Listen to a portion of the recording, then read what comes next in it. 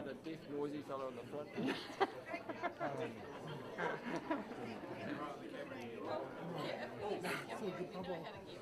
The camera's looking that way.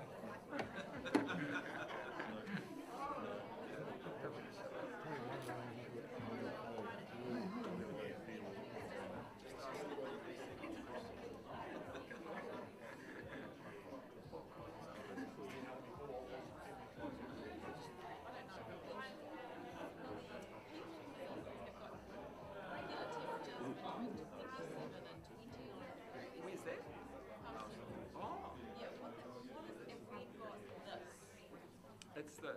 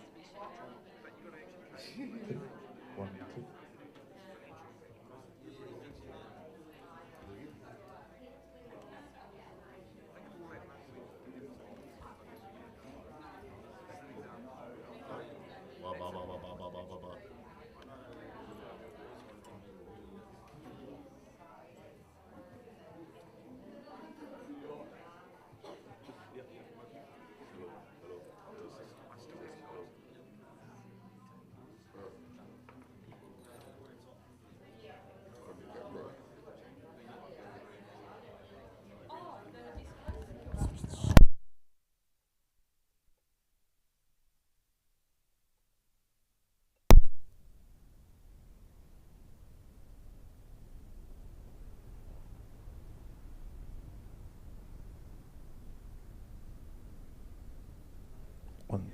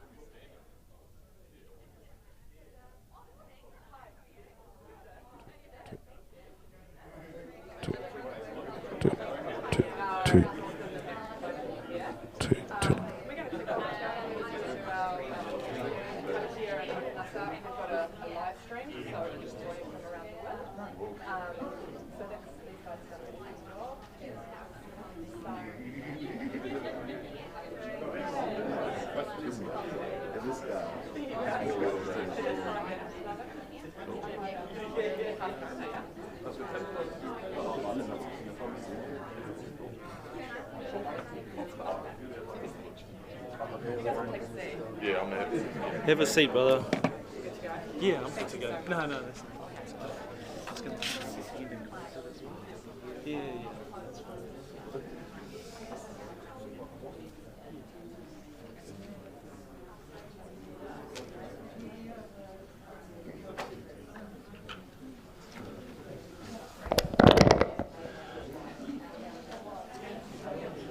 Tūranga āmua, tūranga makaurau, tūranga tangata rite, tūranga nui ākiwa, te hei mauri ora.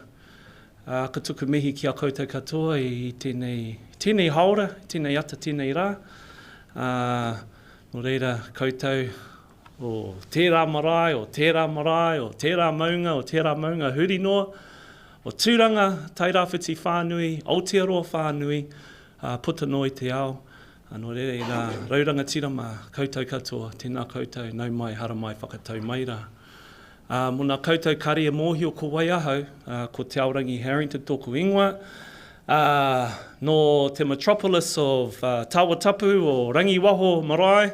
If you're local, you know where that is, at the bottom of the Wharirata Ranges there. So no nā paimau o te Whariratas ahau.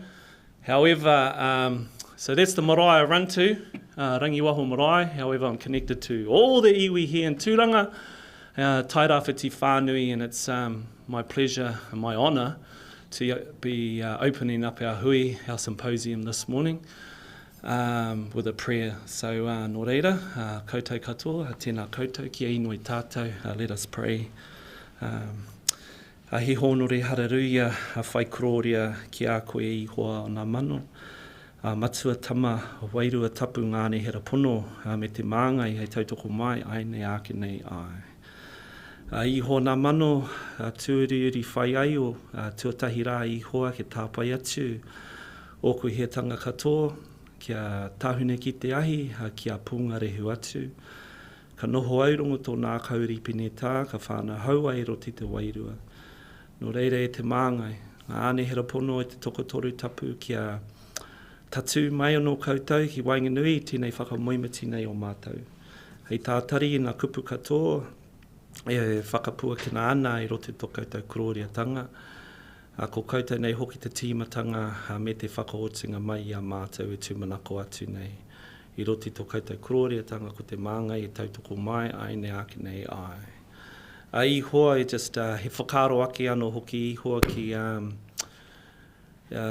o mātou nei whānau, our whānau that are mauiwi, our whānau that are lost loved ones anō hoki I hoa. We just ask for whakapiki ora for them this morning. E whakaro ake to all our whānau that are at home, our babies and mokos that are at kura and kohanga, or wherever they are, huri noa o Aotearoa. We just ask I hoa just to keep them safe today. Nō reira, the creator of the heavens and the earth, we just give you thanks for this day. We thank you for all the blessings you give us each and every day. We thank you for our health. We thank you for our whānau. We thank you for our homes and we thank you for our mahi. Nō reira, ki a koe e pā, te pāpiringa, te pākaha, e tino tatane ki a mātou, I te ao, I te pō, o tire ina wākato, ko te māngai hei tautoko mai, ai nei ake nei ai. Amen.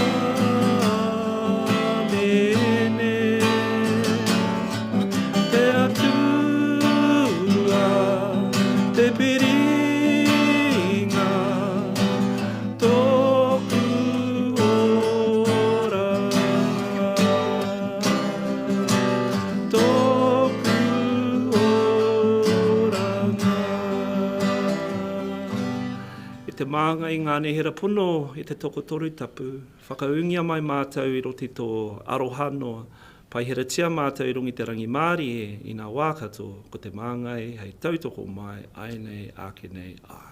Amen. Kia ora.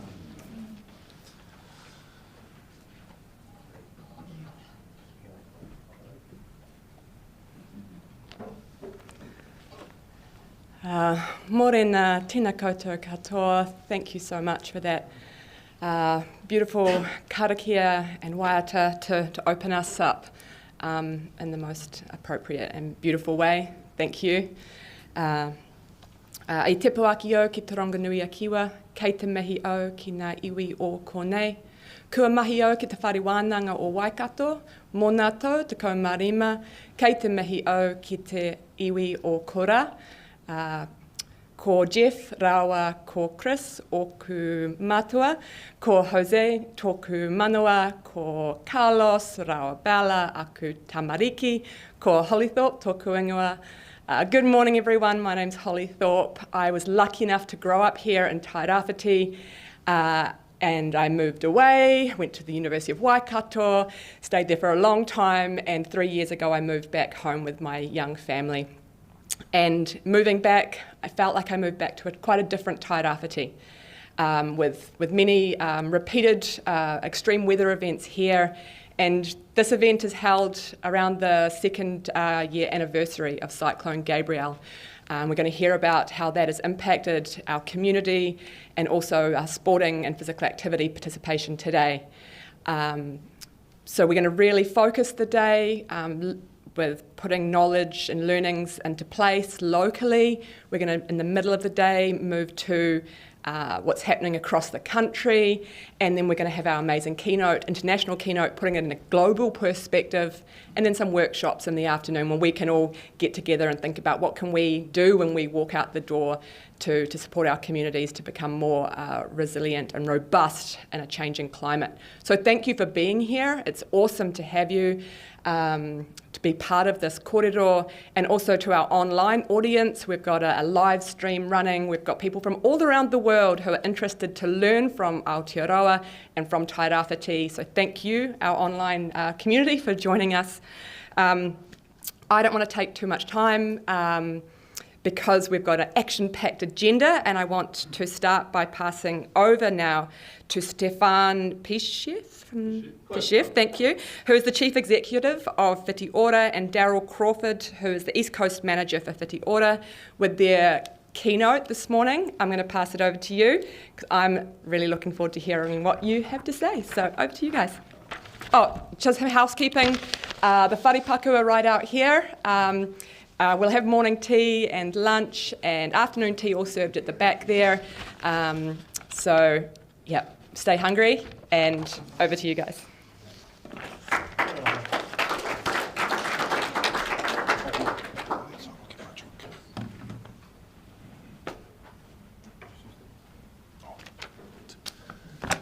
O tēnā koutou, te aorangi, where's te aorangi gone? Kanui te mihi mō tō whakatau ki a mātou. Mauri ora ki te kaupapa I whakakotahitia I a tātou ki a hui nā tahi. Kia ora, ko Symposium toko ingoa, ko Ngāti Pākehā te iwi, e Ngāri no Macedonia oku tīpuna, ko taku hoa wahine, ko Rena Kōhere, e mahi ana au ki Whiti Ora Tairāwhiti. Nō reira, tēnā koutou, tēnā tātou katoa. Hey, greetings everyone. My name is Stefan Pishief, as Holly said, Chief Executive of Whiti Ora Tairāwhiti, and wonderful to be here today for this important topic. Thank you, Holly, as well, for the introduction. Kia ora tātou. Tautoko ngā mihi kua mihi I te atanei.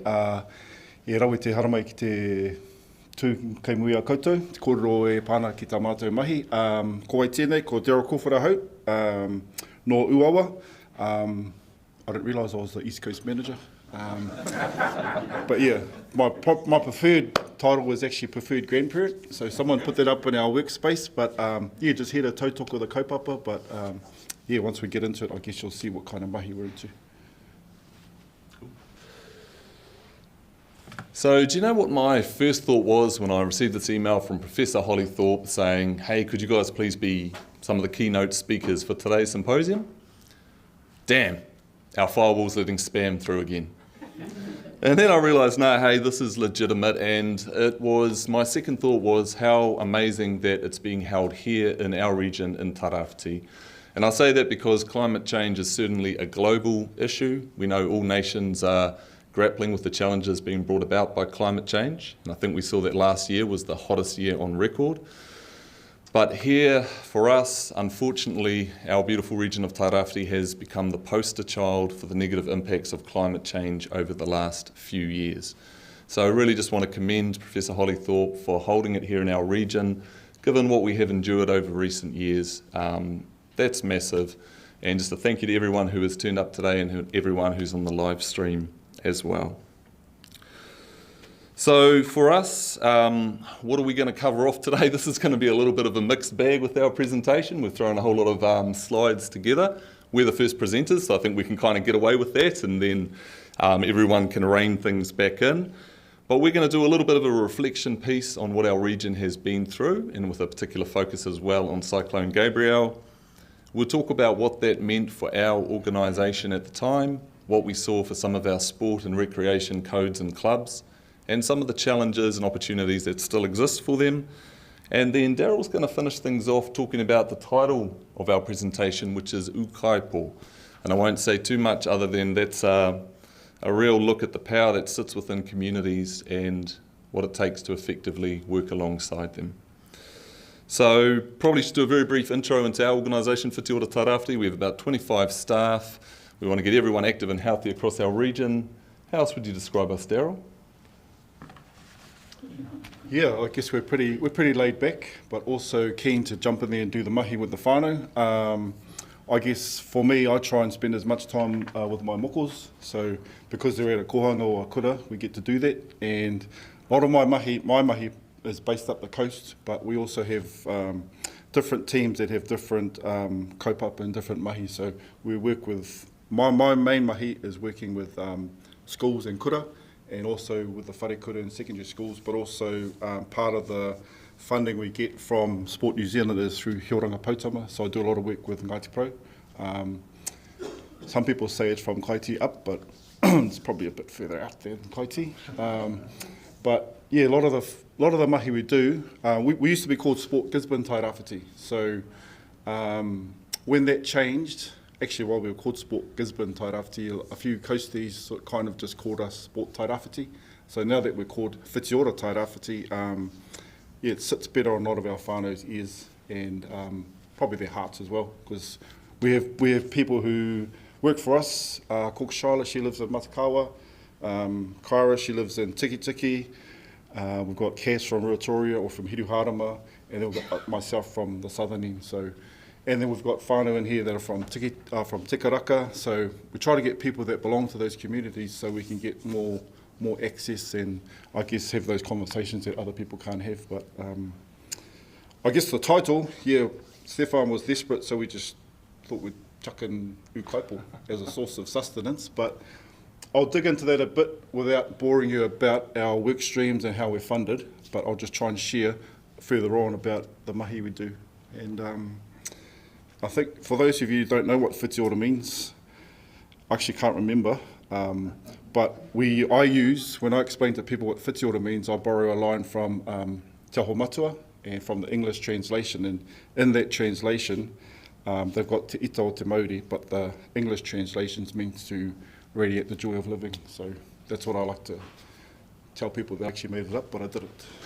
Yeah. Thanks, DC, and we're going to start by just sharing some images that show what our region has been through, and for the locals in the room, I hope this doesn't cause any PTSD, but it's just around sort of setting the scene, and we think a picture speaks 1,000 words. So no ua wa hau, no te aitanga hauiti, te tahi oku, oh, okay, sorry. Is it working? Yeah, just for those whānau, yeah, no taitanga hauiti ahau, titirangi te maunga ua o te awa. So this is actually out the backyard of where I used to live at Mangatuna. This is Mangatokero, where PT and his whānau got chopped off the roof. That's out the back at up the Arakehi Road. Eh? I actually have to thank the people that took the photos. So Dexter and Het, I used to teach them at school. So yeah, I just borrowed their photos. That's the golf whānau. Yeah, so that's the golf whānau out at Mangatokero. Obviously the Waipawa, and you can see Te Kurea Pawa in the back there. And this is out at Takapo. Correct me if I'm wrong, Dex, but that's out at Takapo on the way out to up the Kiori Road, up Tairāwhiti Road. Yeah, this shot here, this is actually the Highway 35. So that's the road to my marae. Just where that thing there is, that vehicle, that's where you turn into our marae Henemodia. So Henemodia got categorised category 3, I think, red stickered. So we actually have to move. So we're moving our marae. But on that day, I think Zach might have been on one of those IRBs, one of our trustees, Had's uncle. But yeah, it's pretty devastating to have to move your whare. I'll probably refrain from talking about that a bit more, but yeah, this is kind of what happened. But I guess this highlights that all these pics were actually pre-Hail and pre-Gabriel. So that was, all those pics you saw wasn't Gabriel or Hail. And I think a lot of people forget that Hail actually came before Gabriel. Yeah, so that was quite a, I guess if pre-Hail of Hail kind of gave us a bit of an uppercut, and then Gabriel kind of knocked us out, if you look at it in that sense. So, yeah. One cool thing that came out of that bridge in Tokomaru Bay was that the locals fixed it. The Blackabees whānau, they fixed that bridge, so it was cool just to see all our locals pumping. And I shot through the road this morning from Ruatoria, and yeah, they're all out there on the road because the roads still need fixing. I was just having a conversation to the bro at the back, and yeah, people think that it happened in 2023 and they think it's over, but it's still ongoing. Yeah, so Hail hit us then, Gabriel and Feb. I'm not sure if that's actually a after Gabriel photo, and Dex might be able to help me out, but I just kind of judged it off the policeman. So that's Richard Reeves, and I think he had short hair then. So that's what I'm picking was, yeah, it was pre, so it's pre. The photographer just told me it's pre. And I guess that's another view of our road out to the marae. So Bowler smashed it too, but yeah, that's just how we are. That's out at Pāro. Yeah, that's out at Pāro. So Pāro's out of the back of Uawa. That's Keenan's whare out at Te Karaka. That's his marae. And that's where normally all the waka happens, all the waka ama. So that's the view from the bridge on Rutene Road. Yeah, so lovely views, eh? Lovely what we had to live through. Thanks, DC. Yeah, pretty sobering photos there, and that's really the key message. We often talk about Gabriel, but there's been 16 extreme weather events that have hit our region since 2017. And if my maths is any good, and I'm not sure that it is, but I think that equates to around 2 extreme weather events each year since then. And we're a region that was known for our golden weather. So when you start to get the frequency of those events, that has a real cumulative effect and a massive negative impact. And I'll just talk quickly about 3 areas, but one just on the whenua, which is the land. After a bad weather event, the land hasn't had time to recover, and then you get another serious event, the land is already compromised, and the effect is far worse than if that weather event was just in isolation. Funders, we were blessed. We had some funders who came to the party both regionally and nationally to help out. But a similar thing, if we keep having these events happening frequently, then funders don't have time to replenish their coffers. The funding dollar gets really stretched. If you even look locally, we've got the Gisborne District Council, we've got the beautiful beach out here, Midway down to Waikanae. That has many times been covered in slash and wooden debris. The council will clean up the beach with its operating budget. A few months later, another weather event hits. The land is compromised, so it doesn't take much for a whole lot more slash to come down onto the beach. The council's got no more funding to clear it. So those are some of the issues we're facing. And finally, just critically, that cumulative effect of constant events on the psychological well-being, the mental well-being of our community. Everyone here, every local in this room would have been affected to some degree. There have been levels of trauma, anxiety. That hasn't fully gone away. And a lot of people are still worried about the future of our region. But if we go back, if we click back, if we go back to the next slide, Darryl will now talk a little bit about in the immediate aftermath of Cyclone Gabriel, so that was February 2023, what that meant for us and our communities. Yeah, I guess just a comment about your guys' beach. So up in Uawa, where we're from, they often referred to our beach, because what they did was they just piled up all the slash, all the logs that was on the beach. So someone referred to it as 90 pile beach, because there was that many piles of wood that we had to burn. Yeah, and then once they lit it, it kind of just drifted through the whole town. But yeah, is what it is. So you guys got nice beaches, just saying. No, so yeah, I mean, I think everyone's familiar with the impact. There was no power. It was interesting for my boy and I think once the roads opened from Uawa to Gisborne, we came in to catch up with Stefan and Kylie. And yeah, my boy kind of freaked out at people just sort of wandering around looking a bit dazed. And yeah, it was just interesting to see who hadn't actually been through having no water, having no power. I'm not sure of the communities that have their own tanks here in Gisborne, but up the coast everyone has their own water supply, so there was no issue for us, but you really felt for the whānau in Gizzy that had the water supplies cut off and no power, obviously no FPOS, obviously you couldn't buy anything because there was only cash, so it was pretty horrendous to be going through it. I guess personally for me, the leadership that Stefan and Kylie had at that time, we never really had to worry about our normal day-to-day mahi. I know some people elsewhere, they had to still do the work, but none of us were sitting at our desk and finishing off reports or we were helping out where it mattered. I was at my marae with kids and we were just cleaning it up and just helping out around Tolaga where we could, because a lot of the places were actually cut off. But it was just comforting to know that you didn't have to really worry about your normal day-to-day job as such. You could get in there and help out where it matters. And I think this is some of the crew, Kenan and H, I think they shot down to Warrell to help out down there. There was a lot of cleaning going on. I know Deb's made a comment about cleaning out rats from a container somewhere, but just that kind of stuff just took the worrying about your work. So yeah, not much work got done then. This, if we can count it as work, was probably, as one of the Te Karaka students, was one of the best days of our lives. With Te Karaka being so impacted by the floods, there was a lot of trauma. It's still going on now, but we were able to do a collab with Gizzy board riders, and we took most of the Te Karaka area school out to Makarori, and Flo and all his crew, they bought the boards, they bought their expertise, and we just gave the kids a good day out at the beach. So it was a massive, massive day.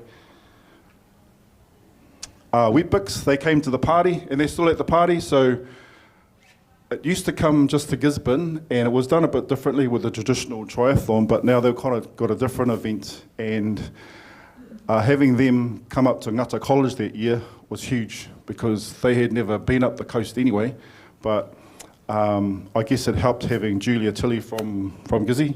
Always good to have a local girl. And then last year was in Uawa and up at Tairāwhiti. This year it's going to be held here again in April at 3 days. There's 3 days in Gisborne, and then there's a day in Tolaga, and there's a day up at Te Waiu in Rotorua. So yeah, hats off to these guys, because they took away a lot of you could see kids just having fun for fun's sake. These ipu tākaro, or playpacks, Etienne and them drove them around to all the schools in Kura, and I think some may have got picked up. I'm not sure how they got out there in the end, but if you can, those two young wahine up there, I'm pretty sure they're from Whangara School. What we did was we went out and we sat with the kids and see what they wanted in a pack if ever a weather event came again. And so all the things in those boxes and those bags, those are straight from the kids' mouths. That's what they wanted to play with if there was another event. A couple of the kids in Tolaga told the teachers that you shouldn't have rugby balls in there, which she kind of freaked out, but their perspective was that if you're playing rugby on the field, you'll damage the field if it's too wet to run around on. So they kind of get an understanding of what's going on in their community. And then I'll hand over to Stefan. Thanks, DC. Thanks for giving me a little compliment in there too. Appreciate it. I'll give you that food hamper in the car park later on. Just from that, obviously, yeah, as Darryl talked about, in a time of crisis, business as usual just goes out the window, and you're really focused on what's happening in communities and what are their needs and how can you best support that. Before I talk about funding, just want to mention when it comes to the official response, there will be a regional leadership response to the crisis, supported nationally as well. And I think for us in the sport and rec sector, it's just acknowledging the reality that we're not going to be a priority. And that's not a dig at the regional response, but it's simply they're worried about housing, safety, critical infrastructure like getting the roads and the bridges reopened, power, water. So sport and rec does fall down the pecking order a little bit, and that's really hard because what we saw during that time, and as Darryl showed some of the positive events, people in our community, they needed to be active. They were wanting to do the activities they love, they were wanting to reconnect with one another. It was huge for people's well-being and just their mental health in order to be able to get through a crisis. So I think one dilemma for us is how do we just really keep raising the prominence of how important sport and recreation is, and that it's not just a nice to have, but it's actually a must-have as well. With funding though, some funders came to the party. We're hugely appreciative, and we took a bit of a co-funding approach. A number of funders were happy for us to be the party that distributed funds, and I want to do a massive shout out to Trust Tairāwhiti. I know there are some people here in the room from that organisation, Eastern Central Community Trust, Department of Internal Affairs, and of course Sport New Zealand. And the co-funding approach just allowed funding to be streamlined, to get it out the door really quickly where it needed to go, and it stopped the duplication. So we think it's a really effective model that we'd like to see continue more in normal times as well. With the funding demands from our community for sport and recreation, there were sort of three key areas that needed to be funded, and the first was to replace damaged equipment or damaged facilities or lost equipment. A lot of groups lost stuff, and one thing to note is that for a lot of groups, they didn't have insurance or they only had limited insurance. And that's just due to the fact that our sectors are often, they run on a smell of an oily rag or they're staffed by volunteers. So with insurance premiums now going up, given climate change, given the frequency of weather events, that's going to be a real issue for how do we ensure that our sporting sector can insure what they have. And perhaps there's an opportunity for more collective insurance premiums that are done for a whole range of groups under one body. There was also a real request for funding to travel and for accommodation because a lot of groups are wanting to attend tournaments in other regions. The main road to Hawke's Bay was out for months. And especially for our tamariki and rangatahi, they were coming off the back of COVID where they had missed out on competing in things that they'd been working towards for years and years, and that has a huge demoralising effect. So suddenly now it cost a lot more to travel to get away, but we wanted to make sure that that could happen. And then the final funding request was really around the area of wanting funding for putting on positive activities in local communities. People wanted to run something, they saw that people were flat, they were down, and that's what they were requesting funding for. So hundreds of thousands of dollars got out the door extremely quickly that way. The normal processes were thrown out so people didn't have to fill in a funding application. And it always makes you think perhaps, if we can do that in a time of crisis and people don't have to jump through hoops, how about we try and do that in business as usual as well? Still accountability at the end. When the time is right, we'll still talk to people about how that money was spent, but let's just make it easy to get it out the door. And just a big plug also, New Zealand Community Trust came to the party with about $250,000, along with some money from some national sporting organisations for what we called the Pay Half, Play Hard campaign. After the cyclone, we were worried that the winter sports, there'd be a real drop-off in participation due to the fact that a lot of people were worried about their jobs, contractors didn't have any work, people were tapped out. So it reduced the fees for our main winter code sports down to half. And you can't quite see the graphs there, but basically the results were we saw across pretty much all of them, bar one, an increase in participation, which was awesome to see. So, yeah, that's a little bit about the funding space. There's two reports I want to speak to briefly, and the first is a report that we commissioned just to look at our organisation's response to the cyclone. Not because we wanted to try and pat ourselves on the back, but more to look at what learning can we take, how can we be better prepared for another cyclone. And I want to acknowledge Arena Hurihanganui, who did that report for us, and a big thank you to Sport New Zealand for the funding to do it as well. Arena went out and talked to over 40 sporting rec community groups that received cyclone relief funding about what they had been through and the impact of that funding. And from it, there were a range of recommendations, and these are just some that we're working through as an organisation, but might be applicable to some of you who have organisations who do similar stuff. So certainly it showed that our ability to collect data, to effectively share it, to map what was happening in our region, you know, which communities were okay, which communities were getting funding, there were some gaps. So we're looking at how we improve our systems and processes, particularly around that mapping, so we know what's going on in real time. The report was complimentary about the fact that we have team members, as Darryl mentioned, who are based out of the office. They live and work in the communities they serve up the coast. But of course, there are other communities that we weren't in. So do we look at increasing the number of the team we have out in the region? Lots to weigh up, but that's something for many of you who might work with organisations that look after a region. What is your staff distribution? Might be something worth thinking about. And then there were some suggestions around removing barriers for the community to access our services, the co-funding opportunities that I've talked about as well. That flowed into a further sport and recreation sector recovery report that we pulled together, so a lot of information from Marina and some other interviews that we did as well. And from that, there were a few key themes that came through. Those were the three areas that generally our sport and rec community talked about, the impact on them of the extreme weather events in Cyclone Gabrielle. I won't talk about each of them. The only one I will mention is just on the tile, the environment, just to reinforce how closely linked sport and recreation is with the environment, with the tile. The links are huge. It just goes right across the board. You know, you think about we're an aquatic region, so when the awa, when the rivers are damaged, suddenly waka ama, rowing, kayaking is out of action. When the beaches are inaccessible, it affects surf lifesaving, surfing, people wanting to swim, wanting to fish, sometimes more than just for recreation, but more for sustenance. Then we've got the trails in the hills, you've got sporting fields that are closed, golf courses, bowling greens. It went right across the board. This is just showing a few quotes just taken from some of the reports.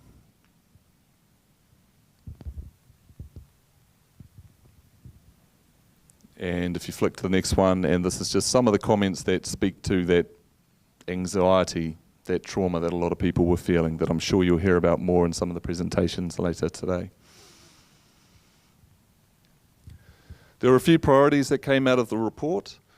And one, just given what I talked about the environment before, how do we as sporting and rec groups, how do we ensure that we have more of a say or a seat at the table when it comes to regional responses about restoring the environment or making the environment more resilient to future weather events? Because that's something probably for sport and rec, the voice is missing at the moment. With regards to facilities, a lot of our facilities, and I'm sure it's the same in the rest of the country, they're old, they're no longer fit for purpose, and they're not in a position to cope with the changes that we will see brought about by climate change. So it's probably accelerating the conversations around, well, what facilities do we need? That hubbing, multi-purpose facilities, bringing groups together. We've got to think about if we build things, how do we keep our carbon footprint low? Obviously, we've got to think about what we're contributing to that. But I'll give you an example. Here in Tairāwhiti, we don't have a multi-purpose indoor centre, and some work is happening to try and progress that. So if anyone in the room has got a spare $20 million, please have a little chat to me over coffee later on. But what's being put into the conversation already is, could a centre like that also be an evacuation hub for people during a time of crisis? Could it have a roof designed where people could go to if there's a tsunami coming in? So starting to factor in those things around climate change. And finally, just the governance, succession. A lot of our groups, they're not for profit, they're volunteers, they're struggling, and when they're tapped out, given everything else going on, what support is there for them? So we're starting to have the conversation more about the opportunities for shared roles, possible mergers of groups. Could there be umbrella bodies that support a whole range of little groups with some of their needs? And Darryl's doing some work with that with the Ngāti Porou Collective up the coast. So yeah, there's some solutions, but by no means have we worked through them all yet. But now I'll hand back over to Darryl, and he will close us off talking about ukaipo. So, thanks, Stefan. So ukaipo is one of our approaches to one of Sport New Zealand's priorities. So their priority is geographic priority communities, and our approach is ukaipo. So it's a source of sustenance. So with ukaipo and with anything, and in particular sport, whanaungatanga's core to it. It's actually the reason why teams perform, and it's at the base of it. So this photo here is actually, and correct me if I'm wrong, Iti Kina, but I think it was about 120 something kids we got up the maunga, and might have been close to 140 or something all up with the adults. And Ngāti Purata is just giving everyone a kōrero about Te Takapau Māui. So for us, that's a source of sustenance, because Māui is our tipuna. And all of these kura kaupapa Māori kids, we spent 3 days together. I'm just guessing with that number, but I'm sure it was about 3. And we stayed up at Kawakawa mai Tawhiti, actually all over the top end of the coast, but a lot of the kura in town came up, and we did lots of sporting events, lots of different kaupapa, but central to that was our whanaungatanga, and that's how we roll at work. I don't want to bore you with which bits of funding we get from Whatuora or from Sport New Zealand or from over here and over there. I guess what we're trying to do with our mahi is actually work together. Probably means I've got to listen to Debs or Trace now and then, but it's not working with me just at the kura. It's not us just doing that. And we have the ex-Poverty Bay Heartlands coach here. His job is to do one thing, but I've got other ideas for him. And I think it's just working to our strengths.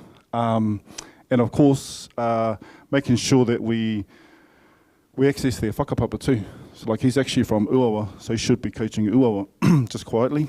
But yeah, that's pretty much our mahi, is to ensure that we're covering all our bases by working with the people that we trust, I guess. So this pic here, these two old fools, they should have actually stopped playing rugby, but this was the year of Gabriel, and our team is the team in blue, and normally we play up the coast, so our competition is up the coast, but because we couldn't get up the coast, we were afforded the ability to, we kind of got permission, I guess, to play in the Tūranga competition, the Poverty Bay Comp.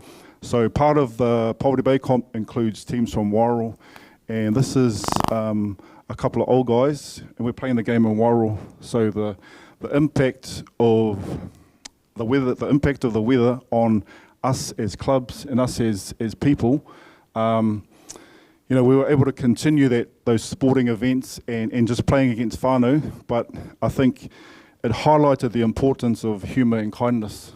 Like, these two were just going at it the whole game. I think Pudi started a fight and he got sin-binned, but afterwards, it just caught up with everyone, and the whanaungatanga just shone through. And it was huge for us because we had nowhere to play our rugby. Our kids have always come to town, but with the roads being cut off and the Hikuwa Bridge, we couldn't actually get up the coast. So, as men do, they need their own space, and this is a good space for us to go and play rugby. And just thanks to the Poverty Bay Rugby Union for allowing us. We're back up the coast now where we belong, I suppose. The roads still have an impact on us up the 35, but it was really cool to be able to host events. This photo is actually from an event last year, not the year of Gabriel, but just that whanaungatanga again. It's huge, and it wasn't just the kids qualifying for nationals. It was the fact they could get together. They had that whanaungatanga. They were playing with their whānau, and you could just share ideas and share whakaaro about what was cool. Everyone wanted to win, obviously, but a lot of it was about being together and just being well. This shot here, this was at the Ngāti East Coast surfing comp. So we still couldn't get up the coast, so I had just got back from Wellington, so my wife drove the Mangatuna van with all the surfies in it, and I got off the plane. I had to drive through the gorge and back around the Cape, and then we stayed at Wharikahika where the comp was, had a massive day. It was every school from north of Tokomotu Bay was there, but we also had Maraenui, we had Whanau Apanui, and we had Kurowhanga Prawa. So we had 3 Apanui kura there. And it was massive. It was huge occasion. And again, that whole whakapapa came to the forefront. It was just good to celebrate being us. And obviously a massive shot there of that whole tuakana teina, that manaakitanga, that tiakitanga, and of course being in our ocean. The JAB started back up the coast. This photo was actually taken last year by me, and I just put it up there because my moko's in it. But rugby is huge up the coast. It's life. And when we didn't have the ability to go and play up at Whangaprawa, go and play TVC, or go to Hicks Bay and play them, if I'm being honest, it just sucked. So having our kids being able to play on the coast and just get into any kind of sport, regardless of the sport, it was huge. Stefan touched briefly on some kura, some clubs accessing some funding. So I can recall, I think it was Lytton and might have been Tolaga, they were sending teams to the Waka Nationals that year, but because they couldn't train in this river or they couldn't train up home because of all the debris still in there, they actually applied to us for extra funding and they went away earlier. And they went to Rotorua, all those Tairāwhiti Wakaama clubs. They helped them with waka. They got on the water. I can't remember who did it, but I know that there was a time where they applied to us. And then, being able to go to national events. I know the gorge wasn't as impacted as the roads from here to Tekaraka and Tekaraka to Matawai, but those are our main routes to get away. So it was cool that we could get away. We hosted National Kia Rahi last year, and it was good to for us as Whiti just to collab with Tūranga Health. And again, just a massive day for our kids. There have been other events, I'm just not too shabby on what those are, but just having the ability to share that whanaungatanga, and obviously Māori TV covered this event, and it was huge. I think there were about 36 teams. 35 teams that come from all over the motu. So it was huge. So, and again, what's core to it is that whanaungatanga. So with our mahi and with sport, I guess, it's those connections that you have and that we have, and it's those relationships that matter. I was at my wife's kura yesterday, and these guys rocked up from an entity to talk about the solar panels, but they hadn't asked the principal if they could come. They just turned up, and my wife, being my wife, just sort of said, "Well, what are you here for?" Blah blah blah. Well, you got 3 minutes because you didn't let me know you were coming.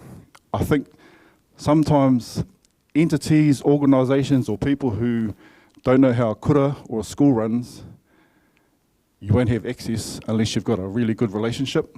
Some of us can wander into a school and have a kōrero, but there's this tikanga that goes with this. You can't just sort of say, "Yep, I've got the magic pill for you, here it is," because they don't care. They care when they know how much you care about them, but until then, that's what matters. That's what gets us to. That's what gives us the ability to have good conversations with the people that matter here and the people that matter up the coast. And just to finish off, won't be long. I guess for us, one of our mahi with Sport New Zealand is a kaupapa called Active Airs. So with Active Airs, we tend to do things that we feel are best for our people once we've actually spoken to our people. So we flip things around, and we've got 2 kaupapa with Active Airs. One here in town is called Te Kura o Te Ahupo, which is all based around Pūrākau. And then up the coast, with our 5 secondary schools in wharekura, we have a kaupapa called Whakapau Pākihi. And Whakapau Pākihi highlights what's important to us as a people. So there's a video here, and yeah, if there's any questions after that, we'll go for it.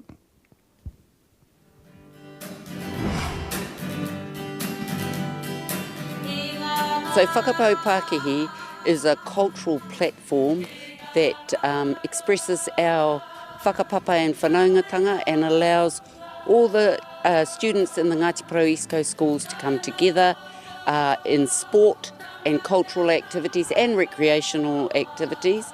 Ngauri o Hingangaroa me Iranui are here today to compete, have fun, but also create that whakawhanaungatanga that should be happening along the coast. When you're doing it, it's like you're one with the others, you know? You're not by yourselves, you're like getting out there with each other, playing with each other, singing with each other. Era mea katoa. Lately, it has been about not just ensuring that everybody is involved in physical activity, but also that we are taking care of our oranga wairua, our oranga tinana, wera momo, oranga katoa.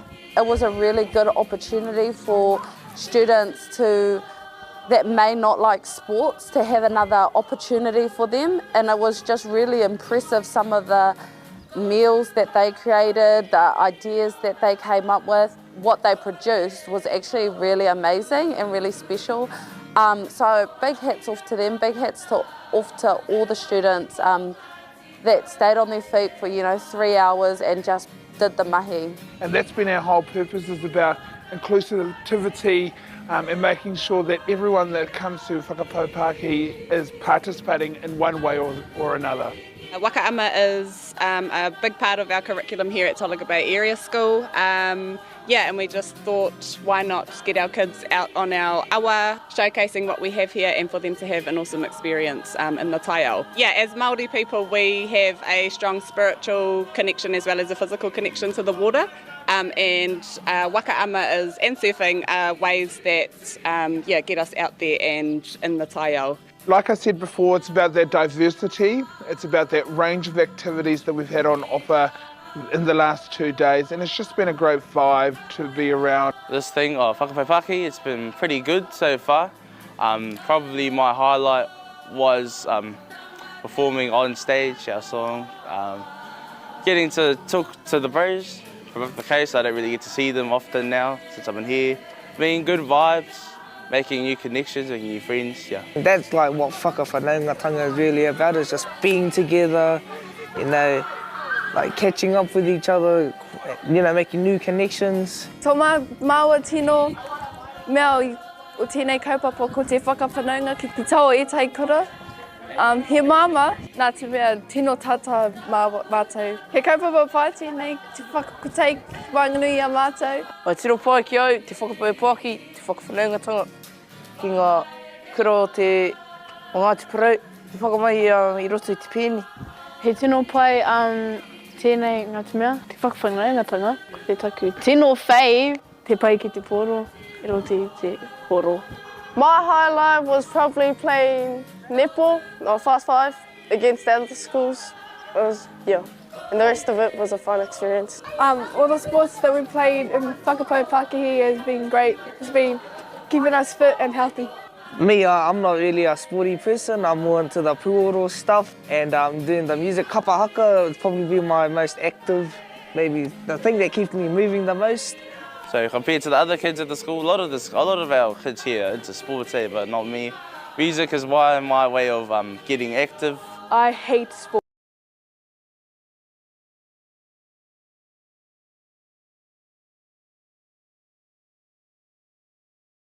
I came to sing. And then in the end I ended up doing some sports. So yeah, it was fun. It was a win-win. The reason that I came here was just to play basketball, but in the end I ended up trying new things that I would never have done before at other schools, and I think that's a great mix with people who don't play sports and people who do. We've set a platform for ourselves as the hosting kura, and I know that we want to do more activities, but also tied in to the whole kaupapa of Whakapau Pākehī, and making sure that we strengthen the whakapapa, we strengthen the pūrākau that we actually have within Taitanga Hauiti and Ngāti Porou and Te Whānau Apani. Our intention is to have Whakapau Pākehī more frequently in these times, you know, we cannot underestimate the impact on our children and young people of the 3 years of COVID, or 2.5 years of COVID, but also the impact of Gabrielle. And that is why I say it's not just a focus on physical activity, it's a focus on mental well-being as well. Whakapau Pāki, whakapau Pāki, mauri ora, mauri ora.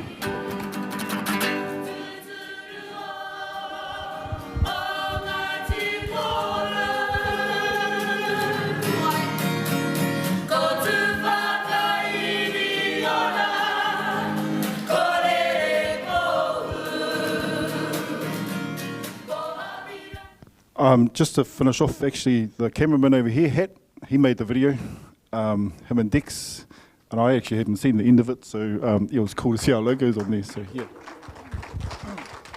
Not that it's about people's logos, but I actually listened, and because I don't listen very well, yeah, just the amount of times that the kids brought up whanaungatanga, it was huge, and like Whakapau Pāki is a celebration of one of Hauiti's nets and his older siblings, Taua, Mahaki, and yeah, it is about being together. So yeah, thank you all for your time. Thank you very much. Stefan, I have a gift here for you. This is the book of our afternoon keynote. Madeline Orr, Associate Professor from University of Toronto, Warming Up, How Climate Change is Changing Sport. Awesome. Well, To thank you, your Holly. organisation. Appreciate it. Thank you very so much. Kia ora, Darryl. That was awesome. Thank you. We'll have lots of time in the day for questions, okay, morning tea and lunch. But wow, thank you for your amazing and important mahi in our community. It was really interesting to hear about your work, and I hope everyone enjoyed that. So now I'm going to talk a little bit about some of the research that we've been doing, and I think there's lots of great parallels and connections and synergies. So there it is, community sport in a changing climate, insights from flood-affected Tairāwhiti. Turn this one on.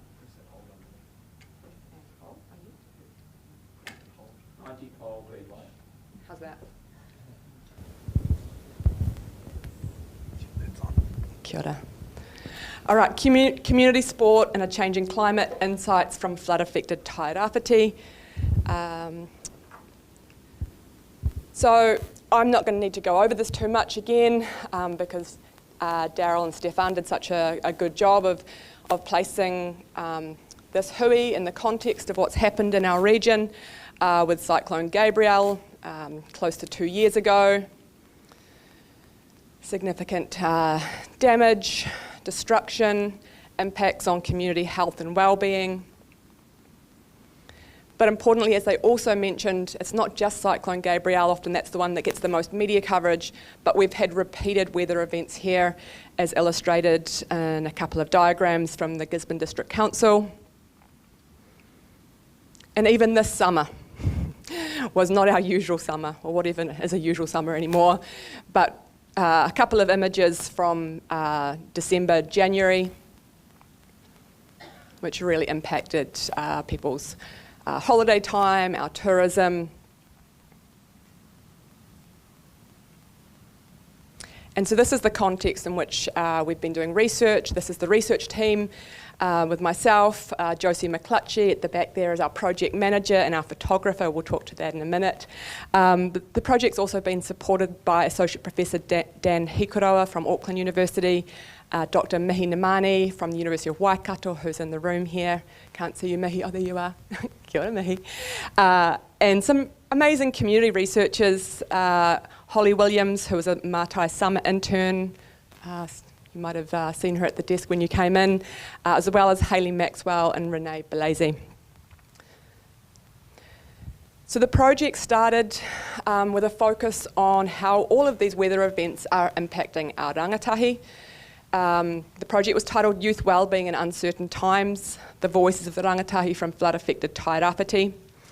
Josie and I had worked on a big Ministry of Health project last year about the impacts of these weather events on community health and wellbeing. And what we realised is we didn't have enough of that rangatahi voice. It was there, but not enough. And so this project really tried to build and do that justice. We were interested to know how climate change-related events were impacting young people's experiences and understandings of well-being, physical, social, emotional, spiritual, financial, and their connections to place. So for this project, over the last year, we've conducted focus groups with 95 rangatahi across the region, aged 13 to 25. And these are just a couple of quotes from them. One whose house was badly damaged said how it really badly impacted my mental health because it destroyed a lot of my things, my family photos and family history. And it was just really bad cleaning up around the farm, around the garage, around the house as well. The backyard was completely covered in silt. Whenever there's any amount of rain, I can't sleep. They went on then to talk about how it impacted their schooling and their relationships, their friendships. Another said, I feel all the weather events just make Gisborne so run down. It just doesn't feel like a happy place sometimes, like it's so worn down. It's just kind of in the air, it's kind of sick. It's quite depressing. Seeing all the effects of my town and stuff, it really feels depressing. An important theme that also came through quite early on in the research was how these weather events were impacting their physical activity, their leisure time, and their sporting participation. And so we kind of had an offshoot project that was responding to those voices from our rangatahi. So this project was focused on community sport in uncertain times, learnings from sport clubs and organisations from flood-affected Tairāwhiti. This included interviews, focus groups, and photographic co-creation, which we'll talk to soon. It's all around the room here. But this had 45 rangatahi and also 22 coaches, managers, people working in community sports clubs, mostly volunteers and parents who are supporting their rangatahi in sport. So this, we couldn't include everybody. Research is always limited like that. But we had a representation of sports, including rowing, swimming, surf lifesaving, surfing, skateboarding, kayaking, rugby and wakaama. Here's me doing a focus group with some of the parents, people in the rowing club.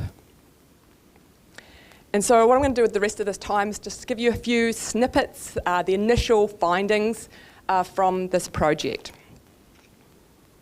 And I think you'll see lots of synergies with the previous talk. What we heard from our young people is how important the environment is to their participation, but not just their training and their performance, but also their sense of well-being and connection and belonging here in Tairāwhiti.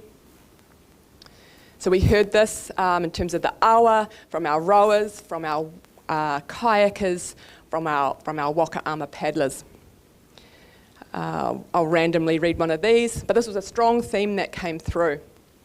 One of our wakaama paddlers said, the awa, it's kind of like a part of us, but you just don't want to paddle in a river that's like that, just full of sewage, sticking out branches, big as logs, dead animals. It's so gross. A kayaker said, we never used to paddle in brown water, but it's brown, just brown all the time now, and smells like poo. I just try not to swallow any water or fall in. It's just how it is now. It's the norm. We heard similar things about the beach and the ocean. A surf lifesaver told us it's actually so dangerous, like with all the sticks in the water. And when they say sticks, often that's logs, big logs. So it's actually dangerous sometimes.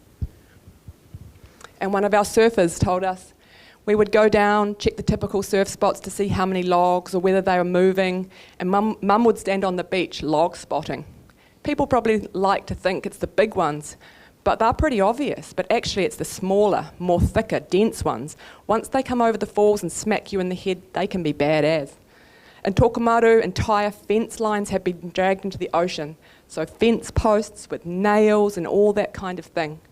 Even just getting from the car park to the surf spot was just phenomenal, like having to clamber over logs, and then you go to put your foot in and it just kind of sinks down. and it was kind of scary. So these are young people who are passionate about their sports, but it's just hard to keep going. You'll see some of that language. It's gross, it's disgusting. These are places they love and care deeply about. So Clifton Evers is an Australian scholar working in the UK, and he's come up with this concept of polluted leisure. I'm not going to get too much into that, but I think it's a really interesting concept to work with. He describes polluted leisure as describing the embodied, sensorial, emotional, intellectual, spatial and technological emergence of pollution, material and social, harmful and non-harmful, actual and perceived, assembling with leisure. So when we participate in these sports, when we're immersed in these environments, the ocean, the river, we are feeling that pollution on our feet, as we see here, that water washes over us. And so what I'm hearing from our rangatahi is that polluted sport is significantly affecting their emotional connections that they have to sport, but also the places and the spaces in which they're participating in. You'll hear from in a lot of those quotes, big emotions, kind of disgust, fear. We also heard of anger and frustration. Why is sewage being pumped into the river? They feel very upset about that. And some of our participants talked about really caring for these environments. These events have brought up the importance of care and concern for the environments they love. So a surfer told us, it definitely made me feel like it gave me more of a drive to really figure out what's happening to our environment, like what lives in the sea, how they need to live. And after that, you kind of understand, what are we if the sea's gone or the land's gone? And so I learnt to respect it a lot more.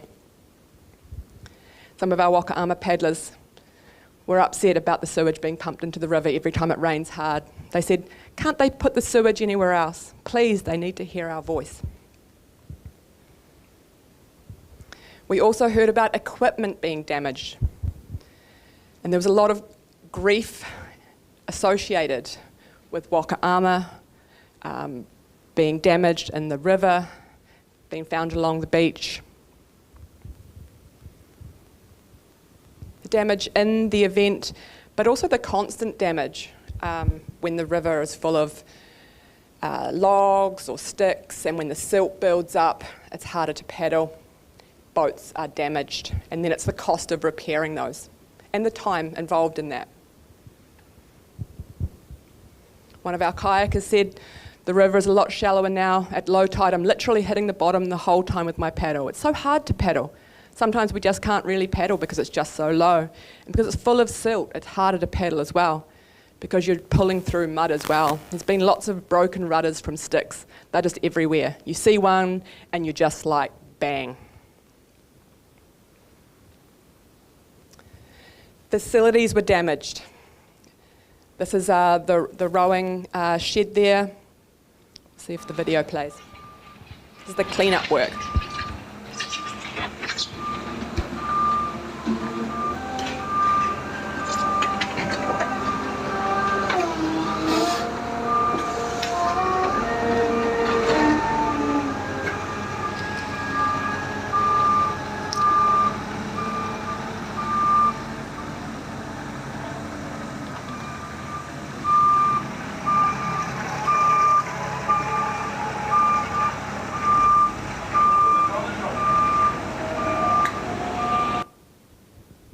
And the young people that we spoke to, they were the ones there who were doing the cleanups. And it's not just once, it's not just after Cyclone Gabrielle, it's repeated.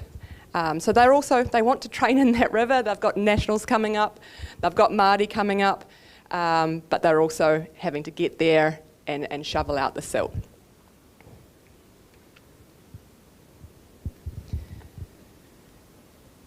And so it wasn't just the immediate damage, but also the difficulties of accessing facilities in the months afterwards. So this is a quote here from a rugby team from up the coast. They said, Cyclone Gabrielle affected us hugely. We're a women's team. The majority of our women live here, but some of them live in Gisborne. The roads were closed, so they couldn't train. The fields in Gisborne were that boggy. There was like 2 months when all the fields were closed. I was ringing around everywhere trying to get churches, indoor places, anywhere for them to train. But there's not many places in Gisborne for our town girls to train. So we switched it up and decided because of the weather, we started going to the gym. But then it's the cost of that. Some of our mums have got 2 or 3 kids and it ends up being quite costly.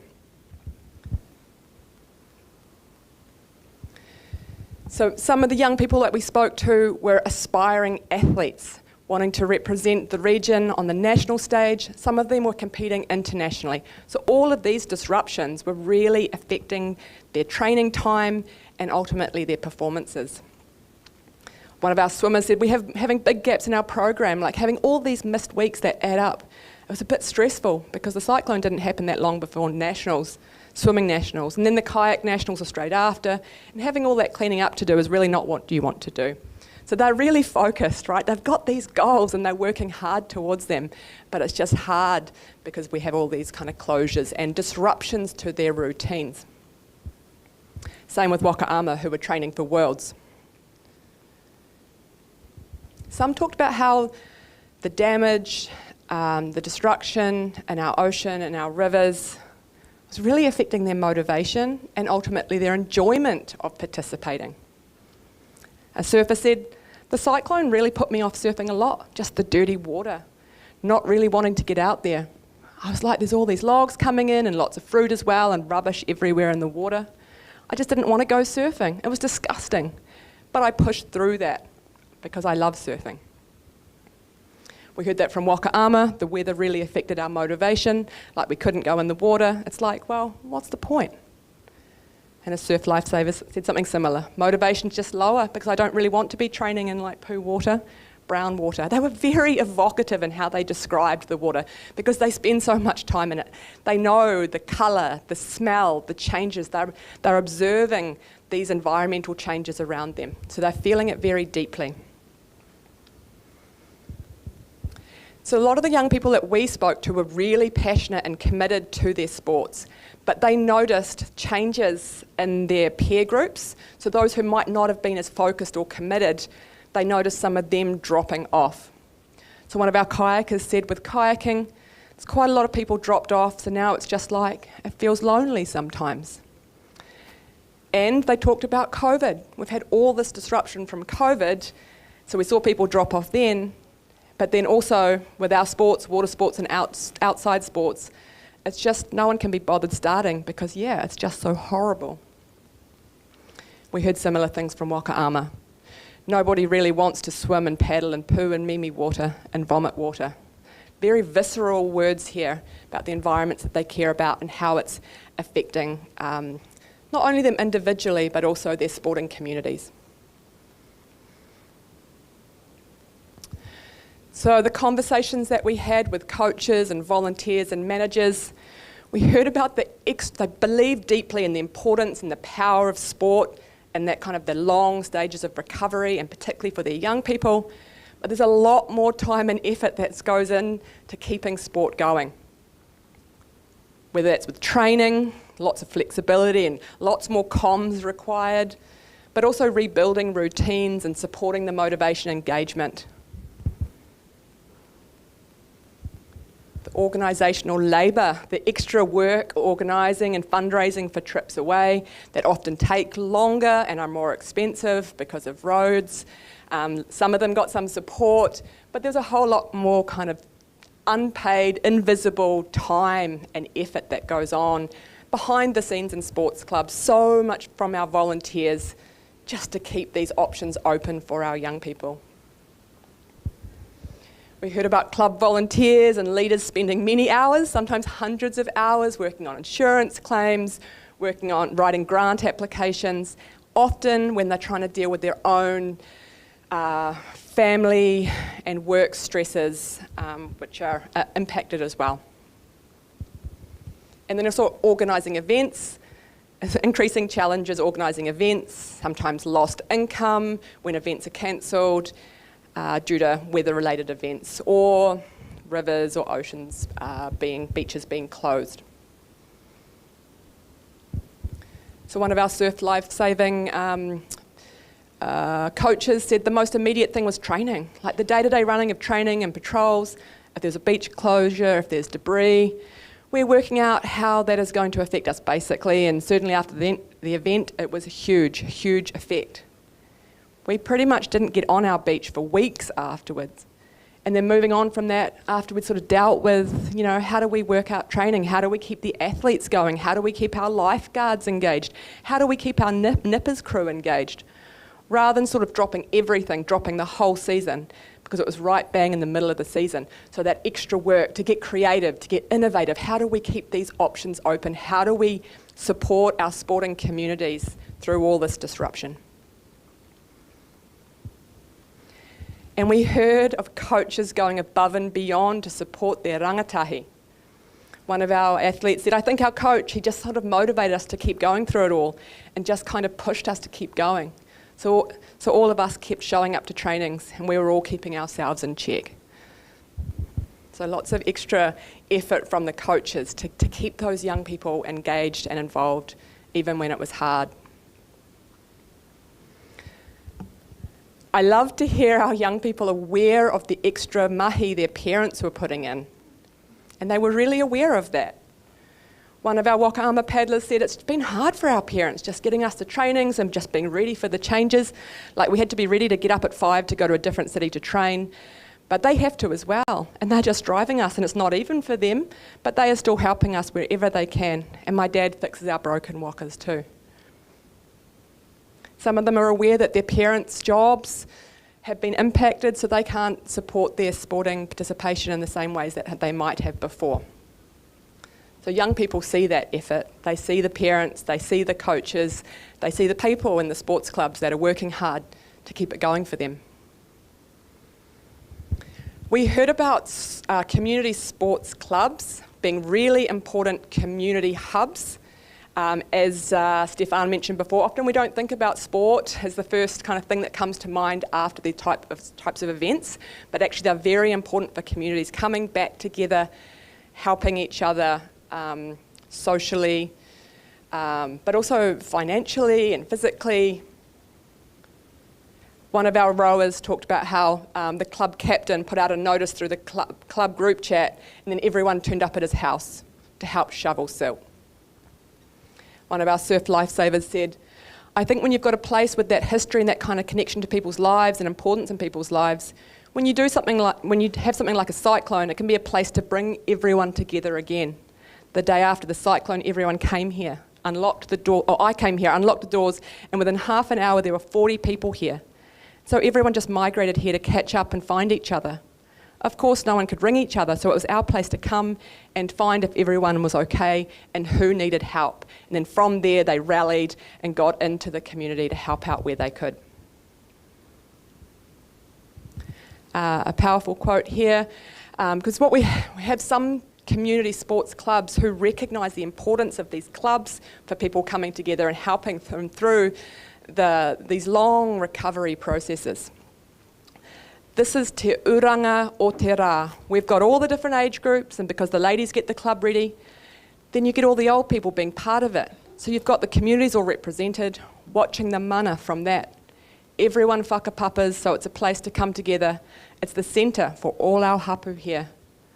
One of the strategies that the club has been trying out is having a lot more community events to bring everybody together, to have a good time, to help with some of the anxiety, and to make those reconnections. So through this research, we've heard of the power of sport in a changing climate. Communities of care, caring for each other. The importance of sport, community sport, for recovery and rebuilding, finding focus, hope and connection. From our young people, we've heard of this intimate knowledge of the environment that they're immersed in. They care deeply and they're seeing these changes and it upsets them. And we've also heard of the networks of support and collaboration through their sporting communities. One of our swimmers talked about how important it was to get to swimming, to get out of the home, all the worries in the home and at school exacerbated through these events. He said, When we could come back to the pool, to training, it's just our happy place. You're just in a different mindset, in a different space. That's not home, that's not school, just somewhere else, a different mindset. One of our skateboarders, talking about the importance of informal sport, she said, we just skated down to the school and jammed there for a few hours, and some friends did show up, which was cool as well.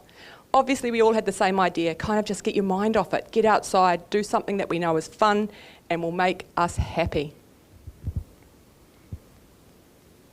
Those social relationships are so important, always important, but even more so after extreme weather events. One of the parents told us, talking about sport, it gives them something to focus on. It gives them something to strive to keep moving forward and amongst all of the weight of devastation and depression and hardship. There's a glimmer of hope that I can work at what I'm good at and I can get through and enjoy it. And yeah, enjoy a life amongst it.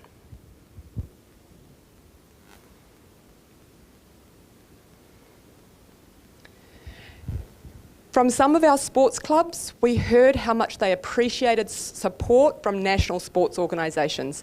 This was not unanimous, but some sports, like lifesaving and like rowing, felt really well supported from their national sporting communities, whether it was going to an event out of town. There were tents provided. Surf lifesaving, they were told to bring a bag of your laundry and we'll do it when they went over to Mount Maunganui. They found that very emotional. There's a whole lot of support in their sporting communities more widely. People showed up for them. And rowing, we're amazed when Rowing New Zealand turned up with a trailer full of ergs for the young people to train on. That meant a lot to them that the National Sports Organisation was doing what they could to help out.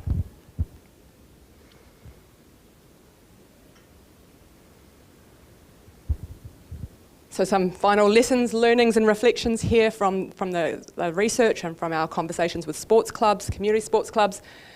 Support from national sports organisations, some of them would like to see more of that. Even just reaching out to connect, how you're doing, is there anything you need, what could we do? We heard of some amazing versions of collaboration across codes that might not have happened before so much, but some sharing of resources and facilities. Some asked for more of that. To get prepared for future events, can we build these connections so that we can support each other?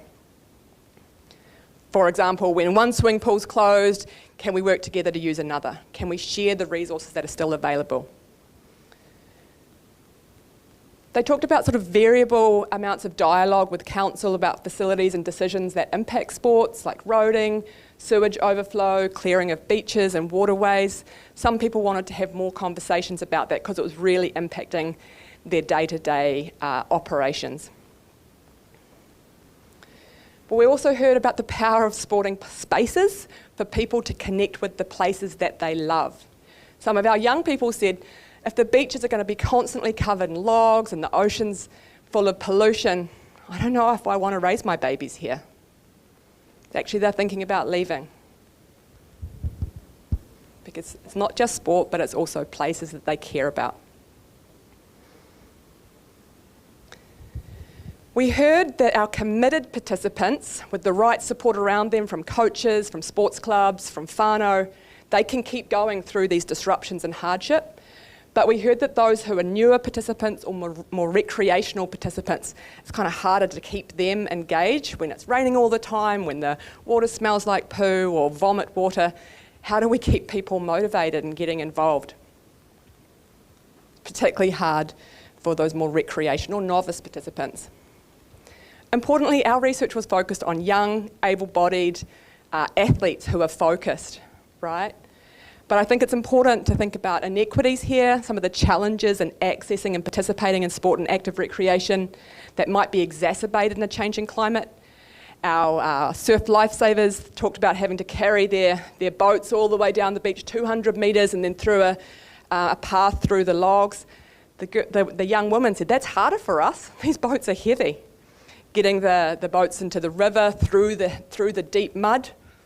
There are some of the gender inequities. But what about if you're living with a disability or you're an older person, right? So how is this going to impact different people in different ways? So I do think it's really important that we do think about age, gender and disability. That wasn't the focus of our research, but there's definitely more research needed there. So another part of our project, working with young people, was to create or co-create photographs with them. And we have an exhibition in the room today. We launched this last night.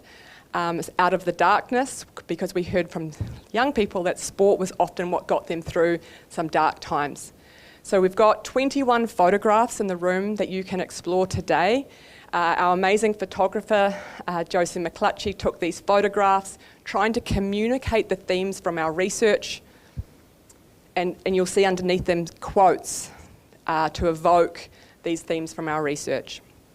It was wonderful to have our young people joining us last night for the launch, with them standing proudly with their photographs, with their whānau. And hopefully this creates an opportunity for more dialogue and to listen to our rangatahi, because they have a lot of knowledge and a lot of insight. We hope that these images portray their resilient spirit. I think we can learn a lot from them. So this is the exhibition. We are trying to get this mobile, get it moving out across the community. We're trying to look into some funding sources so it can get into schools, it can get into sports clubs, maybe even get into marae if there's interest, so it can facilitate a conversation. We're not trying to represent everyone's experience, but with these photographs and these quotes in the room, we'd love to have young people leading the conversations themselves about what's important to them in a context of a changing climate. So as you get your cup of tea, as you get your coffee and morning tea, do take your time to wander around the exhibition, and we'd love to hear any feedback you may have. And that's it from me, so thank you very much. We do have morning tea now. After morning tea, we're going to have our second keynote from Waiotu Fairlie, who is an amazing up-and-coming young surfer. I'm really looking forward to that one. But I think we should probably bless the kai. Oh, thank you.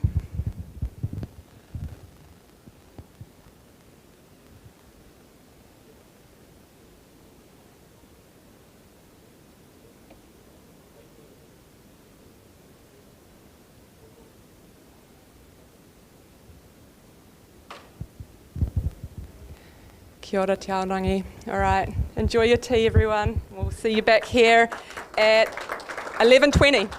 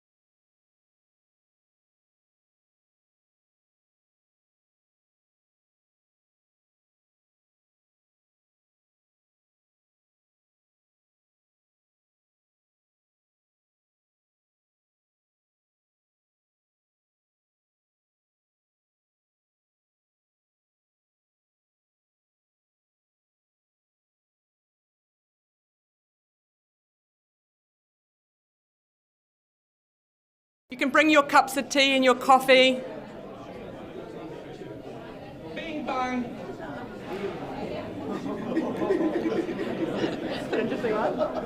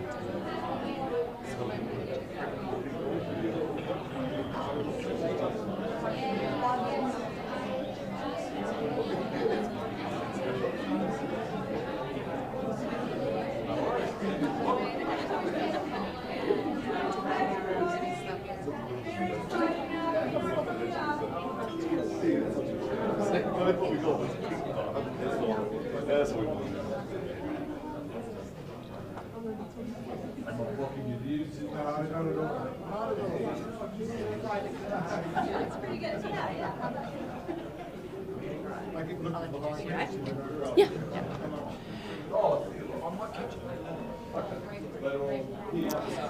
Bring your morning tea and your cups of coffee and tea, and you can sit down with those. Just trying to keep us on schedule here. We've got so many exciting things in our day. I just want to make sure we've got time for all of them. But it's an honour now to introduce our second keynote, to Waiotu Fairlie. She is one of the amazing rangatahi that I had the honour to meet during our research. Her kōrero has stayed with me a really long time. Think about what you said in that hui back in the meeting room back there. She features in our exhibition. She's an up-and-coming Olympic surfer, I believe. But I'm going to pass it over to you, Te Waiotu, to share your keynote with us. Thank you. Oh, let me just test. All right, so first off, I know that I'm a kid in amongst an adult conference, and so I'm aware of that. And first off, I just want to break the ice and make this not so serious. So we're going to do this thing where I'm going to say, who are we? And you're going to say, Tairāwhiti. But as we go on, I'm going to start off really low, and then we're going to give it our all right at the end. So let's have a little practice. Who are we? Who are we? Who are we? Who are we? Yeah, that's awesome. Okay, we'll do it one more time, eh? Okay, everyone ready? All right. Who are we? Who are we? Who are we? Who are we? All right, let's get into it. So, first off, Holly already introduced me. My name's Te Waiotu, ko Ngāti Porou Toku Iwi, and this is my journey about how I survived these crazy weather events as a rangatahi that loves the moana. Now, here's my first slide my dad did for me. Can surf survive? So this is my main story. And I'm sure we all know these two words when I say them, Cyclone Gabrielle, and how much devastation lies beneath those words. Just saying them takes me back to the night that Cyclone Gabrielle hit. We used to live in Tokomaru Bay. Oh, sorry. When Cyclone Gabrielle hit. We used to live in Tokomaru Bay, and this was the place where it was beautiful on a sunny day because we lived in front of this beautiful beach. And awesome in summertime, but it was a horrific place to be when the rain hit. And we knew that even after a heavy weather event, we would get stuck here and isolated here. And so when we heard that Cyclone Gabrielle was on the rise, we made sure that we weren't going to be here. And so we decided to go inland to my grandparents' house in Uawa. They were far away from the ocean and they lived on a farm, and they lived up on a hill that overlooked these beautiful valleys and fields upon fields. And we knew that our only hazard would be the river that ran nearby. So that was our only hazard, and we decided to stay here when Cyclone Gabrielle hit. Ooh. And so I remember the night so clearly. I remembered the way that me and my cousins played on the Wi-Fi and enjoyed the power in the Wi-Fi while it was on, and we felt safe with the lights on. And we weren't going to feel like this forever, because when the power went off, that's when I started listening to the storm that was brewing and was roaring outside. I started to listen how heavy the rain had gotten. I started to see the thick grey cloud that was approaching us. And I remember sitting in the sitting room overlooking the valley, and it's now becoming dark, and I just remember seeing the valleys out front just full up with water. And now they started beginning looking like a lake. And what my papa was going to tell me next was the craziest thing that I ever heard, because he said that those paddocks that are getting full now, Cyclone Bola didn't even reach that. And he was telling me right here that Cyclone Gabrielle was only just beginning, and it was already worse than Cyclone Bola. And that's when I knew this was getting serious. Cyclone Bola to me was this huge catastrophic event that happened for all the adults in my life. I'd passed bridges that were washed away, and my mother would tell me this was the bridge that Cyclone Bola washed away. And this is where we were forced to fend for ourselves because we couldn't get into town anymore. I can still see the scars on the earth that were left from the cyclone. Cyclone Bola to me was this massive event that happened and shattered the way people lived. And my papa was telling me right here, right now, that Cyclone Gabrielle is just beginning and it's already worse than Cyclone Bola. What was I to expect of the morning that was to come? Let me tell you. It was like an atomic bomb had hit us. When I woke up, those once beautiful valleys and fields were now suffocating with logs and mud for as far as the eye can see. And the lakes, and it was like these huge puddles of water, and all the horses and sheep just had to huddle into one place because they were trying to stay away from this hip-deep mud. And so it felt like living up on this hill, we were on an island in the middle of all of this muck. And I knew this was serious, and surely the adults knew that this was serious as well. And as kids, we put our trust into the adults, and we trust that they're going to keep us safe. And so for me, I just thought, well, they should have it under control. And it felt like we had it under control because my nan decided to cook us up this mean kai, and that was her way of showing her love. And to me, it felt like we had this under control. We had all the kai in the world, but we didn't. And I realized that when I overheard my auntie and my nan talking about this, and they said that if we keep eating like this, we're not going to last another week. And that's when I heard for the first time the worry in the adults' voices. And as a teenager, that made me uncomfortable. It made me uncomfortable to hear that they didn't have it under control. And maybe it made me feel that way because I'm a teenager and I'm going to soon be an adult. And I know that when I grow up, I'm not going to have all the answers, and neither do they. But me and my whānau knew how to survive an apocalypse. We had done it before when we lived in Tokomaru Bay. Back in Tokomaru Bay, the same weather event that took away our Mangahoini Bridge hit us, and we were isolated in Waima because that bridge was the connection to the shop. And so same situation, the power's gone out and we have no connection to anyone on the other side of the bridge. And so we're stuck here and we're isolated here. But my dad knew how to get through this because he had been on the waka and he sailed out to the Pacific Ocean, and out there you just can't get any food from anyone or any help. And so he learned over there how to be smart with the resources that he had. He learned how to be resourceful. And one of the things that he taught us was how to ration our kai. How much kai we had and how much would last us. And so this is what we done. Actually, you'll see in the top left, me and my brother rationing food out to families during COVID. And so we actually knew how to survive an apocalypse. So we knew how to survive this situation. And we must have done a pretty good job at it because post-Cyclone Gabrielle, we've made it 3 days out and we're still alive. But the problem is that we're still stuck on this island in amongst all this muck. And so we're still stuck here and the power's still out. We have no connection to anyone and we're 3 days out now. So we have no phones to run away from each other. So we actually all get forced together and we have to venture out onto the farm. So we were climbing the hills and we stumble upon one that overlooks Tolaga Bay, and this is when we truly get to see all this destruction. And for the past 3 days, it's just felt like we've been in this alone, and it's just been us in amongst all of this, but now I can see that everyone else was struggling the same as us. But more importantly, we could see the diggers and the tractors making their way out to my grandparents' house. And so now we had a bit of hope that we could actually get out and see what was happening everywhere else. Just seeing these tractors now, I could tell that they were going to make their way to our place by the morning. And so that's what we'd done. By the time it hit morning, we wanted to go venture out and see the destruction for ourselves. And just at the start, just going down onto these roads, I could just see these 2 piles of mud and logs just cleared out. And this was just the start. And we were just making our way through this. And so I already got an idea of how bad this was. It was already horrible. But it wasn't until we came over this bridge when I actually seen it. All these places around me, I'm so used to seeing them full of green trees, surrounding blue waters, and now I just can't take my eyes off of it. It's just in such a horrific state now that I can't help but look at it. And what I see when I come over this bridge is just mounds upon mounds of logs reaching 3-story high.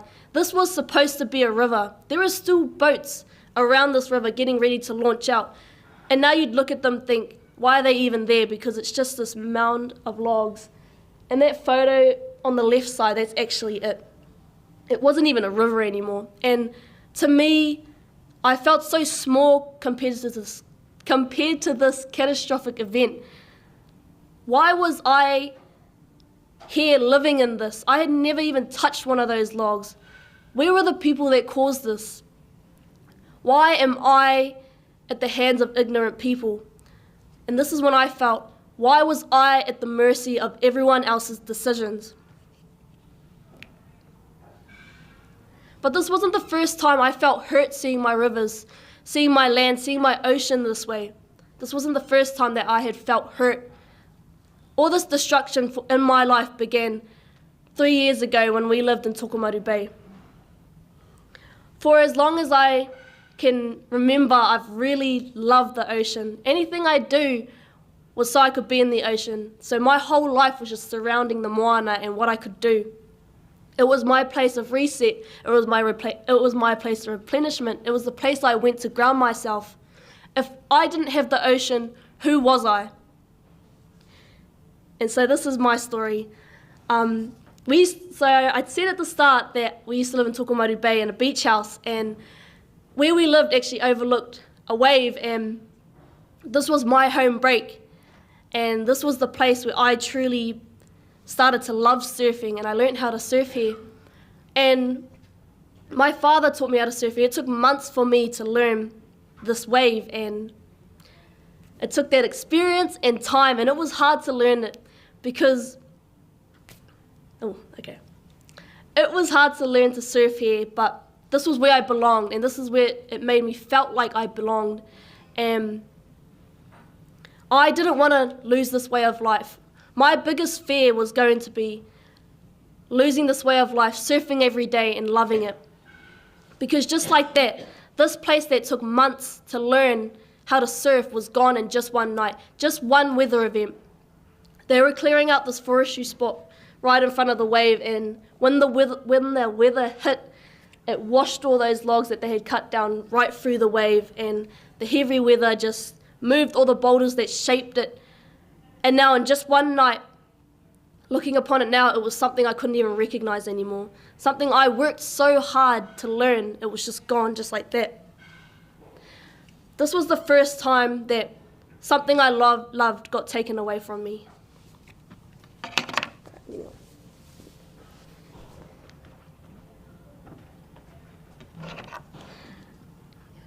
And this started happening, and it just started spreading like the plague. Things that I loved being taken away from me, because we actually got forced out of Tokomaru Bay and we had to go live in Uawa. This was a new way of life, and I had to restart my life again. But this was where my mother was from. I actually had a connection to this place. This was my home, this water, this land, it was mine.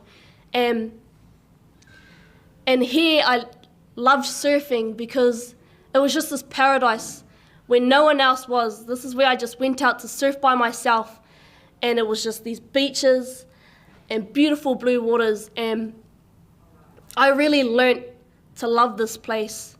And just like that, once again, one cyclone, one night, and by the next morning it had changed. When I woke up, the river was raging, and it was raging with mud and silt and logs. There was just so much logs on the beach. When I went to go check the surf, it was like every grain of sand was covered in logs, so much so that there was just islands out to sea of it. This was my home, and I could see it suffocating and struggling. As surfers, we use the tides to tell when the wave is going to change, and now we use the tides to tell when the logs were going to come out. It was just like we were having to survive this and compete with these logs in the lineup. This was another time when something got taken away from me. The plague had reached Uawa now, and I began to feel suffocated, like I couldn't go out, and my ocean was getting taken away from me. And so last on the line is Gisborne. This is my place where I compete. This is my place where I train. This is the place that made me a better surfer and really got me to surf more. And now, just in one night, it was going to change again. And I'm sure we all know how much that river gets clogged up with sewage and mud and logs. And once again it happened, and it was poisoning the beaches. And now I felt so suffocated and helpless and hopeless to the situation because I couldn't even get out to surf anymore. My ocean was gone. And every time that I got to go out surfing was like, beginning to feel like it was my last time. So every surf I'd go out and I'd surf it like it's the last time, because that's how it's been.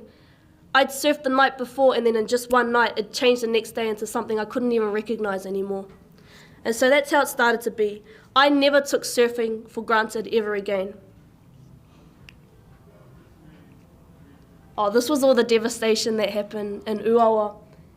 But yeah, it just shows how severe it was, like logs truly just covering every single grain of sand. Like, this was what surfing was for me every day, and yeah, and heaps of logs just reaching like 3 humans, like just like that. Like, that's our truck down there compared to it.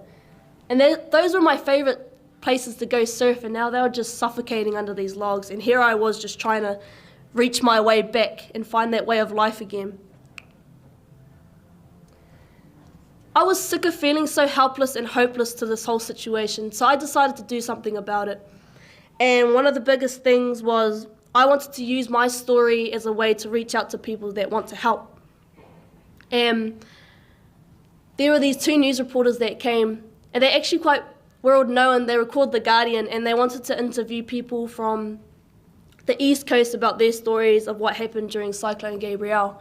And I got chosen as one of the rangatahi to go over there and talk to them. And I found it quite sad actually, because this is their first time in Uawa. I knew this place as a paradise where I could surf with the beautiful sea and beautiful land. And here they were standing on the beach in amongst all this muck, this forestry dump. And this was my way of saying, welcome to my home, come surf with me, let's go surf out there with those logs. That's how it felt. Welcome to my home, this forestry dump. And that's what I said. The headline was, I felt like a tsunami of logs had hit us. And what I said to them was, I felt like I just can't get all the logs out of the water. I just can't clean the water. And I really wanted to use my speech as a weapon. And so I said I felt like I couldn't get all the logs out of the water. And so I wanted to do something about that as well. There's this youth club in Gisborne at the moment called Tairāwhiti, and I have a bunch of mentors there that help me get on the right track with where I want to go with my life. And one of the things was, this was troubling me, and I told them this. I told them I couldn't get all the logs out of the water.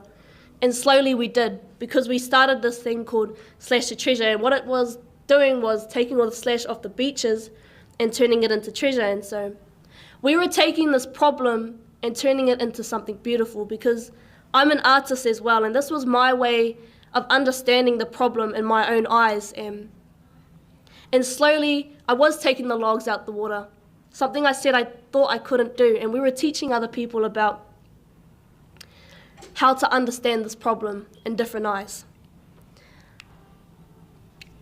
And then lastly, what I'd done was, if I felt like an atomic bomb had hit us, how were our ecosystems feeling? I bet they felt that way as well. And so what I'd done was, I learnt about the way that all those animals lived, and I actually learnt how fragile their way of life is and how much we take it for granted.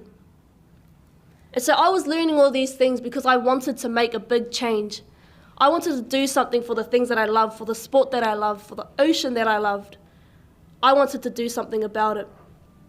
And alone, I don't know the answers, but alone, neither do you. But together, we can help our taiao thrive again. So, let me ask you again, can surf survive being a rubbish dump? That's my speech. Thank you for listening.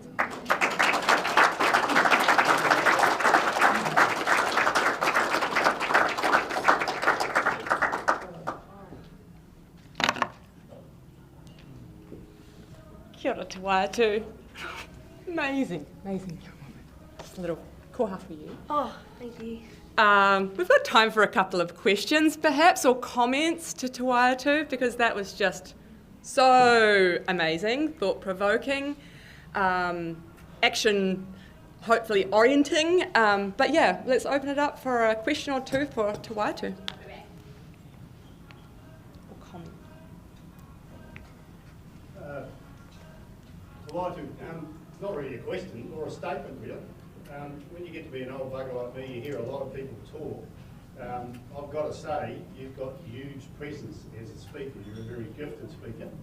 And I just want to wish you all the very best for your journey in the future. You're going to be a success at whatever you do. That's very obvious. And the passion and the drive that you've got is enormous. And I just love seeing, you mentioned you're a kid a couple of times. You mature well beyond your years. And I just love seeing young people like you do what you do, and the passion and drive that you've got, and by God, you've got a presence when you stand up and speak in front of people, so keep doing it. I wish you well. Thank you so much, I appreciate that.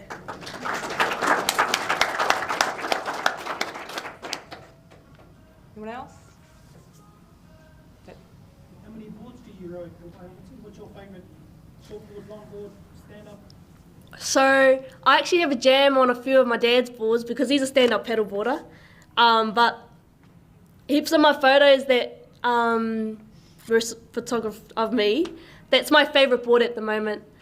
And probably more so because I got to do art on it with Maya Gibbs.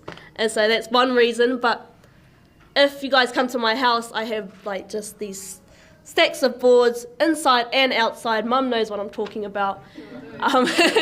But there are 3 different types of boards that I do ride, which is the short board, which is kind of my height, and then there's a long board, way higher than me, and then there's a sup board that you paddle with the paddle. And I always have a go on each one because I believe that surfing doesn't have to just be on one board. I mean, you can have so many more opportunities on different boards, and so that's how I've started competing was, I started competing on the long board so I can have more opportunities to compete, to help my shortboarding. Sure, Colin. Thank you so much for your beautiful presentation. I heard you mention that you're an artist. Could you tell me what sort of mahi toi you do with your art? So I started my art when I was 13, and I've always had a passion for art, but I began just doing paintings on driftwood, and I was learning how to sell them like that. And what I figured over time was that it just wasn't selling like that. It would take so much time for me to make this beautiful art piece, and then I'd have to sell it for this price that wasn't really worth it. And so I learned how to actually do art on the iPad. And I learned how to, because on the iPad I could just do my art and really print it into multiple prints. But my love for it is through being Māori, and because I learnt a lot about, when I was in school I used to do carving as well. So I learnt a lot about the Māori designs and what they meant, and that's when I started getting a real close connection to that. And I think everything kind of influences my art, like being Māori and being a surfer, and it gets me to see the world in different eyes, and I think that's when I just put it on paper and I really splatter it across my canvas. Yeah. Could I suggest that you have a talk from Maya's dad and consider going to Toi Haukura? Yes, I'm actually considering that for next year. So hopefully I do well in school and Mum sends me to Toi Haukura.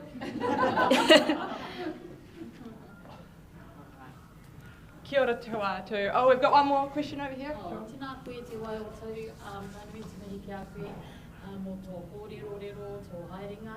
Thank you for sharing your experience with us, your lived experience. I'm a big believer that you can't beat lived experience. I love your passion and the fact that you're solution focused. You're going to go a long way, so just adding to what's already been said. Kia ora. Kia ora, thank you. Thank you, Te Waiotu. Okay. You nailed it. Amazing. Thanks. It's been awesome speaking. Thank you so much for inviting me. I agree. She's absolutely gives us hope as an older generation, but Te Waiotu is also inspiring the next generation. And my 8-year-old daughter thinks she's pretty awesome and amazing. And so thank you for Te Waiotu just for being here today, sharing your kōrero, and all the best for all the amazing things I know you're already doing and going to keep doing. So thank you so much. Next up, we have our Community Sports Organisations panel. So I'm going to invite our panellists up. We'll bring some chairs up.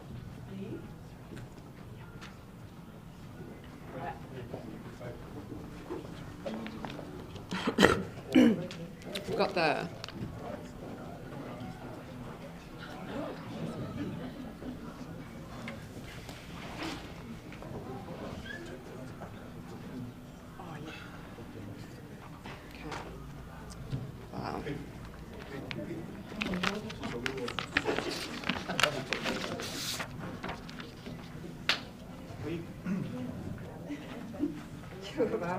There's 5 of us.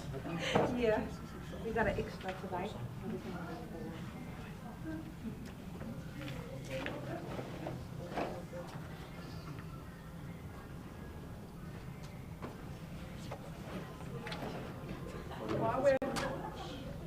While we're finding the right slide there, I want to thank our community sports organisations representatives today.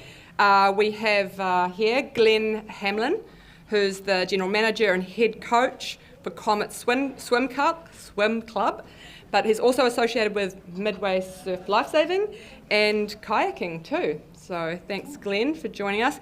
Actually, it was an early conversation with Glenn on the side of the swimming pool that kind of sparked this whole direction, this offshoot of this project for us. So kia ora, Glenn.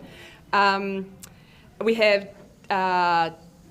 Taryn Papuni from representing Te Ihi Aotearoa Sport and Rec Club, the Waiotu Rugby Sub-Union. So thank you for joining us. Then we have Peter Boyd representing Ngāti Porou Surf Lifesaving and Marikura Wakaama, and Flo Bubb, Surfing Development Manager from Gisborne Board Riders Surf Club. So thanks to our panellists. The first question I have for you is, how did Cyclone Gabrielle and other weather events, because we know repeated weather events, impact your sport and your sporting community? And we can just share this around. This one, yep. Who would like to take that first? Oh, can I have a crack at that? So we, it's all kind of blends into one big event, really. Get a bit lost around what we're up to, but I can remember we were over at Olympic Pools doing our program at Comet long before I took over as a general manager, and we were under a tent and it was cold and wet and miserable at the time, and the pool got shut down because of the weather, mostly because of the water. So the effects on us were that our guys just couldn't show up to training. And we've spoken about COVID here already, a kind of an extended impact on that, and it was almost from our swimmers and our families the sort of here we go again scenario. When are we going to be able to get into the water? When are we going to be able to do our thing? And at this time of year, which is when it all happened, it's a pretty important time for swimmers to be in the pool training and doing their thing with competitions coming up. So it was a really big impact. We also run a relatively big swim school in Gisborne, and that got shut down as well because of the water. So quite a few families, whānau, swimming from little ones right up to our big swimming kids were all affected, not being able to get into the water. And at the time, we didn't know when they were going to be able to return. And we had a few solutions up our sleeve, but like Stefan said before, it kind of, the work side of it goes out the window, and it was all about trying to help our people get back on track and see where we could go. But as far as effects goes, it was, I think most of the kids that you saw up here before are some way involved in Comet through surf lifesaving or swimming, and you saw the comments.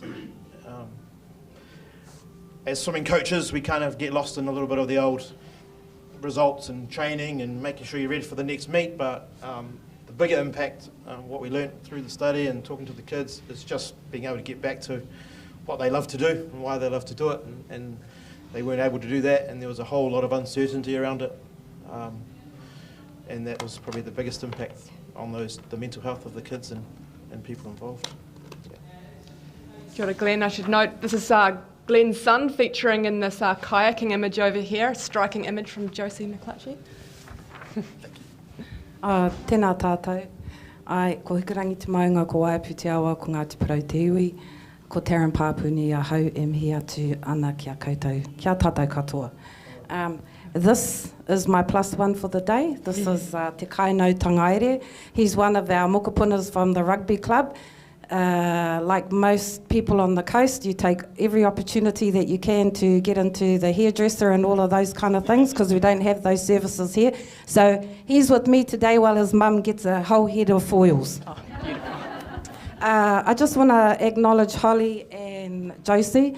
Tēnei te mihi atu kia kōrua. Thank you for reaching out to the Waiotu Rugby Club and giving us the opportunity for our rangatahi to have their voices and to share their experiences, especially around the climate change, the floods.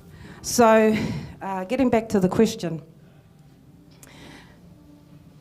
For us in Rangitukia, which is where our club is, so that is 2.5 hours north of Gisborne, up the coast on the other side of the Waiotu River. We're a small population, we're isolated. So what that meant for us is that we had no rugby. If we're talking specifically about rugby, rugby was shut down for a while. What that meant for us is that our kids, we're kind of lucky though, because our kids were able to still carry on a number of other activities that they normally do, hunting, fishing, all of those kind of things. But if we're talking about Tairāwhiti and how that affected them, we're talking about, just like Te Waiotu said, slash logs on our beaches. So you can't get to go and fish. You can't get to access your natural kāpata kai, all of those kind of things. If we're talking about a sports science kind of perspective, what does that mean for us? If we have a training, we're not like Gisborne, we don't have the kiwa pools, we don't have recovery facilities. So what does that mean? We can't go to our ancestral rivers, or river, Waiapu, or the Maraihara, to recover after training. It means that we can't continue to practice our normal tikanga around those spaces. Some of the other things that happened for us is that, you know, with the cyclone, we had holes in the roof, so we had damage to our club. It meant that our club, next to our marae, is the community hub. Next to our marae and schools, I should say. So when the cyclone happened, the club opened up. It opened up to the rest of our hapuri to come to have a kai, have a shower, and all of that, all of those kind of things. But definitely our land and rivers and seas were affected. That affected how we interacted and were able to maintain our tikanga and our protocols around kai and all of that. But I think one of the main things that's happened now is that when the State Highway 35 was out, that meant that a lot of our players couldn't get together and train. So, you know, I mentioned that we're a small community. Half of our players live in town, the other half are up the coast. So what does that mean? That means travelling on the horrible State Highway 35. It's the cost of trying to get together. It's managing families, managing your school time. So yeah, those were all of the things that really affected us. Yeah, I think I'll pass it on now. I've said enough. Kia ora. Kia ora, pātangata te maunga, wharekoa heka te aua, hene mauri a te marae, te whānau tūwhaki iri ora, Peter Boyd, kia ora. I'm here to represent Ngāti Porou Surf Lifesaving and Mare Kura Wakarama Club. So with Mare Kura Wakarama Club, we first established here 40 years ago. We're the oldest club in New Zealand, and Wakaama started here in Tairāwhiti with one canoe. And over that 40 years, Wakarama is massive now. My mokapunas are involved in it now. And so that, with my Ngāti Porou Surf Lifesaving hat on, I've been a lifeguard for 40 years. I qualified in 84-85 with Wainui Surf Club. I competed with them for 30 years.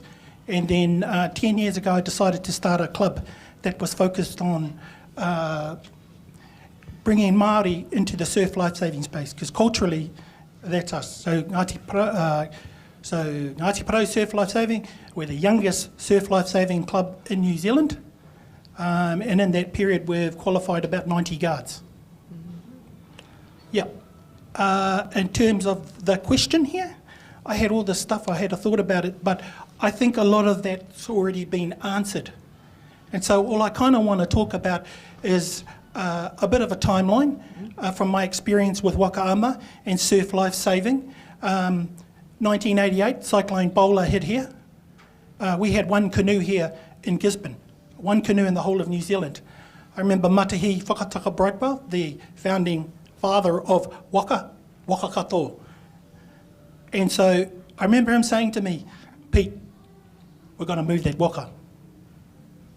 Back then, we were down at the end of Vogel Street, which is Vogel Street, and there was, for you that knew, there was the Tainui Scouts. We were there. We had one canoe. We shifted it. We put it up top there. One of the neighbours, old Pākehā fella, just said to us, yeah, come and bring your canoe here. So we left it there. So that was our experience from that period. But also, a couple of hours later, we were, as surf lifesavers, we were called up to the Gisborne police station because we had to respond to the cyclone bowler that was happening. There would have been about 40 of us in the Gisborne police station, and they said, no, you're all right, we're going to split half yous up. So we ended up staying. But then the first lot, they meant to come back, and then we ended up, and then all of a sudden there was an emergency call. Somebody was stuck in the Waiapu in a house, and there was in Uawa and Mangatuna too. I think it rose up really quickly there, Darryl. I remember your whānau was involved. So, yeah. So I don't know if that's answered the question. So what did we see the damage and the effect that it had on waka and surf lifesaving? More so for waka, Cyclone Bowler didn't tend to hit town then. And the mistake we done this year with Gabriel, 2 years ago, with Gabriel, is because I remembered Cyclone Bowler and the river and how it came down. So the effects of Bowler, for us that remember, was all around in the countryside. But in town, it didn't really affect our wakas and stuff. But where we were, it was covered in silt. So in terms of the effect that Cyclone Gabriel had, I still had a living memory in terms of we had we're based at De Costa Park, which is a small park. We're our Paku club, our surf lifesaving club, just a container there, and thinking in my head, oh no, this is going to be sweet as. And thinking the same with Mare Kura, because we're at Anzac Park. Yeah, I remember, because I live in Fox Street, they just said, was an alert that came through, just said, river rising, get out now if you live by the rivers. And next morning I woke up and had a look, and it was literally a tsunami that had cut across Mare Kura with the rowing club. All that just came straight across and smacked right into where we were in De Costa Park. Lifted up our container and flipped it over. We lost a lot of stuff in there. We had a lot of our club records that were stored in there. We lost boats. It ripped it off the foundations, and it was like a shock to see all the houses along the river that were taken out too. But anyway, I'm going on. Kia ora. Kia ora, Peter. Yeah, my name is Flo. I have had the pleasure of managing the Gisborne Board Riders the last 7 or 8 years. And I feel since COVID, every year had its challenges, and after a while you kind of grow and adapt and use it as an opportunity. I will briefly talk about the challenges. For us, it's all about sharing the stoke, and we are running initiatives from Mahia to Hicks Bay now. Got containers up the coast to Komaru Bay, Waipiro Bay and Hicks Bay. And so there were a lot of challenges, but also a lot of opportunity. The challenges are obvious. Te Waiotu touched on them. Obviously, we couldn't get up the coast anymore. We couldn't run any competitions here because of logs in the water, because of the sewage. I think Gabrielle is important, but there have been so many weather events in between that are equally important, and I know it's costly, and I'm all about sport, but I feel sometimes we have to to address the root cause and not just put plasters on it. And I think we are advertising ourselves as a region for the beautiful sandy beaches and the clear water and everything. And sport is important, but I feel the sewage is the most important to address in our town. That's my kōrero here. The challenges we overcame, and it probably doesn't answer the question, but we turned it around and collaborated with the likes of Whiti Ora and the police and others to give the community a bit of joy and help with what we're best at. We're good at running events and sharing the stoke and having fun and kind of giving the opportunity to kids that otherwise haven't got the opportunity. So one of the challenges we had, not getting up the coast, we turned it around and engaged with the kids in Te Karaka and Waipiro and offered them a day of surfing and a day on the beach and getting away from the stress at home. Probably answers Holly's next question, but we heard a lot about the challenges. And it was a beautiful collaboration between Whiti Ora and the police and Wairoa, kind of finding those communities and kids whānau that are most affected, and then bringing some joy to them and making the most of it. Because I feel that life, we have to see that in our day and age and climate change, probably we will have those challenges ongoing, and we just have to adapt and make the most of what we got and and get better in the future. But I feel those challenges, if we got good leaders in our town and our community, then we can address those challenges and have a bright future, hopefully. Kia ora, Flo. So that does start addressing my next question, which was any challenges you overcame with innovative solutions? Back to you, Glenn. Thank you. As far as getting a pool up and running goes, it was pretty tough getting, obviously we got water and the water pipe's broken, so the city didn't have any water going. We came up with a couple of solutions that we thought would work really well. Running rainwater into our pool, so we didn't have to use put pressure on the town system for as long as we had it working. And one of our pools was okay with that and worked really well.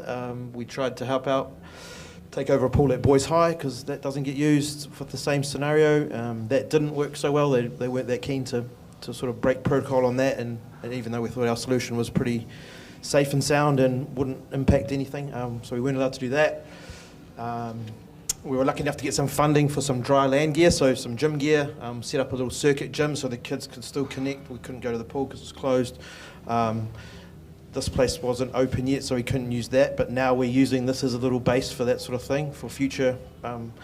So I guess that's a bit of a solution to future problems for us, coming up with different ways. Trying to collab, I think. These guys on the panel here, from our point of view as a swimming club, we've got a bit of a resource over here. So one of our kind of solutions or problem solving was perhaps getting together and working with the surf clubs. The surf club kids have to swim. A lot of them are already swimmers. The kayaking club, those guys are involved in water. You guys are surf. You know, they're all seen. So this kind of opportunity to talk to everyone in the room and maybe come up with a plan, because Comet's more than happy to have. It doesn't matter if you want to be a swimmer or a surf lifesaver or a surfer, you connect with the water and it all helps. So if there's opportunities for us to assist with that kind of thing, I think that was probably the big thinking. At Gabriel time, it was mostly the surf club, because obviously once the pool did get up and running again, we were able to get in and train and have a program, but the beach was still pretty messy and the guys couldn't get out and do their thing. So that was a bit of a solution for us, just opening the doors really and talking to coaches, talking to programs, what do you need, how can we help. It was only probably too small just with the timeline we had, but looking forward, I think even rugby clubs and other sports teams, you know, I think we've learned today that it's more about connecting and getting back together and seeing people rather than the actual training and all the rest of it. So we can hopefully provide a little platform for that going forward and offer that to the community. So I think that was probably one of a solution that we're looking for the future as well, not just at the time. Thanks, Glenn. What was the question again? Any challenges you overcame with innovative solutions? Well, like I said before, our club is kind of, we're split. So we have a lot of our players that live here in Gisborne, live and work here in Gisborne, with the rest of them being from Hokianga. So once State Highway 35 was open and running, which took, I think, a couple of months, for a lot of our whānau, that meant reconnecting with each other again. So we took all of that opportunity to open the club back up again for rugby, get everybody down at the club. I had also mentioned before that our club was, during the cyclone, was just like a marae. So we had opened it up. I think the funding that we received after Cyclone Gabrielle, it allowed us to get all of those repairs done on our club to make it fit for purpose. In saying that, we're looking for more funding. We want to build a real neat facility up the coast that can be the one-stop shop, especially around sports and fitness and having a proper gym. Our gym is a big old building. It's kind of falling apart. I'm not too sure if it's actually up to standard, but the focus for our club over the next 5 years, which we've identified after the cyclone and having hui with our whānau about what their key priorities are moving forward, is to build up the club, to build it as a facility where all the whānau can still keep on coming to and enjoying the resources that we have, but we want to get new equipment, we want to get new facilities. Whenever we have a game, we've got 3 showers. So 4 teams. Normally we send the women's down to Hinepari Marae for their showers after the games, and then the fellas, because their game is after, they can share the three showers or go back to their homes. Yeah, just looking to build the club so that if this happens again, and it will definitely happen, with the way our climate is changing, we want to be able to have that club open and running at maximum capacity. Yeah.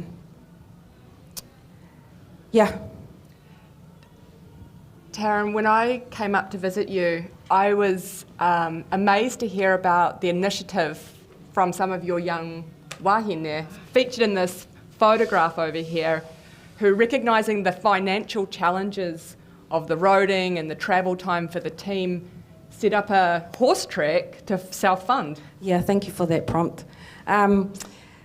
So being rural and isolated and lower socio-economics, you know, our club relies on community, and we're self-funded most of the time. We find it very difficult to complete funding applications. It's quite restricted. So, you know, we have to depend on ourselves to finance ourselves. Our Waiotu Women's, and they've just had their second horse trek, which had around 120 horse trekkers that travelled from as far as Kaikoura. They're a community of people that go around New Zealand, Aotearoa, and do all the horse treks. But it's also an opportunity for the club for them to raise funds for their season, to contribute to the property and maintenance and repairs of the club. It's also an opportunity for our kids, because we've got a big horsing community at Rangitukia, and this is one of the things that I was saying before, is that we're quite lucky. Even though rugby wasn't happening, our kids were still able to get on their horses, still able to go hunting, not so much fishing with all of the blimmin' logs in the sea, but that's one initiative. And actually we've got, so that just actually finished last week, and we've got horse sports at the club in March, but we have a lot of community events like that bring the community together, strengthen our whakapapa and our whanaungatanga and our reo and our tikanga. Yeah, so kia ora. Kia ora. Kia ora. Darryl spoke about this earlier on anyway with Ukaipo, but as Ngāti Porou Mārei Kura, you know, we created our own karakia after Gabriel, our own mōtete, our own waiata.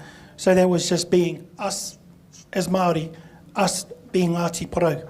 Those were our solutions in terms of our challenges we had, and just making sure when our paddlers went into the moana, went into the river, they were holistically safe because of this paru that was around. So it's not only that. So I don't know if it's a solution or innovation, it's just us being us. Some of the physical things we've done to change, I saw the opportunity being a lifeguard. So Ngāti Porou and Mārei Kura have a working relationship. Up here, our young boys, we ended up taking them out to Wainui to train. So we took off the hoi waka and we put on the togs and swam. And so there's that crossover there. So those are the solutions for us, because the water was paru in town, but it was okay at Wainui and Makarori and on the coast. So those were kind of the solutions we asked. Another thing we looked at in terms of, it's not innovation, it's solution. Up there, that's our tipuna there, that's our club logo. That's our tipuna paikea, riding southern right whale. I thought it was an orca, but it wasn't.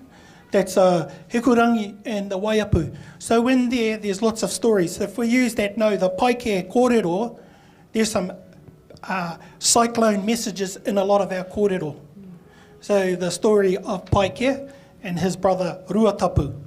And Ruatapu warned his brother, after they had a bit of a falling out, that I will send these storms to you on the east coast that will take you out. So we've had pre-warnings. There's lots of these guidelines in our local culture that can help us move forward into the 21st century. For being here for 1,000 years, there's lots of answers within these kōrero that we have. Thank you. I think we haven't been super innovative, but we just always have the goal of keep on surfing or at least being physically active. So we used our trailer, which we usually use for competitions, taking the surfboards out to Makarori and running initiatives out there. At that time, we didn't have storage down here and no office, but we had a container. So we could surf out at Makarori. We were also targeting other communities where we were able to make surfing accessible. I had contact with the council, and the idea was to move the container from Midway to northern Makarori for a limited amount of time, for 6 weeks.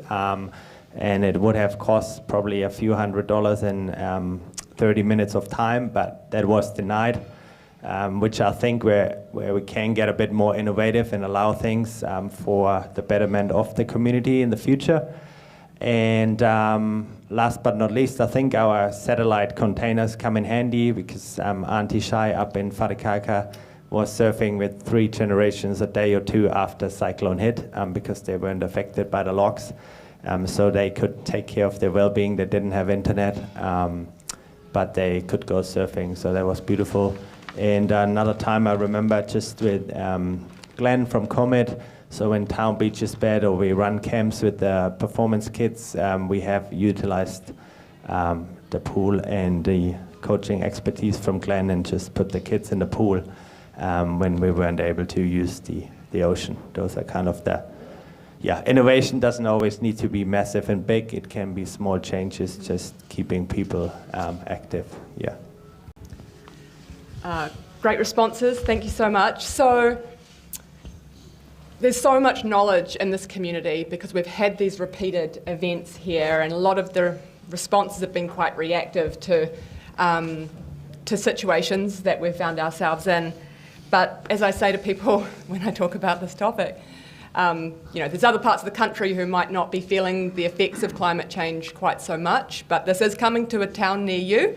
So I'd like to, the next question, ask our panel to share any insights or learnings with sports organisations from other parts of the country to help them get prepared. What do they need to know that you've learned, not the hard way, but through the doing?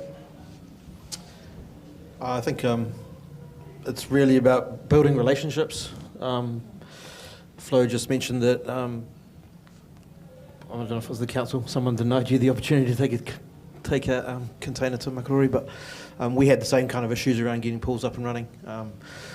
We know we're doing it for the right reason. We want to get the kids back in the water, whether it's learn to swim or over at the pool here. And the few barriers put up for whatever reason, there wasn't really opportunity to sit down at a face-to-face meeting and explain our side of the story and why we wanted to do things. And like I said before, we had a pretty robust plan on how we wanted to do it after a bit of experience. So I think that's probably something you want to start building those relationships now. Like I said, we've since I've been around, we've built a pretty good relationship here at Midway, and I think with the other surf clubs in the city as well, is around getting the kids involved with us and our kids involved with them, so that kind of builds a little resilience into our program. But you need to sit down and build those relationships and take the time to do that before it's pouring with rain and the beach is all messed up. So get a step ahead on that, I think. And just not just that, with Flo and with Pete, these guys, and even the clubs, why can't soccer players, rugby players, whoever wants to come and have a swim, if we can offer that. And just build, same thing, we're still building relationships with the council over at the pool. We use the pool quite a bit, and having that as part of their mindset as well to deal with us. We're not trying to take over or make it our pool or anything. We just wanted the pool used for the right reasons and getting kids involved in times like this and disasters and when we've got a fantastic facility over there that hopefully is resilient to some of these things that happen now, and so we can be a big part of that.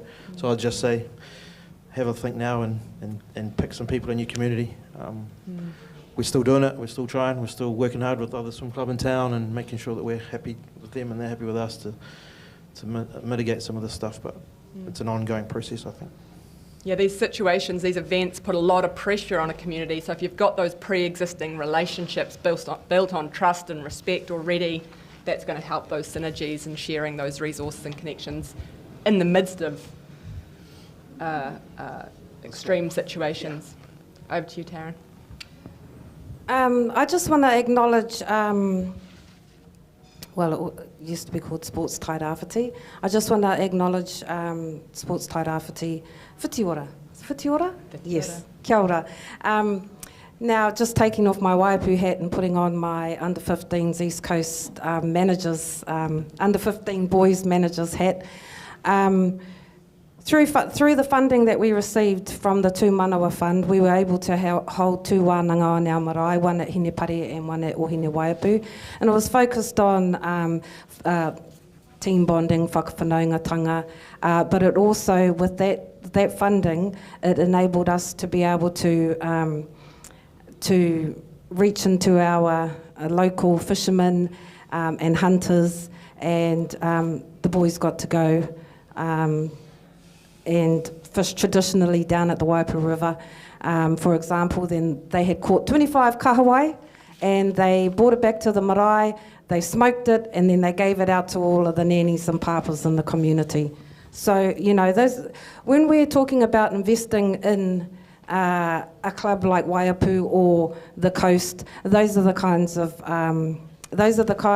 mahi that our rangatahi get involved with. It's not just training, sports, win a game. It's about continuing the lifestyle, looking after our kāpata and our wider community.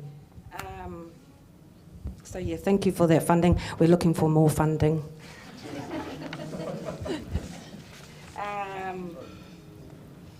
Taking notes, Taryn.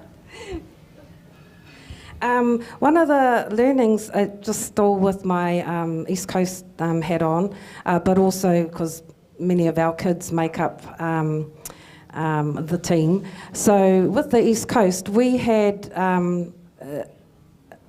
not last year, the year before that, we're dealing with an area from Gisborne to Pōtaka, Te Toka Taio ki Pōtikirua. We're talking about 200 k's. We're talking, that's our iwi boundary.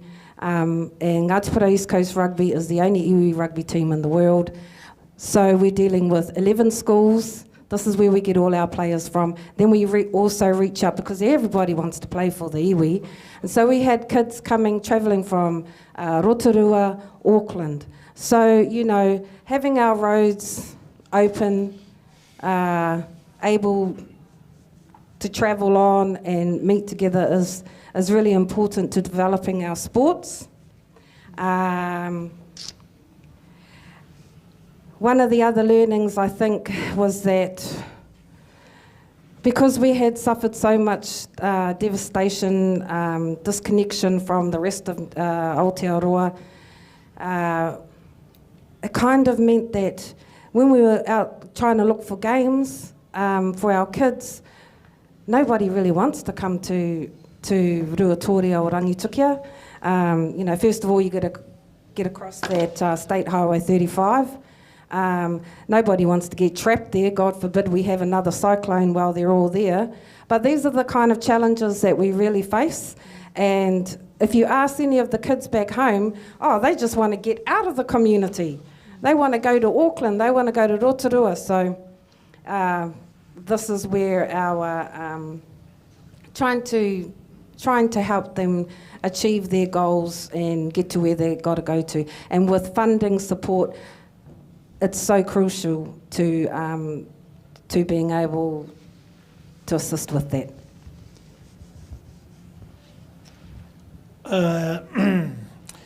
Some insights and learning for us in lifesaving. You know that it's swim between the flags, but in lifeguarding, it's actually outside the flags where a lot of the stuff happens.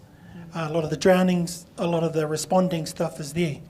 So what we've done as part of the response to Gabriel is that we're taking these life-saving skills to the community. There was one thing I noticed during Gabriel, and I thought it was quite a sad scene.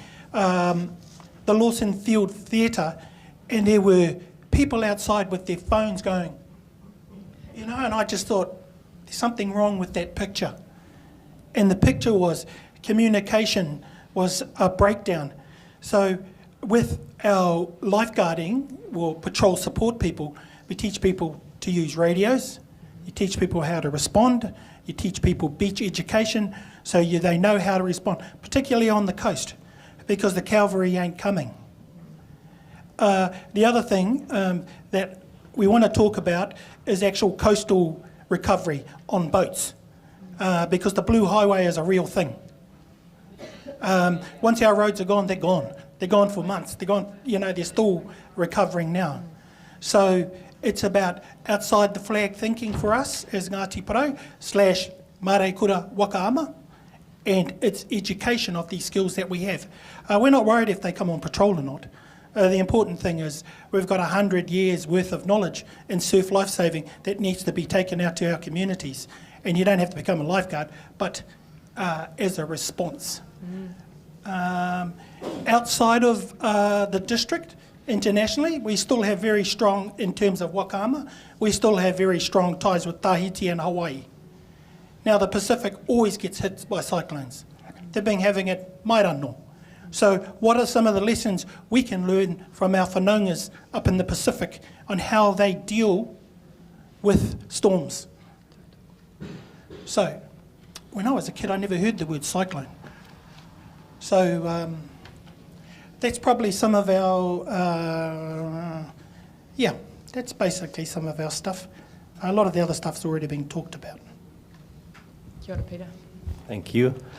I think sport in general can teach us a lot about life, and in a 15-minute heat or in a race or an adventure race or whatever we are doing, we can learn so much. And I think what we learned in the cyclone or other weather events is that kind of adaptability, what the other said, the connection. I think having no internet for 7 days was quite healthy, and it was nice to communicate to people again, like in the old ways, and have a true connection, not just online and quick.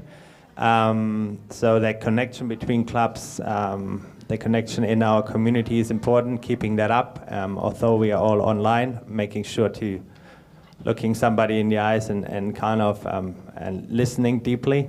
I think we gotta change our mindset and kind of make those weather events part of our life or any other adversity, and just accept the challenges and work with them, see them as opportunities. And I know funding is hard in our region, but I think it's important to build kind of a safety cushion, like a reserve in our clubs and communities. So if weather events are hitting or stuff get damaged and funding is not available or class 4 funding is not around or any other things, we are able to still have awesome events in our community, deliver events, have sport, have community, and not rely so much on others. I know it's not always easy, but if we can have that little safety cushion in our lives and in our clubs, I think it helps a lot, and we can get through those dips a lot better. What else was there? I think that's about it. That's probably the financial part, yeah. Awesome, great points, thank you. Just finishing up before we have lunch, but very, very quickly, you can maybe just a couple of words. What support do you think would be useful to help your sports organisation get more prepared for a changing climate? Oh, I'm going to jump in and say money, but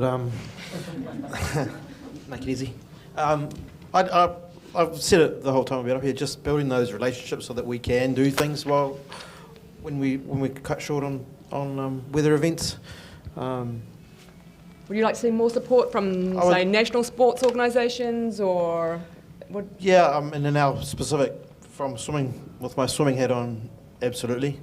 I guess having an understanding of the isolation, and I know when nowhere near as isolated as up the coast, but from a national point of view, and personally I've had people from our national sports organisation come here and not really understand how far away we are from places. So even just understanding that part of it and trying to get our kids out to swim competitions when I think at one point we were due to go to Hastings for a swim competition during Gabriel on the aftermath, and at one point we were having a drive through the gorge down to Palmerston North and back up again, which was going to add a day and 2 days to our trip and cost and what have you.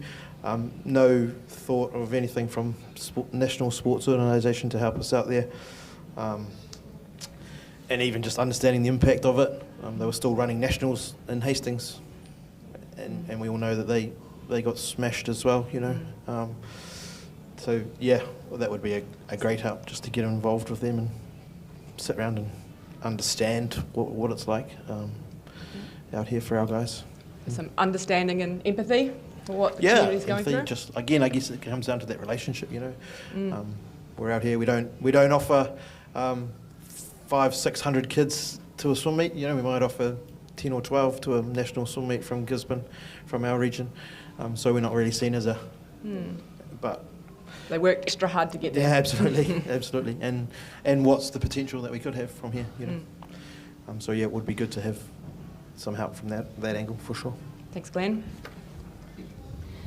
Our club had we had a Christmas in the park, and we put up some questions to our whānau about what where do they see our club going? And the 4 key priorities that came out for them were whanaungatanga, tamariki mokopuna, sports development, and sports diversity.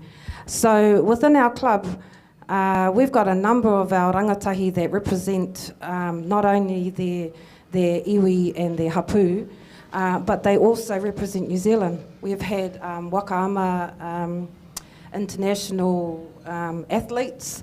We've had Kia Rahi, New Zealand team, Aotearoa team. We've had kids that have travelled around over to Australia to compete in the Australian tag and the Indigenous team. So we're looking to, you know, support their skills, because they've got the talent. They just need more support. So I know we're not like, I see the New Zealand Sports Foundation is heavily invested in sports like rowing, and mainly that's probably because where all our medals come from. But we just invite organisations like that and other organisations to come to Rangitukia, come to Te Uranga o Te Rā. That's the name of our club, and Te Uranga o Te Rā is the place where you'll see the sun first. So we invite you to come along. Come and see these kids, they're amazing. We just need a little bit more awhi and support. Kia ora. I was incredibly honoured to visit a couple of months ago, and I've travelled the world to see sport, you know, organised all around the place, and something very special is happening there. And it's a place that so many champions are coming from. I kept asking, what's your special sauce? I don't know what it is, actually. It might be just genetics. But we've also got, you know, players like Kaipua Olsen-Baker, who was the Player of the Year for the Black Ferns. She's from Rangitukia, from a place called Poho Te Rangi. Gosh, we've got, we had a whānau here that are in the photos. One of the girls over there, I can't really see from here.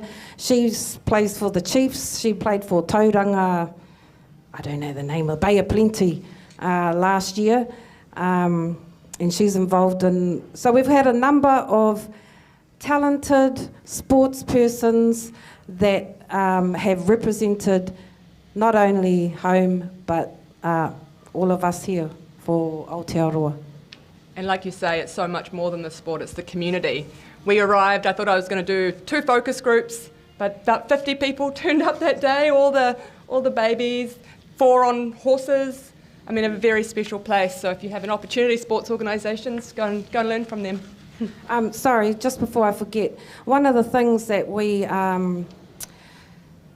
that we had in Rangitukia also was we had our first kura reo taiao at Hinepare Marae. So that was a reo wānanga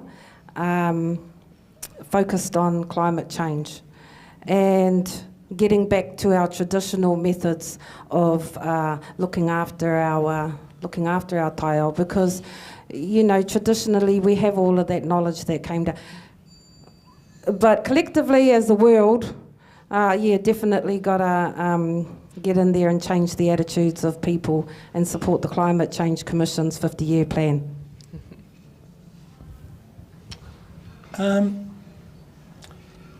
I say this respectfully, but sport doesn't really fit with us. It's, I guess, Sports Tairāwhiti have cottoned on to it, where they've changed their name to Whiti Ora, which is a lot more encompassing of the community. If there's funding out there, absolutely.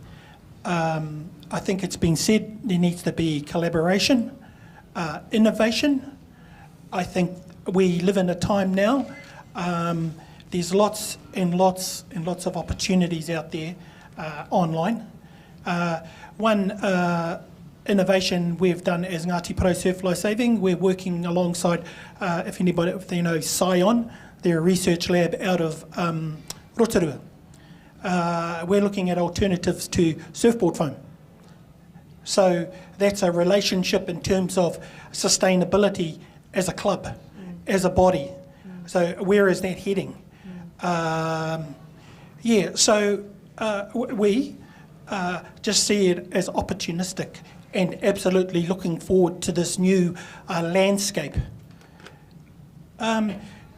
25 years ago, we had a sports meeting here in Gisborne, and I remember this. And I remember what did they call them? Futurists. And he had a crystal ball there, and he said to us, don't get upset with what I'm about to tell you, but in 25 years, rugby, these games will not be around. And it's happening. And I don't say that disrespectfully, but you can see it in this area.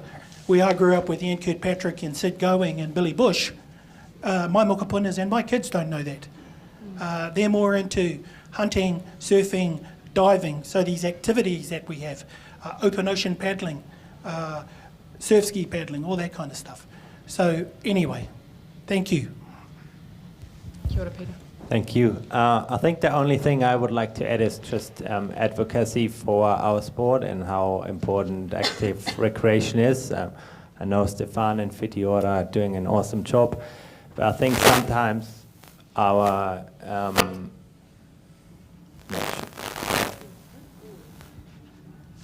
yeah, good? Okay. Sometimes we could make it a bit easier for community organizations to get our whānau active and not putting so many barriers in the way. And it can be as simple as moving a container for a limited amount of time or other opportunities that, that can engage more people and get them active. So yeah, that's my 2 cents. Kia ora, Flo.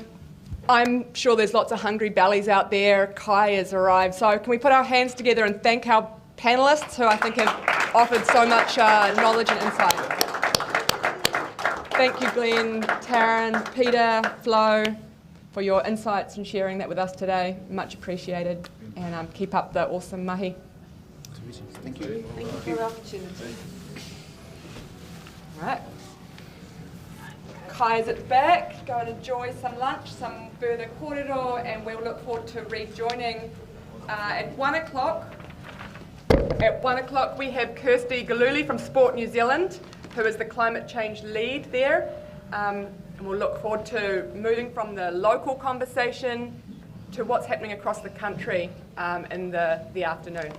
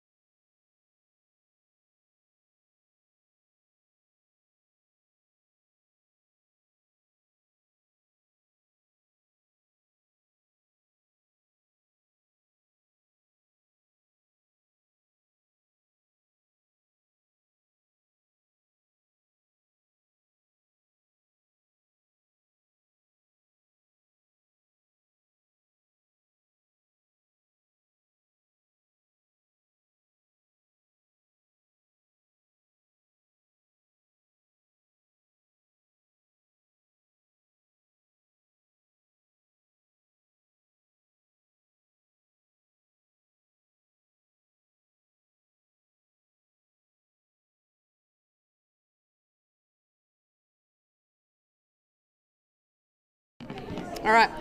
Okay, well, come on back, everyone. Hopefully you've had some yummy lunch provided to us from Puku Ora. Come and grab your seats, please. Bring your kai if you need to, if you're still going. Trying to keep us on time, but there was lots of great kōrero happening over lunch, so let it run a little long. But I'm really excited now to pass it over to Kirsty Gillooly from Sport New Zealand, whose talk is titled Play Today to Protect the Play of Tomorrow.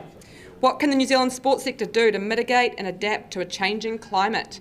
I'm really excited to hear what Sport New Zealand's doing in this space, so thank you, Kirsty. Over to you.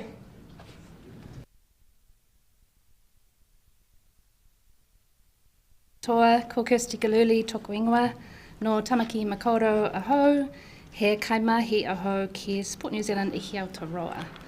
So thank you so much for having me along today, and Holly for the invitation. I'm quite new to Sport New Zealand. I started in this current role about a year ago. The role is a brand new one for Sport New Zealand, and it's a brand new topic for us. It's both an internally facing focus as well as into the sector. The thing that surprised me the most, I guess, with starting in this role is how many people have said to me, what does climate change have to do with sport? And I might just grab my wee clicker.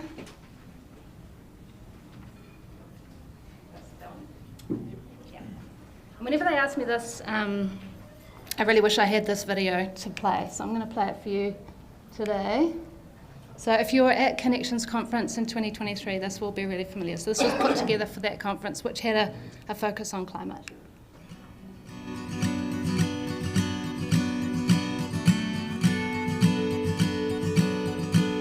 Yesterday was Auckland's wettest day on record. An entire summer's worth of rain fell in a matter of hours. People warned to stay off the roads and avoid any unnecessary travel.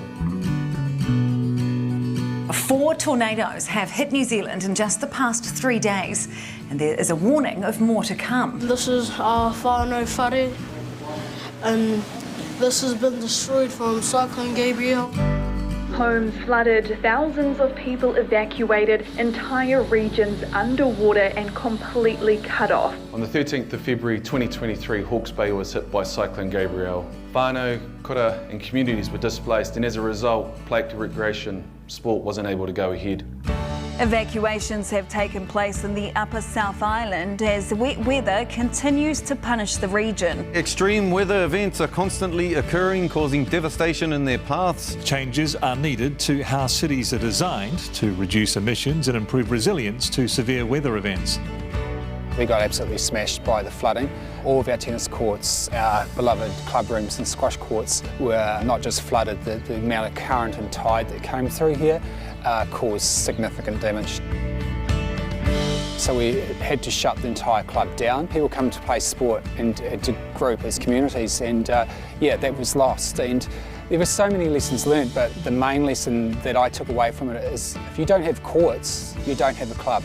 For lots of kids, they're really active, and it's like hard to, I don't know, have fun, you know, and they're staying home, no idea what to do. Also, you can't get fit like at home very easily. Climate change is having a significant impact on weather events, and that is impacting the ability of people to participate in sport and recreation.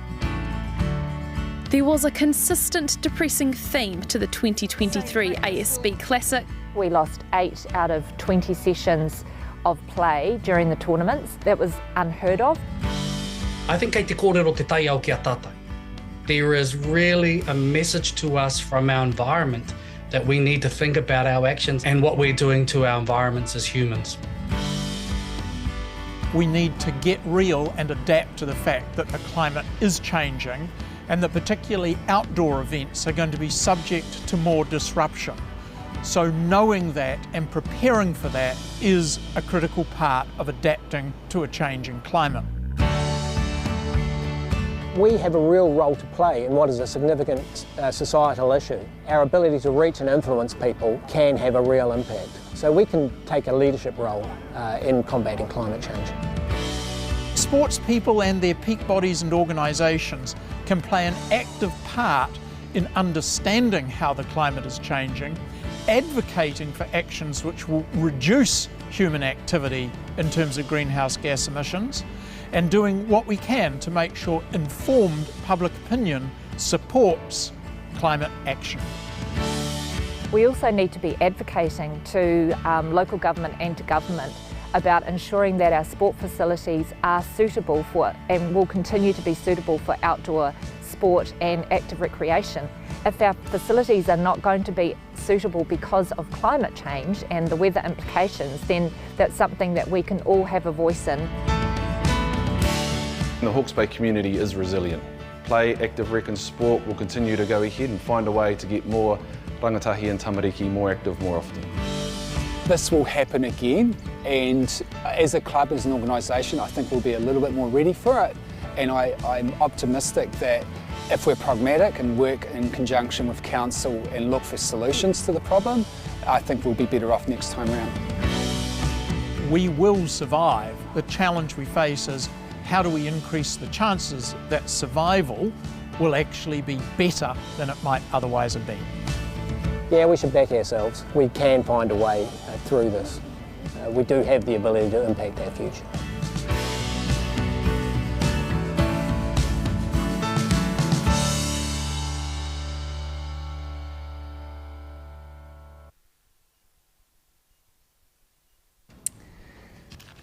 So yeah, the video very much spells out exactly why climate change and sport go together. And I think we heard earlier today that we don't have sport if we've got no environment, right? So it's a very integral thing. For Sport New Zealand, this is our vision, everybody active. And the changing climate definitely puts this at risk. We know that participation levels are already being affected, and it's not so easy to be active when it's too hot, too wet, too windy, too boggy, facilities are flooded, seas are stormy, mountains have poor snow, or access to our recreation spaces is restricted due to damaged infrastructure or debris on the beach. We know the impact of climate change isn't equitable. It will be those least active and under-resourced who will suffer the most. The consequences of climate change will be both direct, where and when the activity can take place, and how people can participate, and indirect as local, national and commercial priorities and consumer behaviour and social expectations change in response to climate change. And like the rest of society, the sport and physical activity sector is contributing to and exacerbating these effects. As a result of this, Sport New Zealand's categorised in its top risks report, still very fancy, isn't it, as high risk that impacts of climate change on the group and the play, active recreation and sport sector may impact our ability to achieve our strategic objectives. In response to this risk, Sport New Zealand identified opportunities to elevate environmental action in its most recent strategy. As an organisation that achieves its ambitions largely through its investments into and the activities of its partners, a key strategic priority for us is the capability and resilience of our partner organisations. And new to this strategy is environmental responsibility as a component of capability. Our goal for partner organisations through this strategic period is that they are aware of and reduce their negative impacts on the environment and are responsive to the changing landscape of our natural environment.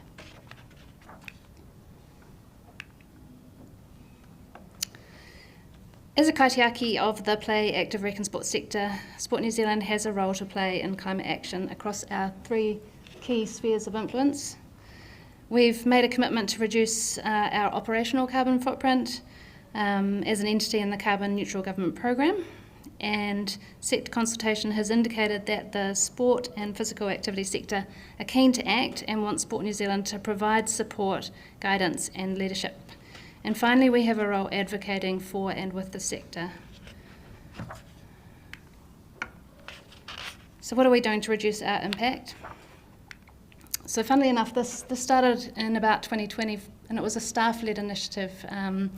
There was a group down in Wellington who were very passionate about climate change and carbon reduction, and they started an initiative to start measuring our footprint. Then in 2023 we became a mandatory participant of the Carbon Neutral Government Programme. So part of that program is that we've had to establish reduction targets consistent with a 1.5 degree pathway. We verify our emissions through Toitū, which is an independent auditor, and we report emissions annually to the CNGP. Our target's a 21% reduction by 2025 from our base year and 42% by 2030, and we're now in the third year of our participation in that program. This is a little profile graph of our reduction targets and how we're tracking to date. You can see that in 2025 so far, so that's halfway through the year, we believe we're on track to meet that 2025 target, which is our hard target. But that 2030 target, that's going to be particularly challenging. Our emissions come from flying, as I'm sure most of you would appreciate. There's rats and mice everywhere else, but for us to actually achieve that 2030 target, flying is going to be our biggest challenge. Technology really isn't happening fast enough, and New Zealand doesn't really have great alternatives to flying, so it's a challenging one, but it has encouraged us to look at how we deliver our key programs and support partners and use technology to connect with each other. One thing that we are often discussing at work, and particularly with our executive team, is that reducing our carbon emissions cannot be at the expense of delivering core business. But there are opportunities to be more efficient, and of course it keeps the accounting team happy as it's got the upside of saving some money. Came across this the other day, and it spoke to me as I was trying to understand the challenge of why it is that with a climate crisis that requires urgent action at scale and across a whole economy, that the action doesn't necessarily match the urgency. I was reading a report the other day from the World Economic Forum, and I thought I'd share an interesting slide from their Global Risks report. Let's sit here. This is the 20th edition of this report, and it's based on data from a Global Risks Perception Survey. So the people that were participants in the survey were a collective of over 900 global leaders across academia, business, government, international organisations, and civil society. I think that's us.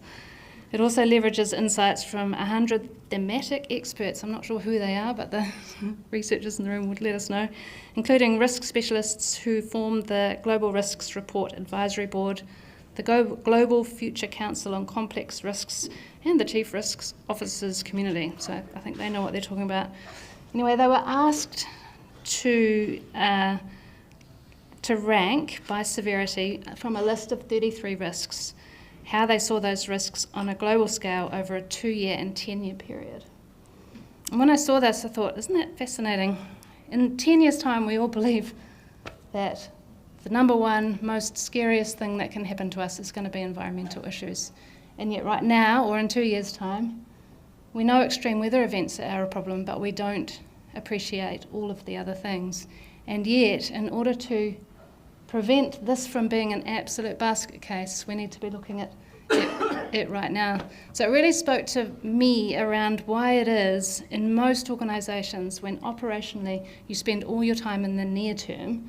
So you spend your time thinking about this hockey tournament or this funding round or getting enough volunteers to run our organisations, worrying about this year's budget. We just don't have the capacity to think about out 10 years what it might look like.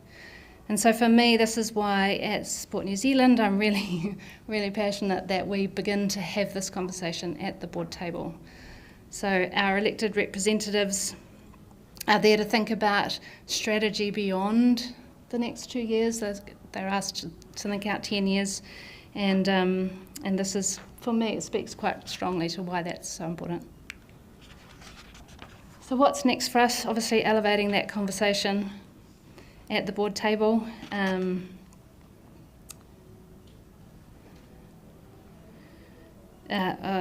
was going to say that our board, as much as they are completely across this work and supportive of it, and they understand its necessity in the strategy, it hasn't yet made sustainability feel like a core consideration in our decision making.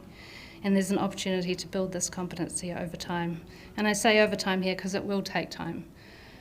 We need to help the board and the wider team connect to the why and understand the risk climate change presents to our mission of everybody active. Nike uses a really simple statement to connect this kaupapa with their own purpose, and that is Nike can't fulfil its mission of bringing innovation and inspiration to every athlete in the world if the planet is a disaster. Likewise, as a sector, we can't increase the physical activity levels of Aotearoa New Zealand if the planet is a disaster. Working together with our partners is critical to achieving our strategic focus areas and theirs, and building resilience across the sector. In a resource-strapped sector, which we've heard a lot about this morning, momentum is understandably slow, but it is building. Through our latest investment process, we had 19 partners identify environmental sustainability initiatives as a priority in their investment commitments. And Sport New Zealand has produced some interesting discussion articles and guides to progress the conversation and help support the sector. We've also had some amazing partnerships with others to deliver some programs that provide opportunities to increase the physical activity levels of rangatahi and tamariki and protect the environment. So I'm just going to share some of those with you. Again, Connections Conference. So this was last year. This was the inaugural Environmental Sustainability Award, and we had these amazing finalists. All 8 of those guys do some really, really brilliant and different work. And they would be, if you wanted to connect in to understand what they were doing more, I know that they would be absolutely happy to talk to anyone. Yeah, they're all very passionate. The winner of this was that North Harbour Hockey Association. So I'm going to read their little blurb that they provided. They're breaking new ground for the role of sport in sustainability thanks to a bold habitat restoration project. Te Hononga a Iwi, Restoring Rosedale Park, is a local project to turn 10,000 square metres of steep, previously weed and rubbish-riddled riparian land into a model for environmental sustainability. In just over 2 years, 6,000 native trees and 6,000 square metres of native cover crops have been planted, bees are buzzing and pests are controlled. It's the first time a sports body has led an environmental restoration of this scale in Aotearoa. It's brought together 46 diverse community and corporate partnerships and an impressive 2,500 volunteers from across all age groups, from school kids to retirement villages. It is right on a retirement village. This engagement creates direct community connection to the environment, to climate resistance and to sport. It's also created opportunities for the people in these groups to connect with one another and to other sports at the park, not just hockey. And I think we've heard that often this morning, how important those connections are. They believe it's a win for well-being, social and physical health, as well as the health of our ecosystems. This award is going to be an annual event, so if anybody out there has a story to tell, we really do encourage those entries for this year's event. Runa, I'm not sure if Runa's come to this community yet, but this is a very cool Yachting New Zealand initiative. They partner with local schools and the local sailing club, and it's a program that's run through the schools. It's taught through 3 different modules that are made up of in-classroom learning experiences delivered by teachers, supported by a sailing experience, so the kids get to go out on wee boats, and followed by a call for learners to take action.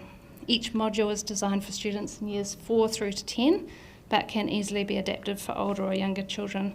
The first club that started this was down in Wellington, it's the Worsley Club, and the ongoing year-on-year experience that these kids were having was absolutely amazing. Sport New Zealand partnered with Runa through the In Our Backyard project, which was a learning with sport framework that guides NSOs, schools and kura to implement new ways of working with each other to achieve aspirations for tamariki and rangatahi. Each module includes opportunities to develop water skills for life and safer boating skills to ensure that Kiwi kids learn and develop the knowledge and skills to safely enjoy our marine environment. So Runa is this year getting expanded into another 8 clubs, from what I understand. So it's a fantastic initiative. Tūmanawa, we heard about that a little earlier. So Tūmanawa Active Aotearoa is a $16 million activation fund distributed annually by 18 regional sports trusts across the country. The fund promotes physical activity in local communities to improve the play, active rec and sport opportunities for tamariki and rangatahi, particularly those less active. The Tūmanawa Network have 8 shared commitments, one of which is environment, with a commitment to adopting an environmental lens over investments and working collectively to reduce the impact on the climate.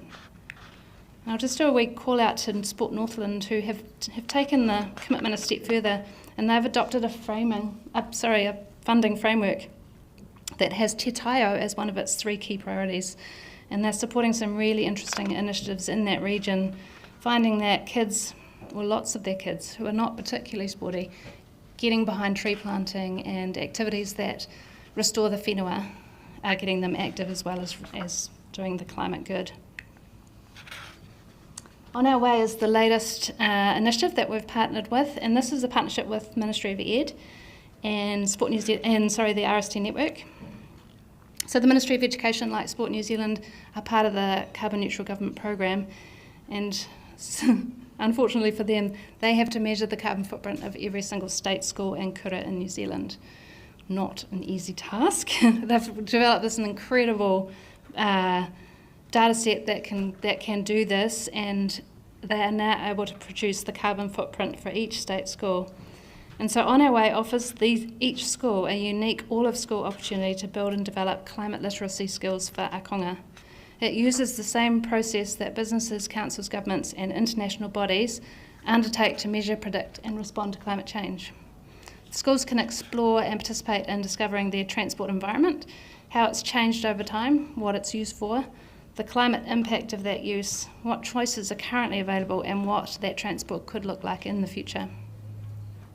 It starts with them understanding their own carbon footprint. They carry out a data collection and analysis, which is literally a survey saying, how did you get to school today? And the teachers provide a climate literacy view of transport across the different components of the school curriculum.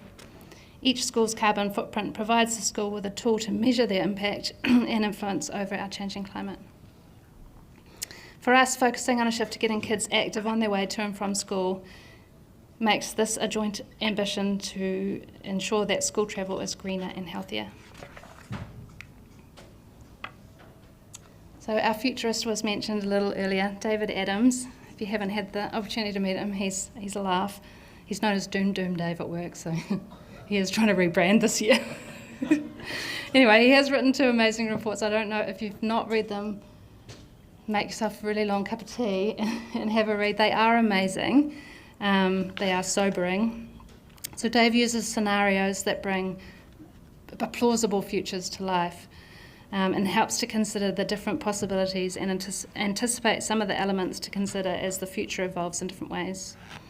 These scenarios are constructed by exploring how drivers of change may play out, and they explore different combinations of these drivers to provide the basis for the future scenarios. The Drivers of Change report clearly has a component on climate change. And some of the impacts that Dave identified through the study was impacts including increased cancellations, damaged facilities, access to insurance, safety of participants, administrators and spectators, changing delivery formats, an increase in mandatory environmental metrics and compliance, and social licence. And it's interesting, isn't it, because perhaps except for their social licence thing, all of those impacts that Dave believes will happen in our future have happened in Tairāwhiti, and we've talked about them this morning. The upshot is that any scenario, under any scenario, the sport and recreation sector looks profoundly different to today's delivery model. Dave's report challenges us to consider what questions we should be asking ourselves today to prepare for the uncertainty. And again, it's a pretty sobering read, but it is definitely a valuable resource. Another Sport New Zealand publication was from May of last year, and it's the Environmental Sustainability Guidelines for Spaces and Places. This was produced in conjunction with HDT Architecture, Becker, Project Work, Visitor Solutions, and a project working group comprising of people from across the sector and the environment sector. It provides practical guidelines to help territorial authorities and sport and rec organisations navigate the range of issues relating to environmental sustainability that affects spaces and places for play, active rec and sport in New Zealand. The guidelines apply specifically to the environmentally sustainable inception, design, construction and operation of spaces and places, and it's intended to help organisations identify and adopt sustainability measures that will help to improve present operations as well as support decision making for future investment. The guide also speaks to the benefits of environmental sustainability. I think one of the interesting takeouts from this for me was that the best thing we can do is not build new facilities. So clubbing together with others, making use with what you've got, that's really is the best environmental outcome. So in the pipeline for us, we've had a number of requests for resources to support partners to get started or progress climate action. So in 25, we will be working to create an online resource hub on our website. Hopefully our website can handle it. There are already many resources available and we won't be reinventing the wheel, but the goal is to collate relevant and practical resources that are suitable in a New Zealand context. We're also keen to explore options for a sector vulnerability assessment. The first objective of this will be to develop a set of climate change scenarios that can be used by industry participants to understand the physical and transition climate-related risks that they face and identify opportunities. The second objective will be to develop an adaptation roadmap with clear objectives and tangible actions that participants in the sector can implement. So the goal off the back of this work will be to reduce sector vulnerability to the impacts of climate change, build adaptive capacity and strengthen resilience. But again, we are very much in the early stages of discussing how this might look. And it potentially will tie in with some of the work that the government is doing on their National Adaptation Plan. The third area of focus for us is advocacy, and we've heard about this a lot this morning. Sport New Zealand has a role to advocate for climate action to support the play, active rec and sport sector. In fact, the whole sector has an important role in responding to climate change, given our ability to reach and influence large volumes of people. Going beyond individual actions to implement systemic change and large-scale transformation is a goal. Sport and rec has an important role. No, I've just said that. To achieve the global ambition to limit warming and reduce climate chaos requires a systemic response. That was a very muddled description. Addressing the root cause of climate change by fundamentally altering the underlying systems and structures that contribute to GHG emissions is key. Our sector can have a role in this to advocate across areas such as active transport routes, investment in clean energy and building resilience into our infrastructure.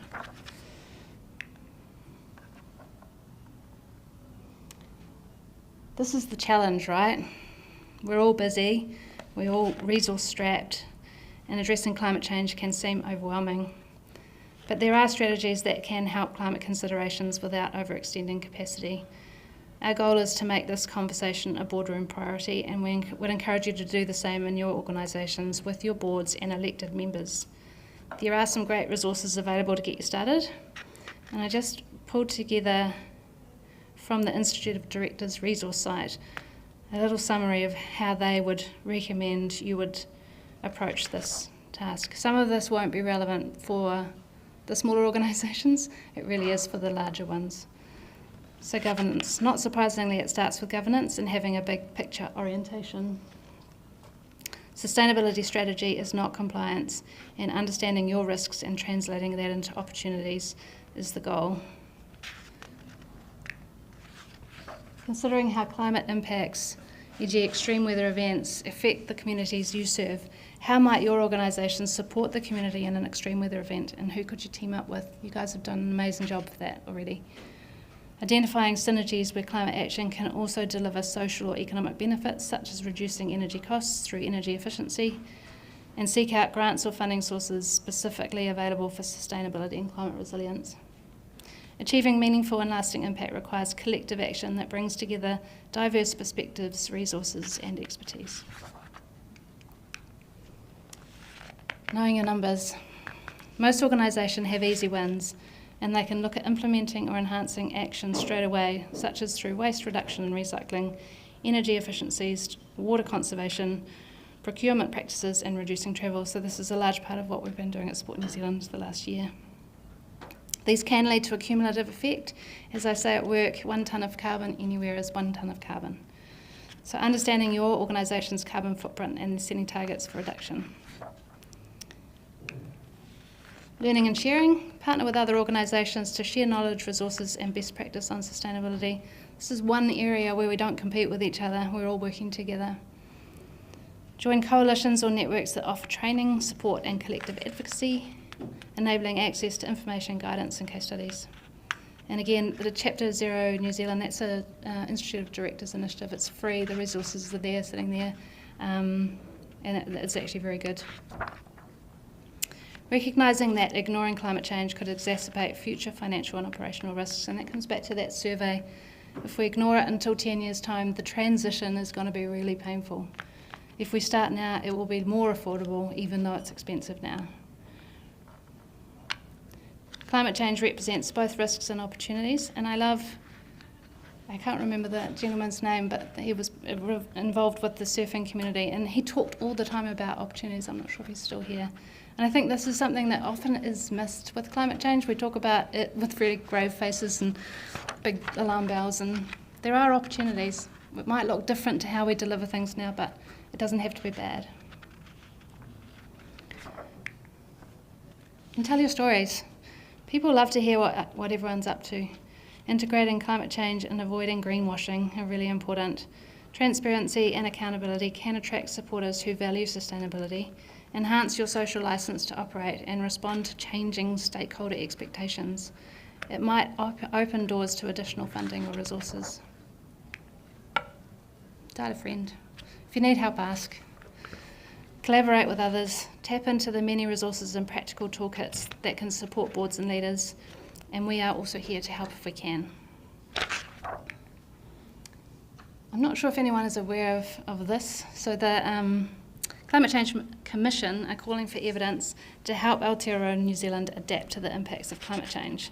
The work's going to inform the second National Climate Change Risk Assessment, and that assessment looks at all the climate risks the country faces and identifies priorities to focus on, particularly looking at the risks to our economy, society, environment and ecology that stem from the physical impacts of climate change, such as rising sea levels and more frequent and intense storms.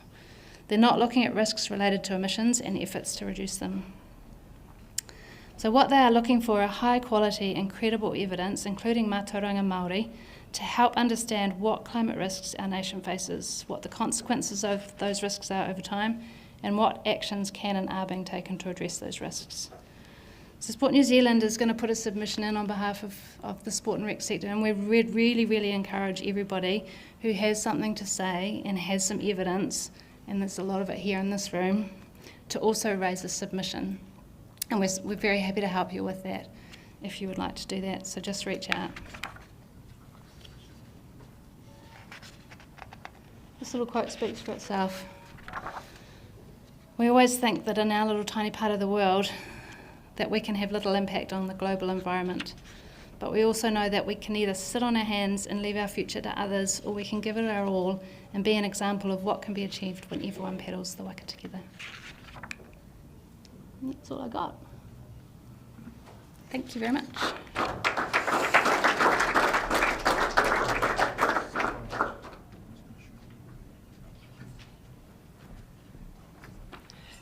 Thank you so much, Kirsty. It means a lot to us to have Sport New Zealand in the room today and to hear about the important mahi that you're leading. So important, not easy work, but thank you for sharing your knowledge with us today. Do we have a question or two, perhaps?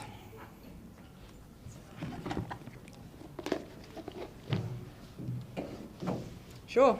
Bruce? The carbon footprints that you started with, that's for Sport New Zealand and not for Sport in New Zealand? It's for Sport New Zealand, the organisation, that's right, yeah. So it's the combined Sport New Zealand, High Performance Sport New Zealand footprint, so it's just our operational footprint. Okay. Are you planning to do a footprint for sport and recreation in New Zealand? It's a terrifying thought. No, it is. Really, your footprint in trivial tiny, to the total 100%, footprint. yeah. So it's something that needs to be done. Yeah. And it will give a benchmark for groups to work against. Yeah. When they see that what their contribution might be and what it could be. It's a, you know, it's a, yeah.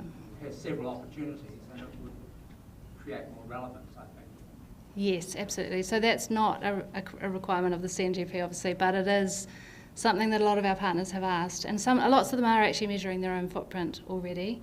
And I agree with you, the power will be in that collective number. It will be pretty frightening, particularly if we start figuring in getting our New Zealand athletes to the international stage. That's a significant carbon footprint, almightily important. So yeah, I think ultimately that would be great. Some of our organisations simply don't have the capacity for measuring at the moment. But part of the Resource Hub will help shape how you can go about doing that. Thank you. Any more questions for Kirsty? Rena? Kia ora, ko rena kohere tōku ingoa. I'm going to admit my bias. My husband is Stefan Pishief from Waiotu Fairlie. I'm really interested, given the kōrero that we've heard today from a local perspective, and the video that you showed at the start of your kōrero had faces and places from Tairāwhiti, but not the voices. Is there any ability or intention to incorporate the voices from Tairāwhiti that you've heard today into Sport New Zealand's strategy development, because you mentioned your board and your operational delivery?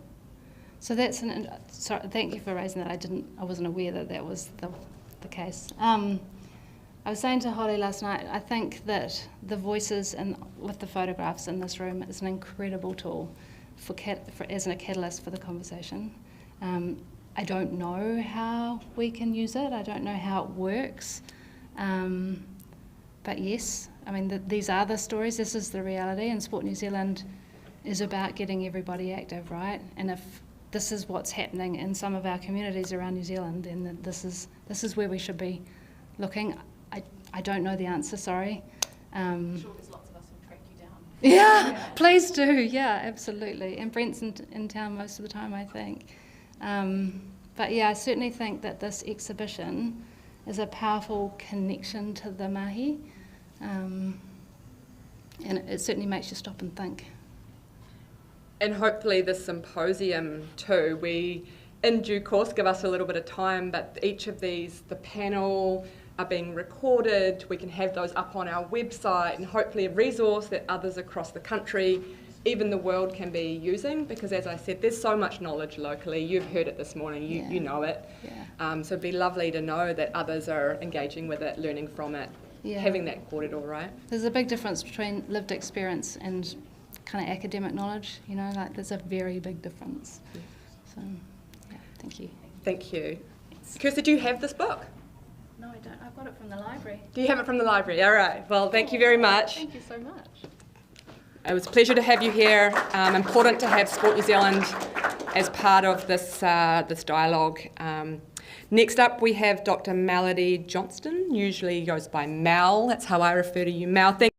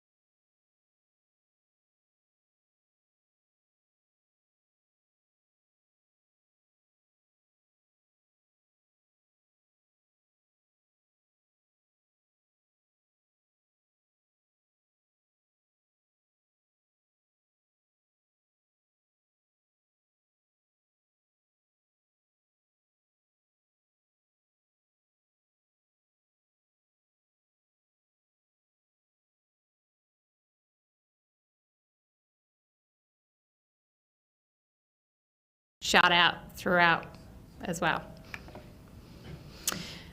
So we looked at some of the ways, what are they doing? So some are spending their time upgrading facilities, so improving that drainage that is having a big impact. So we've got a netball and rugby club here from the Bay of Plenty, improving drainage and utilising a turf specialist to advise on maintenance and turf management. And then others, yachting club, investing in facilities to make them more resilient where things happen. A lot of talk about Plan B or postponement days. So we allow spare days in our calendar and backup weekends reserved for training events and equestrian club there as well. So a lot of Plan B days in case that there is, weather events that mean that a 10-week season ends up being a 6-week season. Planting, we've got a fair bit of clubs that talk about doing some planting, particularly ones that have trees and so forth in the area. So we have a golf club here chopping down hazardous trees to replant with native trees, which we know are more resilient with deeper roots. And a hockey club here in Wellington who is strongly linked to their local iwi and community and assist where possible with planting the local waterways and other initiative activities to reduce climate change. So a long-term kind of outlook for both these clubs. And then we've got others that are looking at relocating. So a football club here in Otago, we are negotiating to partner with a local college which have an artificial turf. And we have discussions about potentially moving the club rooms if storm events cause river flows and sea levels rise, a yachting club. So some potential relocations due to being impacted so much due to weather and the climate. So schedule changes. So also a fair bit of clubs that are looking at changing schedules.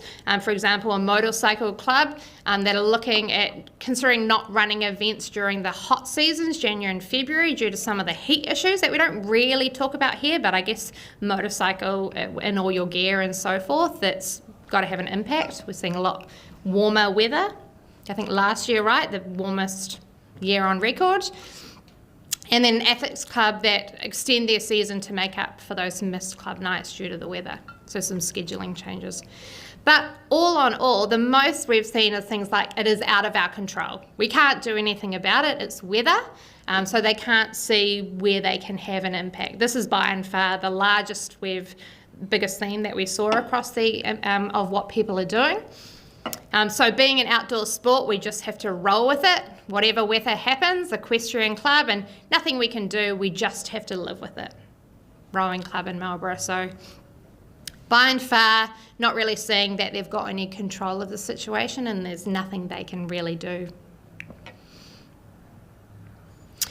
So we also asked how concerned they are. So they're being impacted, right? Most clubs are being impacted, but how concerned are they about their club's ability to be able to maintain their club activity at their current rate, at their current level due to the risk of climate impacts in future? So are they concerned? They're being impacted. Maybe some don't think that they have anything they can do about it. It's out of their control. So what is the concern? How concerned are we? And this is a number that I probably, if we do this again this year or next year or in a couple of years, that I imagine will increase. And I think that's why we're all here, right? So yeah, almost half the clubs are concerned about their ability, which I think should be a lot higher. I think we should all be concerned. The most concerned, you can see these sports here. Outdoor sports, all of them. And then we have the least concern, so some of those indoor sports there as well. With some least concerned ones, there also being some big sports, right? Hockey, turf largely, but netball and so forth. So it's just interesting. So that national average is that 46% there. So when we look at the different where sport is taking place, I think that's really interesting, and this is something that was quite significant. So you can see obviously those that are based on lakes, rivers or waterways, natural waterways, they are more concerned, rightly so I think. Outdoor grass fields are up there in terms of their concern, and then those with the artificial surfaces and those that are indoors, less concern. So still some concern, but not as much as the outdoors, which will be impacted the most and are impacted the most. All right, we also asked about support. So what, if they were to receive any kind of support, what is it to be able to maintain what they do, and with the impact of the stuff, how can we help them, right? And I guess my job as a researcher in finding this information, as well as being able to track it and figure out where we are at the moment, is to be able to pass on this information to people like you, people like Sport NZ and so forth, to show it. So really important to understand what they need. So education was a key thing that came out of it. So we would like more education and to educate our parents and their children. So they want to be able to educate, so they need that education to be able to do that. Northland Rugby Club, education of members to understand the issues and what the potential impact is. So I think, and what we found, if we tried to stay away from the word climate change, but that's still quite a dirty word and controversial. So there is still a fair bit of pushback in terms of it throughout there is definitely out there. We definitely got pushback in the survey. We had people saying that climate change isn't real. Very interesting. So there is still a bit of pushback out there. So education is still really important, I think, and what our role is in that. Obviously funding, grants to support clubs to continue to break even and continue operating at times when we're affected by extreme weather events would be useful. And so had some great opportunities here with funding, but understanding that funding and how it can be used in times where we're not in crises. Assessments, so support with assessment on fields for drainage, a lot of risk assessments, so help with assessments of storm events eroding the land in front of the club and modelling on these events, so understanding what the impact would be specifically to their context, so then they can do something about it. Season change. So we talked a little bit about clubs were already changing seasons or looking at adding Plan B days and so forth. So people wanting support with season change from more the regulatory governance structures. So Bowls NZ would have to have different opening and closing seasons to be able to help with the weather and so forth. And a cricket club here in Tairāwhiti says Sport NZ could greatly assist by preventing winter codes from playing their sports in summer and overlapping our seasons. So I think which is an interesting perspective, because a lot of clubs are doing Plan B days and postponement days or extending their seasons, which is then having an impact on other codes which are having an overlap, right? So here, a cricket club here in Tairāwhiti is recognising that and that challenge. And another thing, not sure what's available, don't know what's out there. So golf club here in Wellington, not sure what support would be available, or what we need. So anything would be handy, as we don't know what we don't know. Don't know of any kind of support other than monetary to replace equipment that might be affected. So not really understanding yet what is out there, and I think the resource hub will be a great help, and some of the other activities. But at this stage, don't know what's happening. And then no support available. So there are a range of clubs that said they don't need any support. Canoeing club in Canterbury, we've got a good understanding of climate change and earthquake risks and are factoring those into our planning. And then Archery and Badminton Club in Auckland, we are active and don't need support for the obvious. So some that need support, some that don't know what's out there, and some that are not needing support or don't see the need for support. Okay, so yeah, in summary, that just really gives you a really national kind of snapshot of where things are at the moment, kind of a stake in the ground, and it'll be great to see over the coming years how that changes, especially as we get some initiatives happening and probably more, weather events happening, and whether or not concern impact is going up as well. But basically, clubs are being impacted. You guys know that more so than others. And some clubs are doing some positive actions. Others are not impacted or feel empowered or think that they can do anything to have an impact, or just don't recognise that how their activity of sport can change when something happens. So, yeah, so targeted support, proactive measures needed to help these sports clubs. I think we're going to find that there's going to be an increasing need for that. And so I think as we go through the coming years of the National Sports Club Survey, this is definitely on our radar, and we'll be doing some targeted interviews post this one with regions that are impacted as well, to have an idea of how they're being impacted and what are those kind of lived stories. Numbers are great, but it's also great to follow that up with some stories to be able to share. Awesome, that's me. Thank you so much, Mel. I think your point around concern is interesting, and probably if we looked across the room or people's interest in this coming along to this event, we see those in the outdoor sports, particularly the water sports, feel like this is something that's more concern than some of the indoor sports. But we've got time for a question or two for Dr. Mel. Can I ask a question? As an ex-Philed advisor, I used to travel Highway 35, 26 years, visiting schools, helping the sports program. Tomorrow's schools put paid to that. What's your opinion of the support schools are getting today? In regards to the physical education and preparation. So I'm just going to repeat that question through here. The question from Paparau is, because you've been focused on clubs with your survey, but the question is around schools and school support for physical activity, physical education. Is that right, Ralphie? Okay, over to you, Mel. Yeah, so while I'm not an expert in the schools and so forth, I definitely have opinions. So happy to share.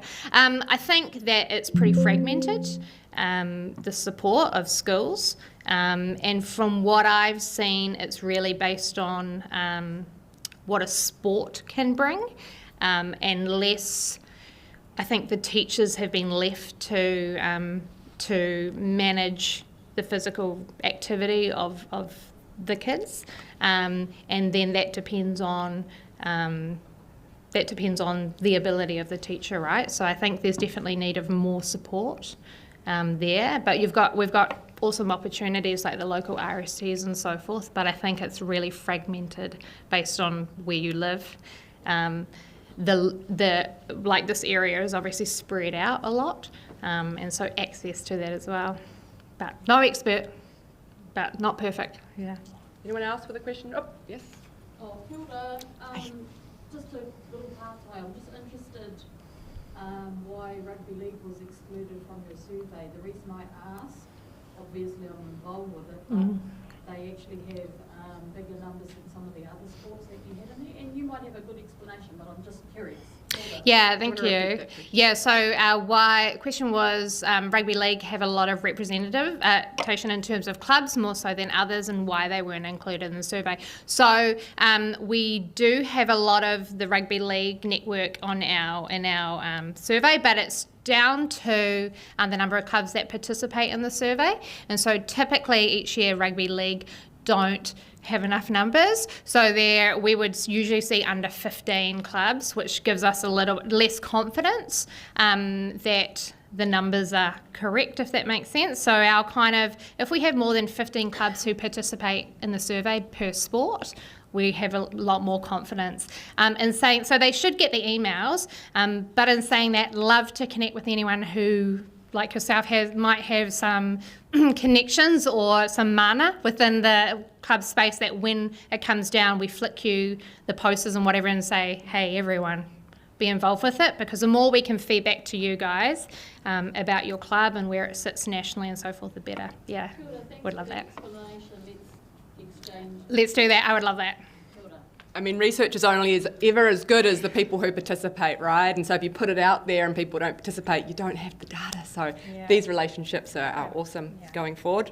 I think we had a couple more questions. Let's have one more and then we'll move into our next talk. So one more partai for Mel. Oh, it's just a quick one. You don't happen to know the percentage impact on Waikato, do you? Oh. I definitely do and can give it to you. So if we can, also that was the percentage impact on Waikato. So I definitely have all that information. So we'll exchange emails and I can flick you through that. Thank you, Mel. Such an interesting set of data you have there. So thank you for sharing that with us today to put our place-based knowledge into a broader context. And Taryn, one more question, one more partai. I've got a Dr. Mel. I found your data quite interesting myself, and now I understand that it goes on, even though you've got 7,500 clubs, it goes by who participates. I found it quite interesting because there was no perspectives from any of the clubs in Tairāwhiti, and being that we were probably the worst affected with the floods and with climate change. So I'm interested to see how you build your networks with a lot of us community-based clubs. Ellie spoke about rugby league, rugby and all the other codes. But I'm also interested in, I found that really interesting. It was like all of the kind of rich elite sports were concerned and then not so much for the, so, just if we're going to get into perspectives and that stuff, definitely think we need to do some networking around that. Yeah, agree. And I think, so definitely in terms of, like Holly said, about the data, and it can always be perfected. So coming to these things like to these workshops and so forth is the perfect way that we like to share. It's still, even though it's 7 years old, it's still a new one. So like I say, you can't make any decisions based on what we've given, but it's interesting. Similar to you, I find it interesting that the smaller sports that have less funding, more so are showing as less impacted. And that's also a perspective as well. So are they more, we can get on with it, as opposed to some of the other sports? I think with the number data, you can't tell those stories, which is why when you put it in relation with the quotes and the lived experiences, then you can, then it makes sense, or it goes, well, that's interesting. Why are they saying that then? What is their perception? Yeah. And just one more question. It was just around, I might have missed it in your corridor, but who owns the data? And then what is the data used for, and how can it benefit those people that participate in it? Yeah, 100%. So the data is owned by AUT, so we are strongly independent from, so we work alongside organisations like Sport NZ and so forth to ensure that what we collect can be passed on a lot easier. So we own the data, which means that we're really strong in that, because it means that we can pass it on, and people are more hopefully open in passing it to us. So we own the data, and it can be used for however is useful, basically. So if there's some data like Waikato that need data, we just need to go bing, bang, bang, and pass it on. So no payment for community sport type stuff. It's there for you and your use. Thank you, Mel. I think there's a really interesting methodological conversation happening here, because we've all probably experienced survey fatigue, right? And when clubs, particularly small clubs, run on volunteer time in communities that have been impacted heavily, just trying to get through the day, another survey coming through the email box, you might not feel that you've got the time or energy to do a survey, but then that data is missed out from important databases like this. So some of those most important voices might be being missed. And that's always the tricky thing with surveys. Every method in research has pros and cons, right? But thank you for sharing that with us today, Mel. So next up we have Dr. Chris McMillan from the University of Auckland. His talk is titled Research Insights, 100% Pure, Environmental Sustainability Policy and Sporting Organisations in Aotearoa, New Zealand. Welcome up, Chris. Have you got the mic for me?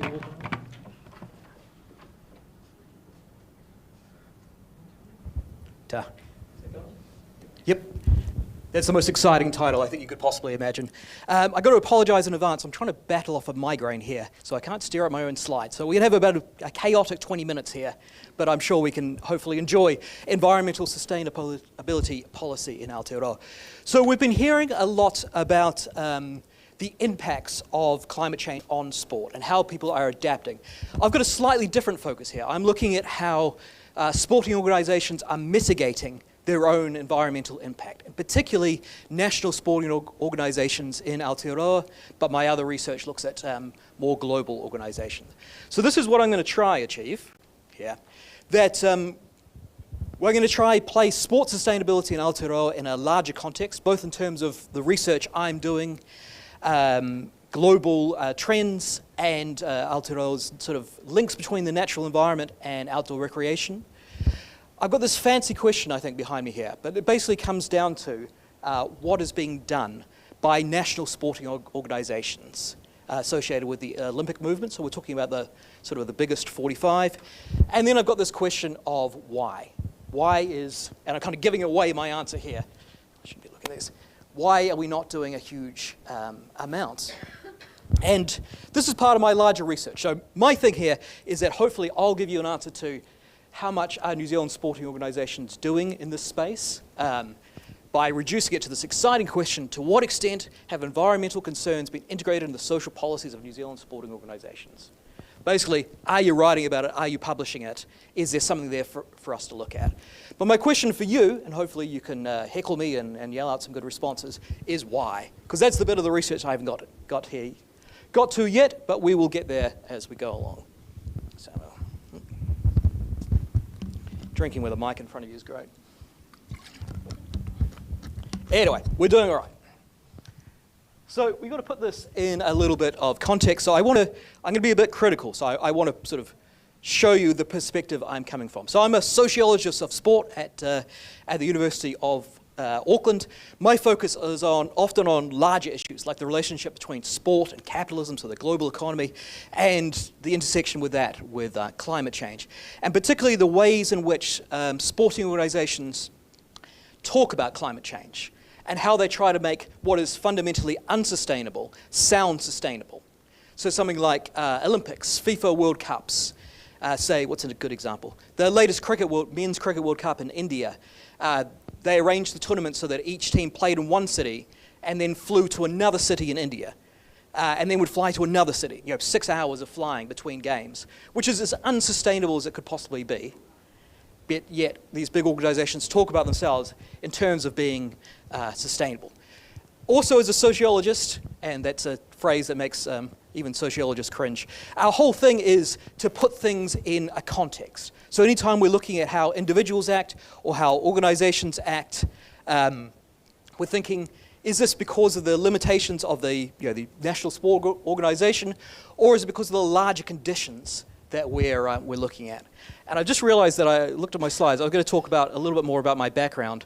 And at 5 in the morning when I was altering these, because I woke up at 5 in the morning, I had this photo of myself, but I don't understand quite what was happening there. It was actually during lockdown. I think I was flicking through thinking if I'm talking about myself, I need to have a photo of myself, and then I just looked like an absolute wanker. And I thought, well, why not go with this one? Anyway, that's my background. So we're doing all right, I think. So sport has always, or active recreation has always had a relationship with the natural environment. As long as people have been playing outside, they've tried to conserve outside to some degree. But it was only since the late 20th century, and particularly the 1990s, that we saw this move towards environmental sustainability. That became words that sporting organisations would use, particularly in the Olympic movement. So we saw people talking about it in the 1990s. So the Olympic movement had two pillars.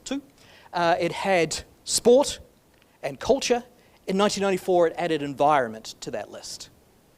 It requires its events to be, I think it's now climate positive is the term they used, which sounds lovely, doesn't it?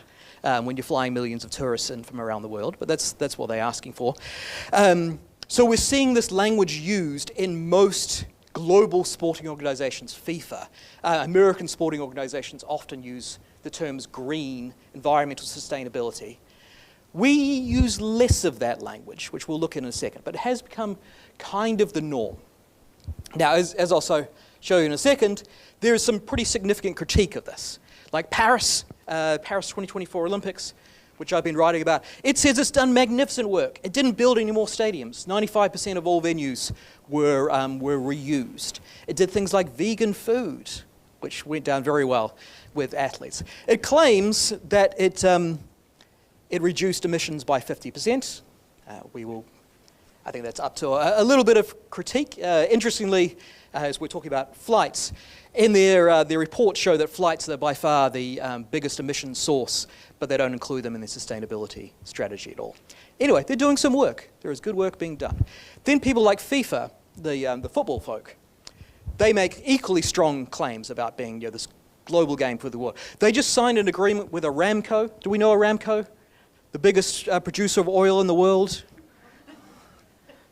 They've also just got, the 2026 tournament, football tournament, men's tournament is going to be in 3 countries, Mexico, Canada, North America, though I guess if Trump has his way, that might be 2 countries, we'll see. The 2030 tournament is going to be in 3 continents. So it's not perhaps taking the right moves. Also at the UN level, and we'll look at our role in this soon, they've come up with the Sports for Climate pledge. So this is for signatories to reduce their greenhouse emissions by 50% by 2030 and net zero by 2040. 280 organisations around the world have signed up for that. Organisations like Sport England. So globally there are some moves. It's critiqued a lot. There are limitations to this. But nonetheless, if you look up the websites of most major sports organisations outside of Aotearoa, you will see that there is this language being used about climate change or strategy. And you would think here we would have a similar type of approach, given that there are obviously very strong links between active outdoor recreation and the natural environment, and that a lot of the sports that we play or the recreation that we do have developed because we have a relatively temperate and stable environment. Things like cricket, tramping, all these many other things rely on the stable environment that we have relied on. We obviously also have a pretty strong, or a range of kind of threads in our national story about relationships with the environment. From Te Ao Māori to the slightly different colonial version of taming the environment, to 100% pure, to like Jacinda Ardern claiming that climate change is our nuclear free moment, she said, didn't you? What a world that was. Anyway, there is this thread there in our identity between sport and the natural environment. So I was really curious, having done mainly global stuff, of this question of like, what is to be done? And my first thing was to think about how are New Zealand sporting organisations actually talking about this subject. And so what I did, hopefully this is behind me, you have to draw a line somewhere when you're looking at research, because there's hundreds of organisations. So I took those member organisations that are aligned with the New Zealand Olympic Committee, so they're Olympic sports. So this is just a fraction of them. There's 45 of them in total. So we excluded some professional organisations like, say, the Warriors or the Breakers, and community organisations as well. But we're looking at the big national sport organisations like Basketball New Zealand, to read off a screen. And my question was, what are they doing here? And rather than talking to people, because people are scary, they take a bit of funding to go and reach, my first step was to read 3 particular documents: annual reports, strategy plans, and just websites in general. And I have a very fancy graphic coming up, which I came up with myself. Look at this here. All the power of PowerPoint there. But it comes up with a very important thing. So of these 45 organisations, plus the New Zealand Olympic Committee, and through the Olympic movement, it says that its commitment to sustainability should filter down. 11% of organisations made some reference to environmental issues in their annual reports. Just some reference. They could say the climate is changing. 22% had something in their strategic plan, and 28% had some reference anywhere on their website. It might be, say, an interview with an athlete, which talks about how difficult environmental choices are. So it was there. But how it was there was also quite interesting. So only one organisation had what we'd call a coherent sustainability strategy. That was Yachting New Zealand. Golf New Zealand also had something. I'm being too dismissive. Golf New Zealand has a section on their website in which they talk about ranges of ways in which golf clubs can adapt. We might think here that yachting and golf is the people who have put the resources into this. They're particular types of sports that we might explore later on. But what we mostly got, and I'm sorry this is so small, I guess we got the screens over here we can also look at. A lot of organisations said they were doing something.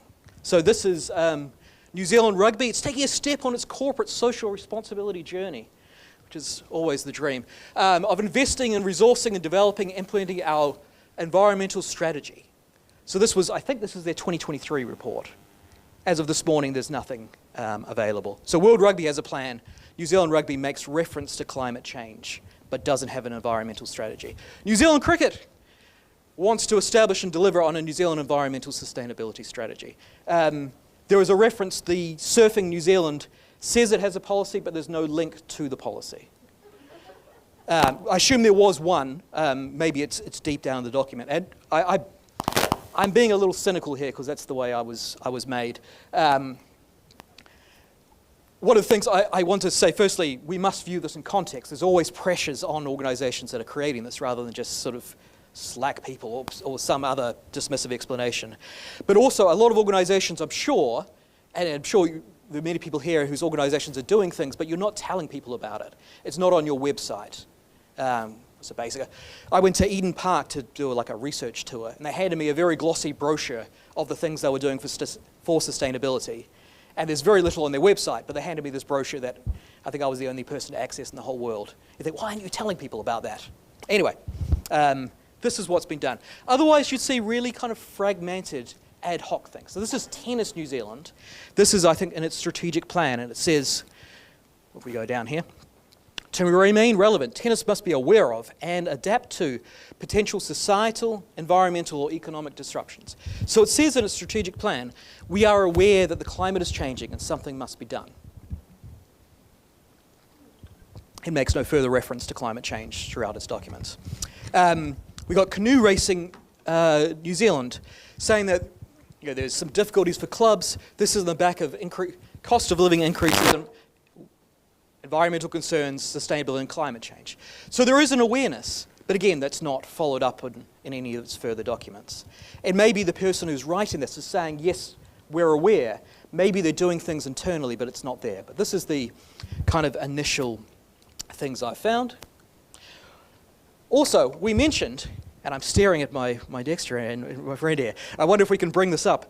So there's 280 signatories to this document. You can see here the kind of people who have signed up. How many do we reckon from this country? 2, is it? Have we got a second one? We've got, I don't know if we want to search for this. We've got Tertiary Sport New Zealand, though I couldn't see anything on their website referring to. Who have we got?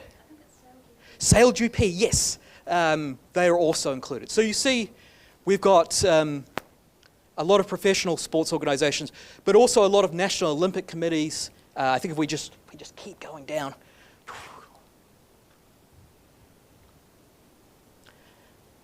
And we stop about there. So we've got things like Sport England are there, the Swiss Olympic, Tennis Australia. So a lot of the big organisations that have counterparts here, they're signing up to reduce their emissions by, was it 50% by 2030? Does anyone remember the things I was talking about? Net zero by 2040.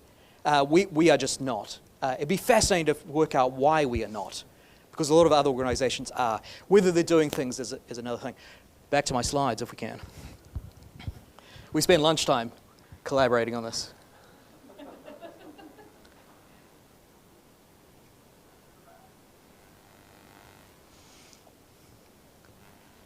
Oh, that's me.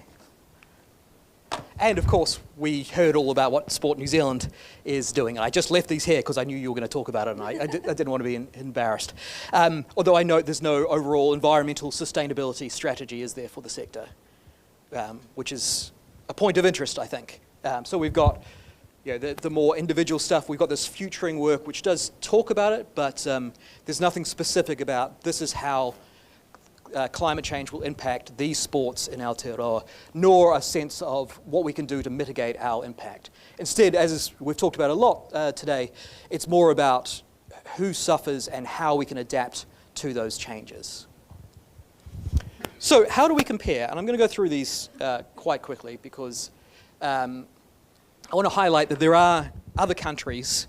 We've got some Western European countries here. The Swiss are saying a lot, the Belgians are not.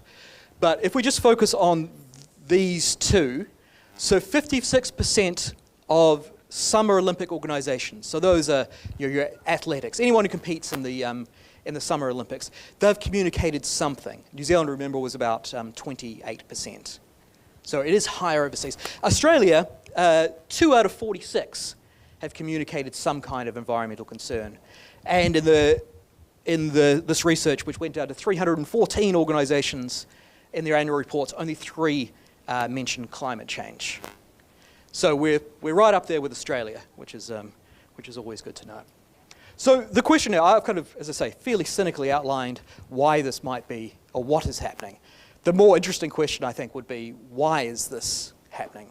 And as I say, from a sociological point of view, I want to understand that it's not just that, say, Tennis New Zealand, and be very clear, this is not what I mean, that Tennis New Zealand doesn't care. There are always larger factors that we must understand, most likely around, I'm going to give you the opportunity to text something in soon, around resourcing, around infrastructure. Just to give you an example, the sporting mega events, the World Cups and the Olympics, which have the biggest environmental impact, are those that are either far away to travel to, like us, or have poor internal public transportation, like us. So these are massive hurdles to overcome for a country like Aotearoa. But I've got a little, am I doing okay for time? I bet I'm going way ahead of time, aren't I? Racing through. Yeah, good. So I have this little survey thing that I use with my students all the time. Let me explain it. And we can participate if we want. You can tell me to piss off if you don't. If you go to menti.com, so that's, get your phones out and go menti.com. You can see the codes on the screens there. And then you put in the code 62970209. I'll leave that screen up for a second. And the question is just this: what factors influence the environmental actions taken by your organisation? So I'm curious, really, what's driving positive steps that might be taken, or what's restricting you? Is it resources? Is it a lack of knowledge? So this will come out as a series of words, so it's best to avoid long sentences if you can, because otherwise the words like is and if will come up all the time. So we'll stick with our one-word things. Hopefully we're going all right. Anyone having any trouble with that? Good news. Do you reckon we could flick up that screen?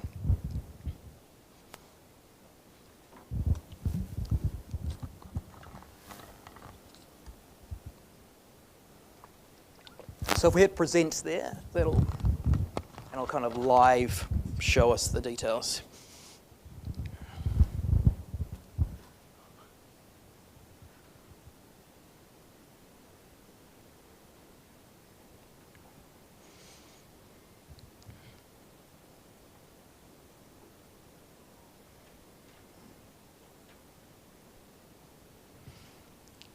I'll give it another minute to come in.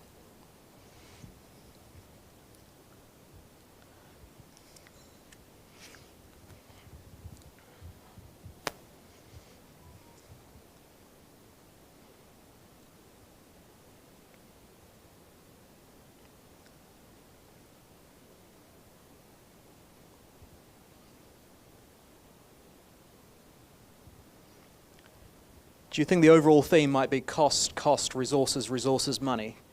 Would that come through to everyone? I'm coming right towards the end of this here, so I wonder if I could hold my own slight Q&A here and just ask if anyone wants to tell me, what kind of resources are we struggling with? Because to put it in a little bit of a context, a lot of the websites we're looking at, we're quite basic websites. There's clearly perhaps things were being done, but it was difficult to get the resources to publicise those. Also, when you're searching for sustainability in New Zealand sports documents, the thing that comes up all the time is financial sustainability, or the sustainability of competitions, which clearly signals that kind of resources. I also wonder whether it's the resources to, say, put together a strategy, which might come under knowledge there. But I wonder if anyone wants to get me to shut up and tell me why they might have put their response. Yeah.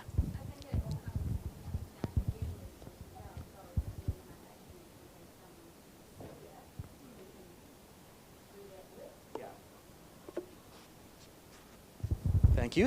We're getting some nods with that one.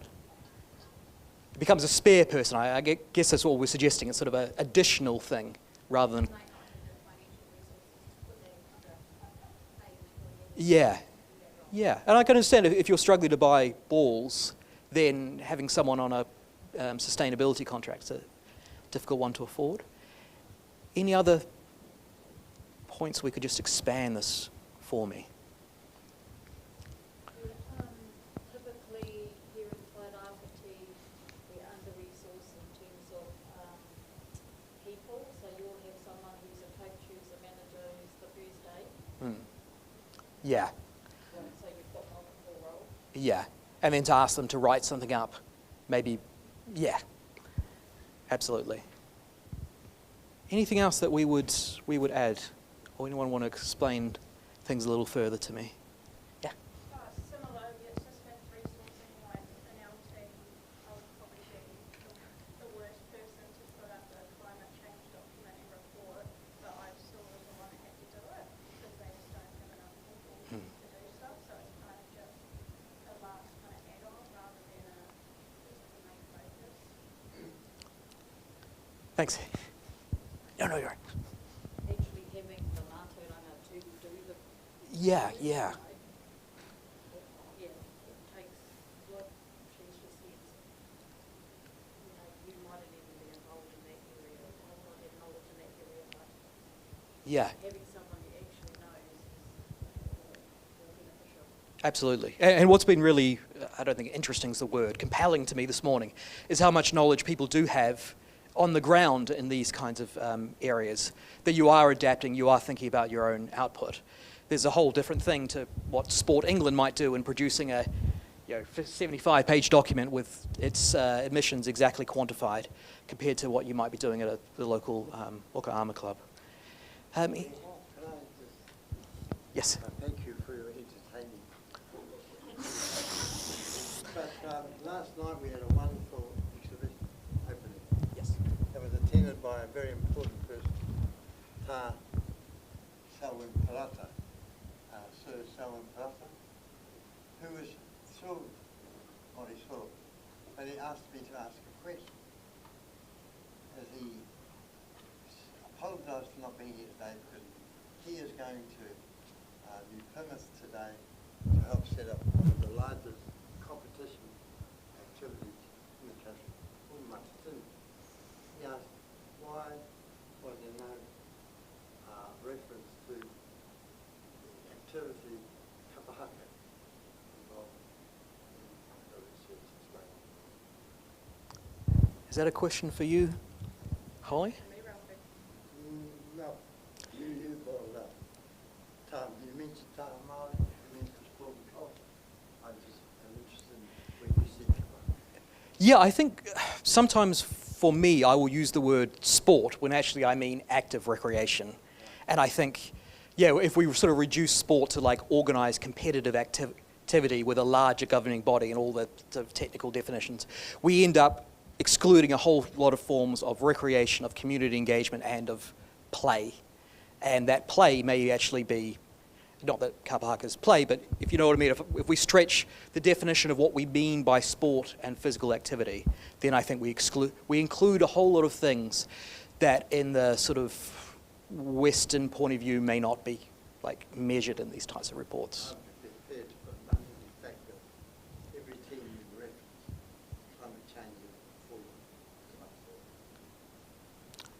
Yeah. Yes, they may well do, actually. Yeah, and obviously I've selected those Olympic organisations, so I've sort of self-selected away. Yeah. Right.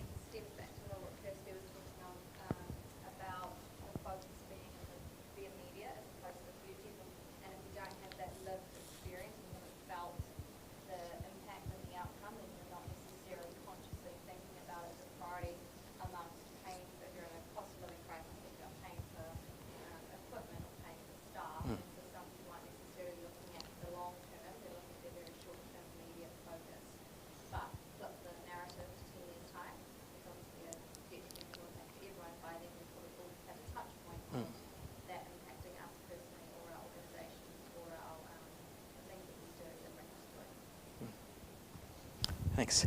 Okay, well, I've reached sort of the end of this, and this has been absolutely fascinating. I really appreciate your input. So my main things is that globally there is a large sports sustainability movement.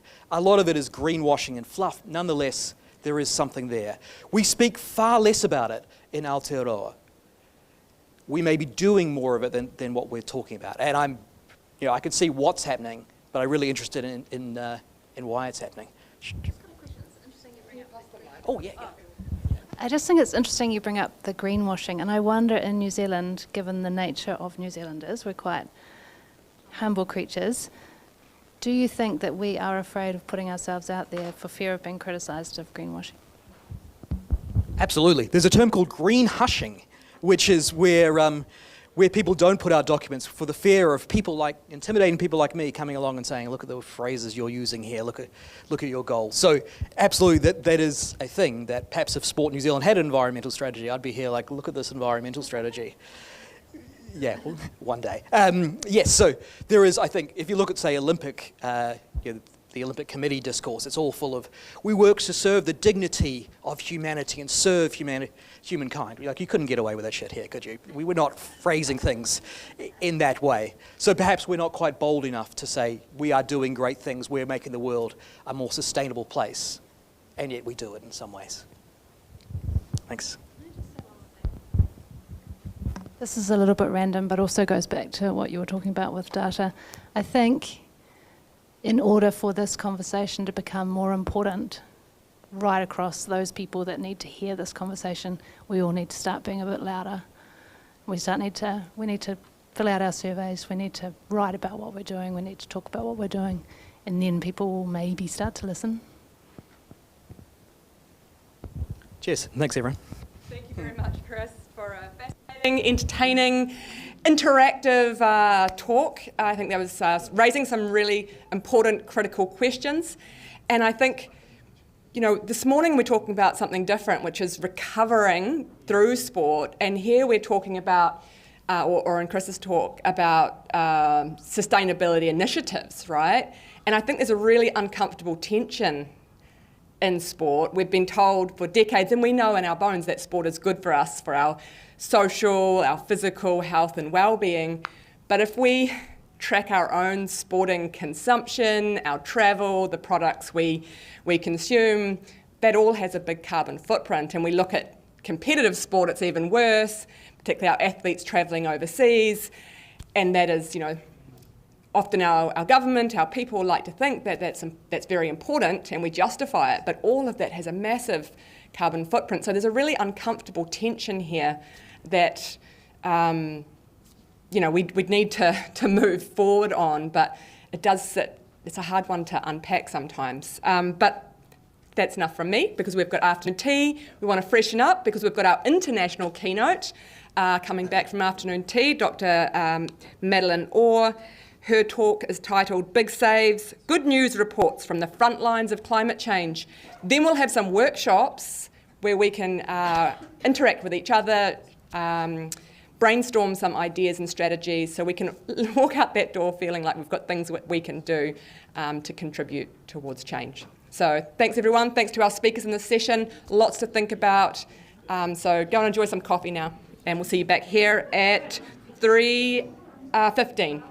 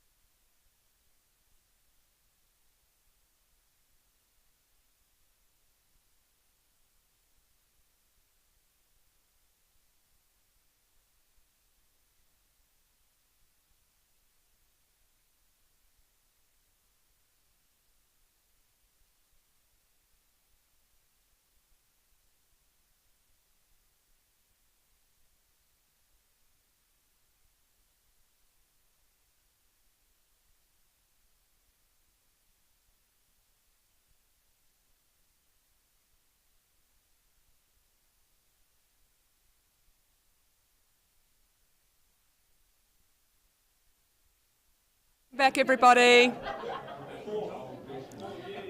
Trying to keep on track. I love the energy in the room, the robust conversations. I'm aware we also have an online audience who is joining us back here. You can't hear? Thank you. Bring your cups of tea and your coffee and your muffins and your brownies. Bring them and sit down, because we have a real treat here. Next up is our international keynote, Dr. Madeleine Orr from the University of Toronto. And she's obviously not in the room. She's just had a newborn baby. So we're very grateful for her to taking time out of maternity leave to record this specifically for us. Maddie is the author of this award-winning, top-selling book, Warming Up: How Climate Change is Changing Sport. And I think we're in for a real treat to listen to and learn from her in terms of some of the insights that she's been documenting from a global perspective. So we're going to turn to Maddie Orr now.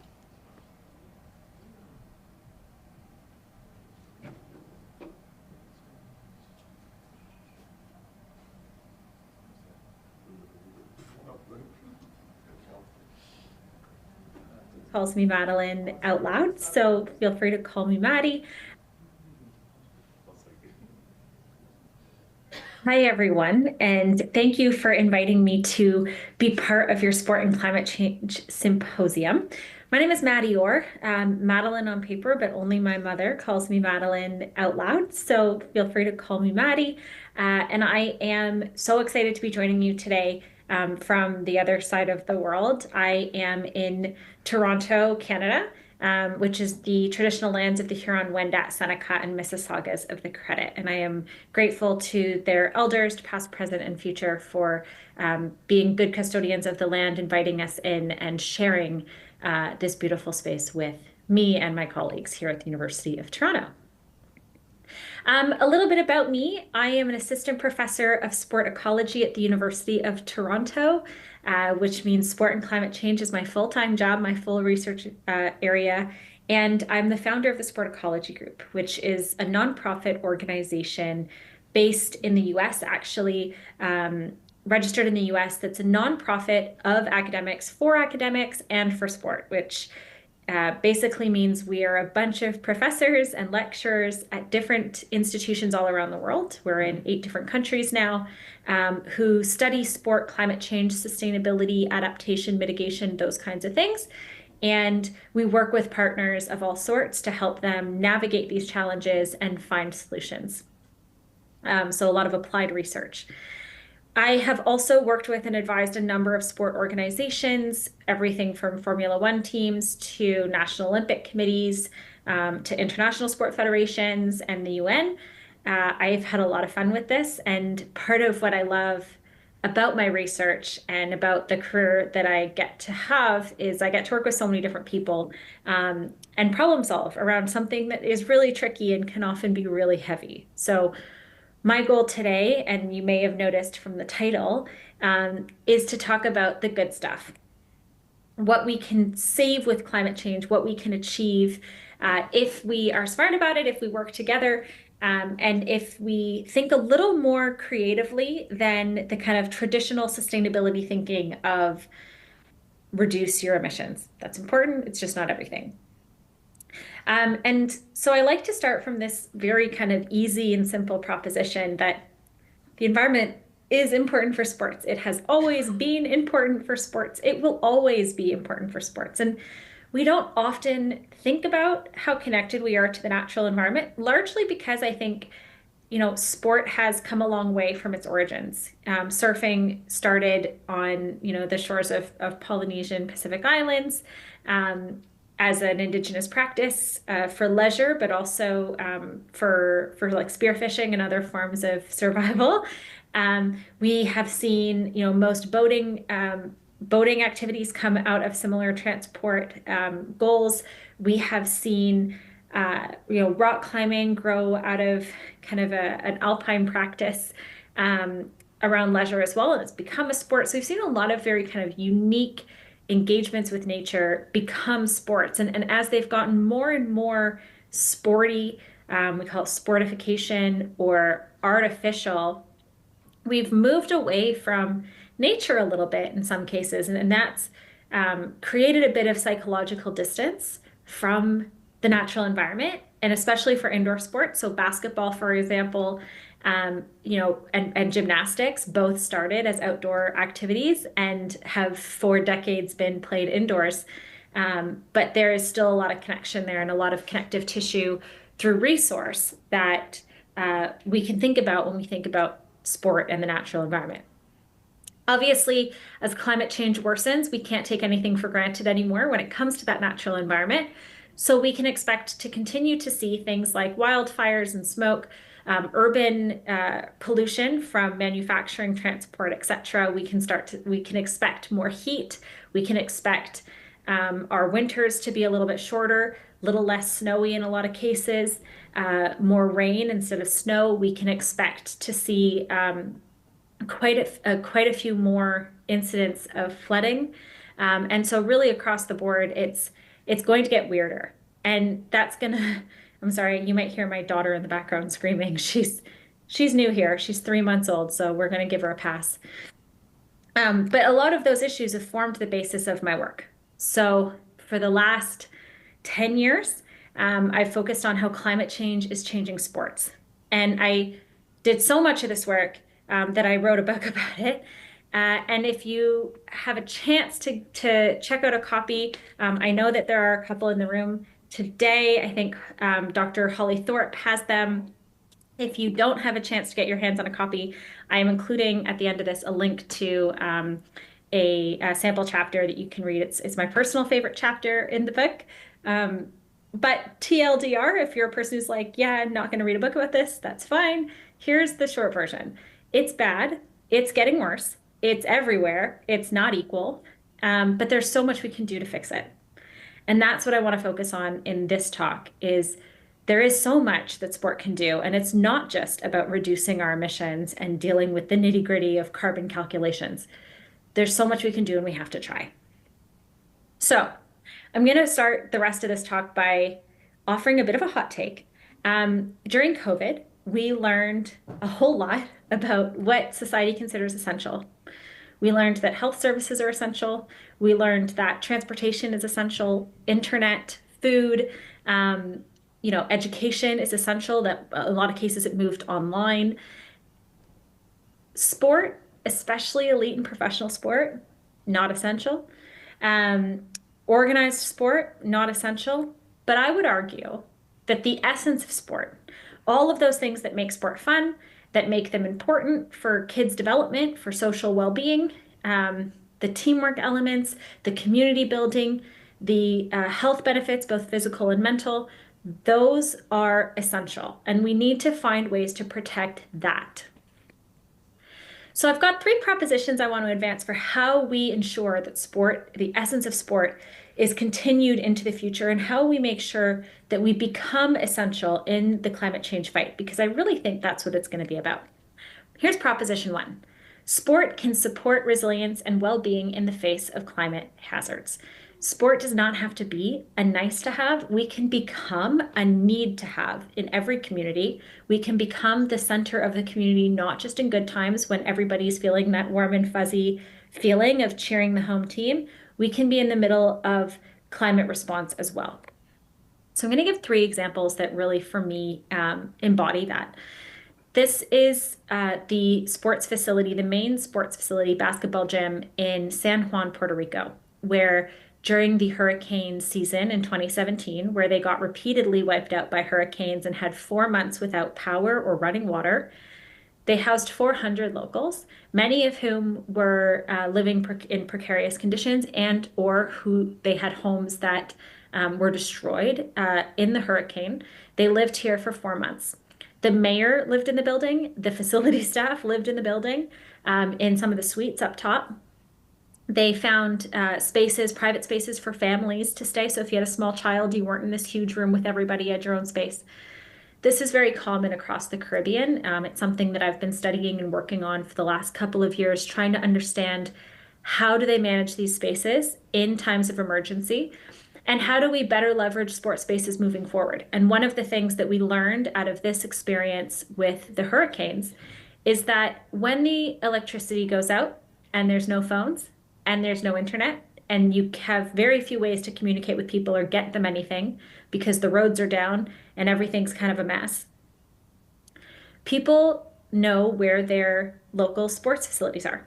They tend to know where the basketball court is. They know where the tennis courts are. They know where the baseball diamond or the football field might be in their community. Maybe it's at the school, maybe it's at the local park. And so what the mayor started doing was using those spaces to distribute emergency resources. So sport facilities were not only where people were being housed, but basketball courts, outdoor courts, were being used to distribute food because you could drive a food truck right onto the court, which you can't do on a field. You can drive an ambulance and provide medical care to the community from that space onto the court. You can land a helicopter on the court and deliver emergency supplies to remote communities. So basketball courts were being used, and fields, baseball diamonds, were being used as well. To circulate information, news, and to gather people together. So a community would have their town meeting in these times to figure out how they're going to respond on the baseball diamond. That's where they would meet. And I found this fascinating because it was just such a good example of sport being the center of a community, not just in the good times, but in the bad times as well. And like I said, this is becoming best practice all across the Caribbean. And I've been in touch with organizations in the Solomon Islands, in the Philippines, in Pakistan, and in parts of Africa about taking this model and applying it elsewhere. More recently, just last month, LA caught on fire. I'm sure you heard on your side of the world. It was big news over here. Multiple sections of the city burned to the ground. And in that time, one of the fastest responding groups was surfers, surf clubs. And the reason the surfers were so able to respond was because they had existing group chats. And it seems so simple, but when you're in flux and you're evacuating and your laptop is in the back of the car somewhere and you're staying in a hotel and you're just trying to make sure that you're getting through your day, you don't have time to do things like organize with 200 volunteers to deliver water and food to first responders. But the people in the next door neighbor community who already have existing group chats and already have that social infrastructure built because of their clubs, they can activate quite quickly, and that's what happened. So surfers in the area became some of the fastest responding groups and turned their little surf club into a pretty big operation, getting water and food and supplies. So you can see here in the picture on the right, some toiletries, that kind of thing, to responders on the front lines to get it into the hands of firefighters who were fighting the fires day and night. A third example, McLaren, the F1 team, this was before I started working with them, but during COVID, they became central in a project looking at designing and quickly deploying 10,000 respirators to first aid and medical care workers, particularly in hospitals, so in emergency rooms and in hospitals, getting these respirators to folks. And they used all materials that already existed in their shop at the Formula One racing team, which is interesting. So all the engineering parts that are in this, the mask, everything about this piece, they already had the pieces. They just had to figure out how to put it together. And they worked closely with the NHS to make it happen. So another example of sport moving to the front line in times of need. Again, in this case, not climate change, but similar in the sense that it was kind of this big problem outside of sport, but an example of sport coming to the front line, figuring out how to make themselves essential in that moment. Second proposition, sport can start a chain reaction of climate action. So often when we talk about sports having an impact, having a platform, we're talking about fans. And I'm going to get to fans in a minute.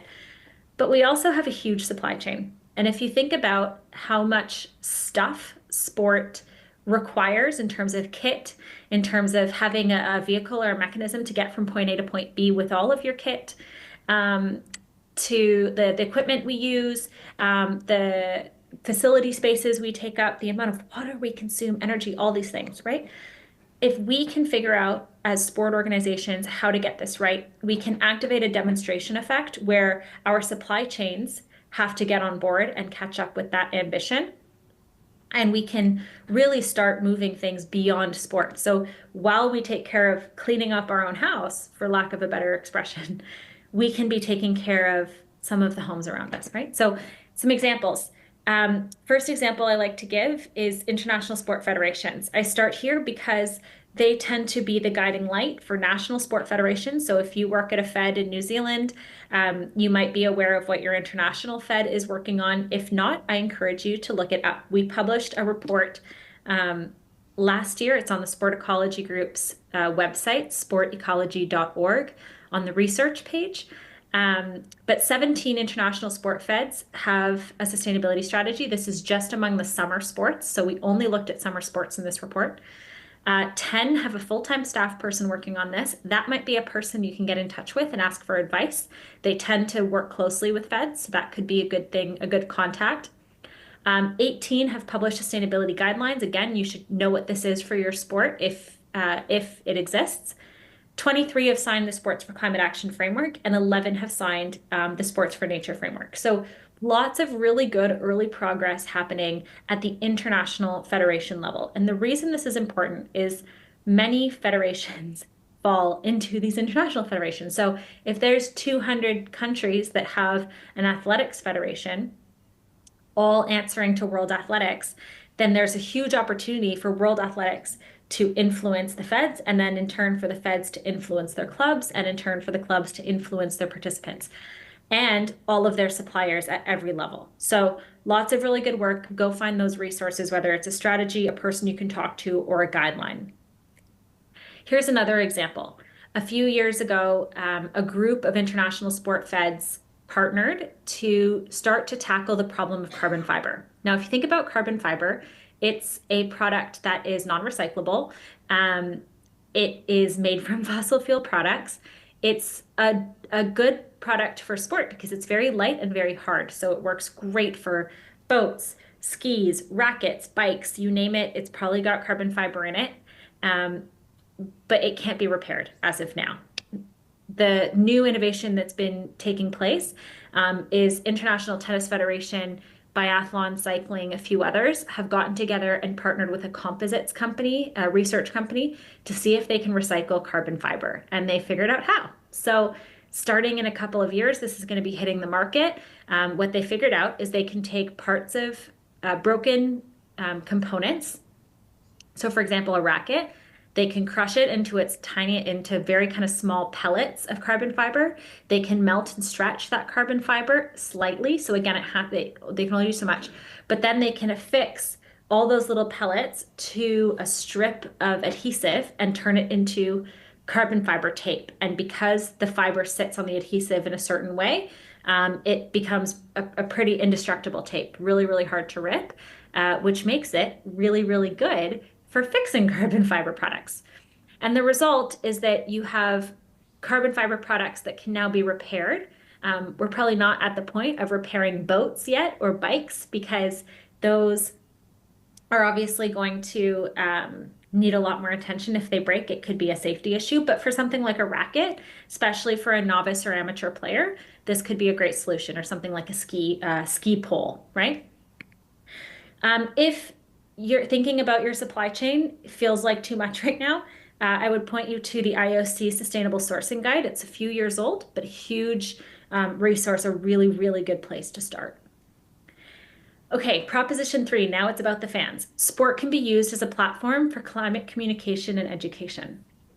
And in particular, I want to focus on the people involved in sport. So my personal theory of change, the reason I focus on sports in my research, is not to solve sport. I'm not trying to save sport into the future, although if that happens, that would be pretty cool. That'd be a great outcome. But that's not my main driver. I'm interested in societal change. I'm interested in protecting as many people as possible in a climate changed world. I'm interested in preserving health and well-being in a climate changed world. And if sport gets us there, great, I'm here for it. So I use sport as a tool to talk about bigger, broader things. And in this case, it's climate change. And we know that this is happening. So some really cool examples, some that are close to home. World Athletics surveyed their athletes a couple of times in the last few years. and found that 77% were extremely or very concerned about climate change. They took that piece of information and they invited athletes to be part of a training that I was involved with helping to develop and deliver on climate change. And we taught athletes to talk about it. So in an hour and a half, we gave like a very fast overview of what climate change is, what's real, what's not real. Here's maybe some tips and tricks for how to talk about it. And Eliza McCartney became one of our first athletes to raise her hand and participate in this. And she has since gone on to be part of a number of campaigns for World Athletics. Pole vaulter from New Zealand, deeply passionate about the environment. And it has been so much fun watching her use her platform to communicate with people. And it's really, really landing. And we've seen this working across sports. I was a little skeptical for a while that athletes would be seen as credible on issues related to environmental change and climate change. And so I actually ran a study last year looking at, I surveyed, I guess the better way to explain this is, I surveyed Americans who are fans of sport and who are not fans of sport, so a very broad swath, big sample. And I showed them a number of social media posts by athletes, including the ones you see here. And I got permission from all of the athletes to do this. So there was a professional footballer, a professional baseball player, a skier, an Olympic champion snowboarder, a volleyball player, and so on. And we asked the respondents in the survey to basically rate these athletes on credibility, on authenticity. Do they believe them? Will they follow their lead? Does this seem like an unimportant thing to them, like a brand post they don't care about? Or does this seem like a real concern of the athletes? And what we found overwhelmingly is that people believe them. They find them credible. They find them authentic. They were willing to listen. And actually, they found the athletes more interesting, more credible, and more authentic than scientists, which is embarrassing for me, but great for athletes. So this was a great finding. We are continuing this research and building it out in other markets. And if there are any academics in the room who want to study this in the context of Oz or New Zealand, get in touch. That's my next big project. But we're curious about how the audience receives this kind of messaging so that we can give better advice to athletes about what exactly to say. And again, we are giving these trainings all around the world. Adidas just ran one for all of their sponsored athletes in Europe, Middle East, and Africa. And there's some pretty big names on that list, including entire national teams, Arsenal football, Steph Tsitsipas, the tennis player, quite a few. So it's fun to see it growing and gaining momentum. Here's a really fun, just quick example. Canada Bobsleigh is sponsored by an organization called Canada Action. Canada Action is a lobbying organization for oil and gas. Now, one of the athletes is an environmental engineer by training, and he found out about this new sponsorship and was pretty upset about it. And he decided to do some guerrilla marketing of his own at the championship this past weekend, or sorry, at the World Cup. So he took, you can see in the middle of the screen here, I Heart Canadian Energy on the side of the sled. He went and got an extra sticker printed that says from renewable sources to put underneath that statement. And so he did that just this year, and it went up at the last World Cup, and definitely raised a lot of eyebrows on this side of the world. In your own backyard, Marcus Daniel is a tennis player.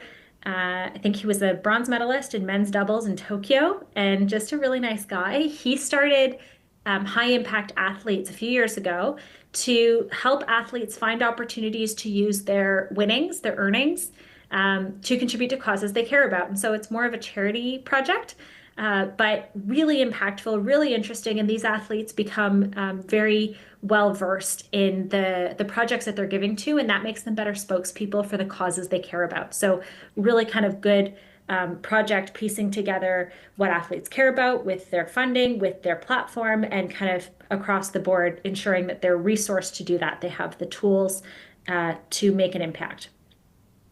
For those who might be an academic in the room, I would encourage you to do public scholarship, just because the athletes are more credible than we are and more well-liked publicly.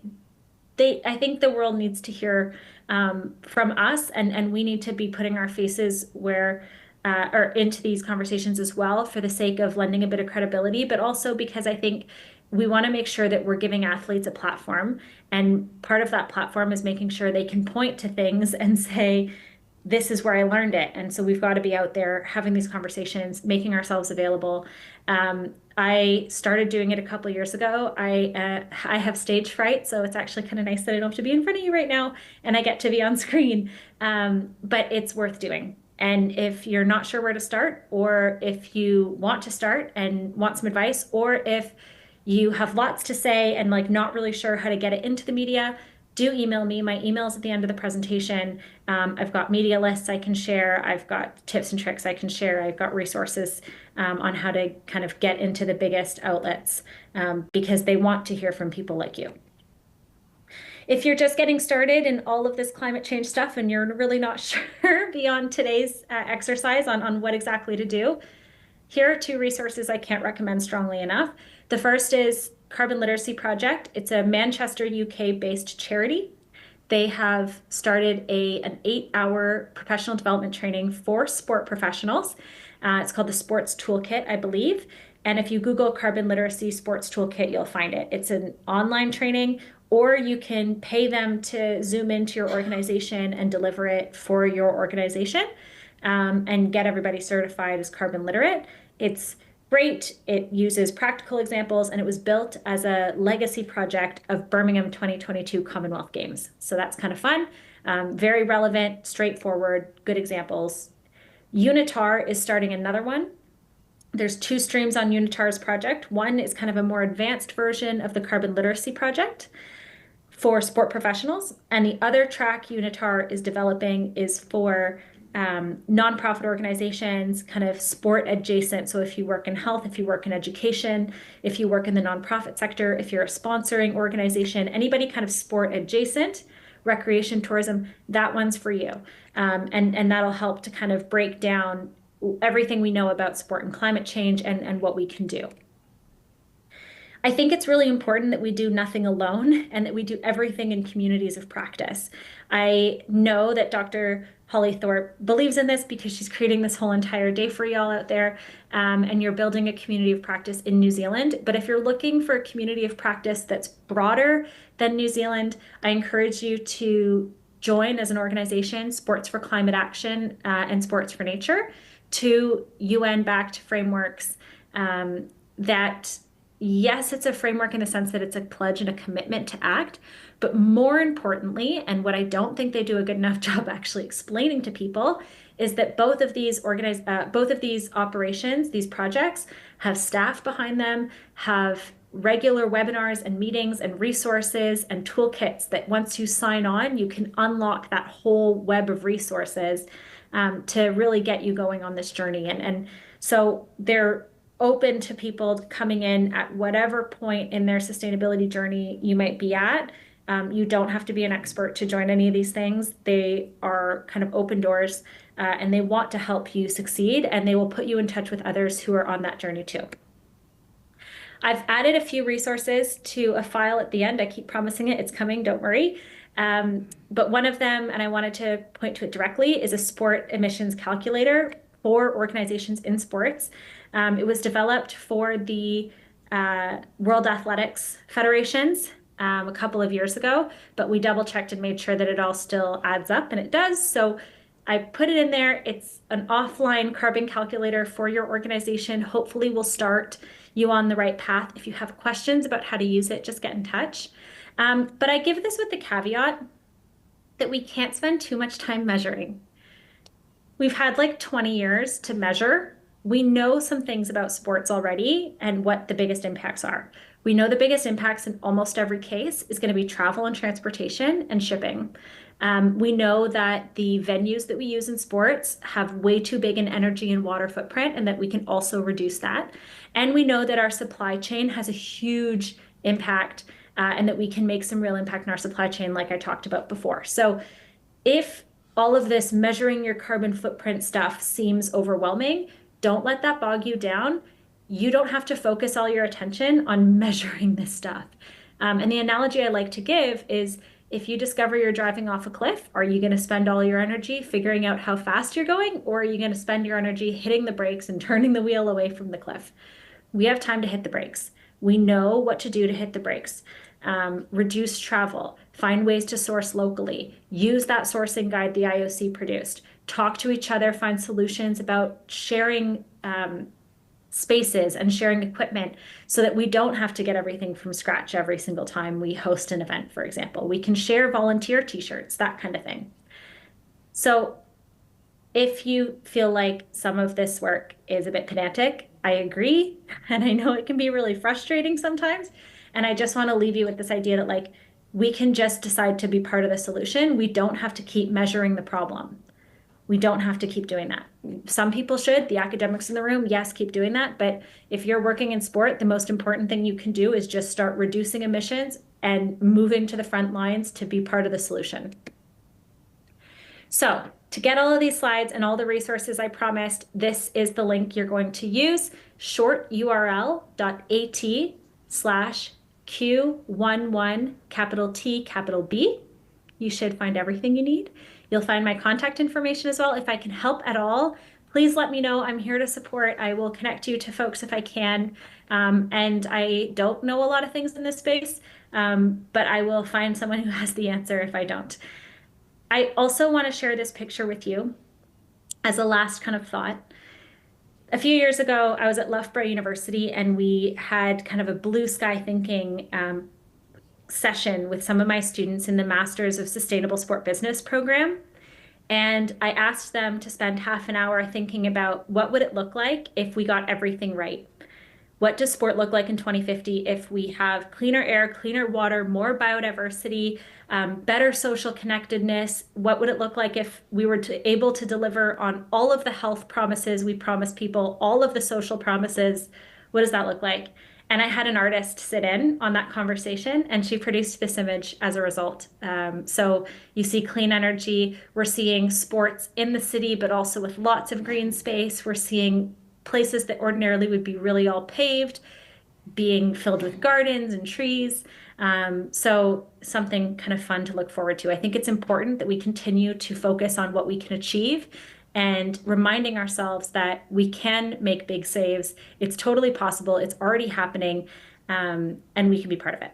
So thank you for your time. Good luck with the rest of your session today with the symposium. And like I said, if I can help at all with anything, my email is here, and I'm an open door. Thank you.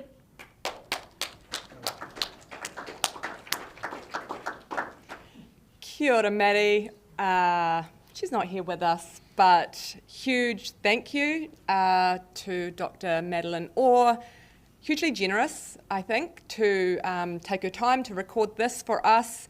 And she's a global leader in this space, as you can obviously tell. Hugely generous, sharing a number of resources with us that we can use. So thanks to Dr. Madeline Orr. So we're going to now change the energy a little bit and get into some interaction, some workshops. Mel is going to help me with this. For our online followers, sorry team, it's not interactive with you, but maybe you can think about these questions yourself. I know we have some people joining in offices where you've got colleagues, so you can hopefully work together on these activities. First thing, can we make that a little bit bigger? Thank you. So I can read it. I think we've got a slide before that, do we? There's a slide before that one? There is a slide before that. Yes, there was. But anyway, I remember what it said, thankfully. The plan here is to get into groups with the type of sport that you're most passionate about. I know we have people who are involved in lots of different sports or lots of different roles, but water-based sports, maybe over here, grass-based sports, so that might be rugby, that might be football, for example, concrete or indoor sports in the back over here. And if we have anyone here who's particularly interested in issues of equity, around gender or disability. That might be a separate group, because I think those are really important issues as well. So we had water-based sports here, we had grass-based sports here, we had concrete and indoor sports there.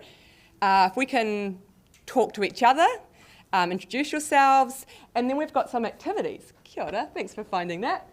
I had grey sports, so we've got blue sports, water-based sports, green sports, grass-based sports, grey sports, concrete-based sports, so netball, tennis, skate, for example, indoor sports like basketball or badminton. I'm not sure if we've got enough numbers, so I was kind of mushing those together.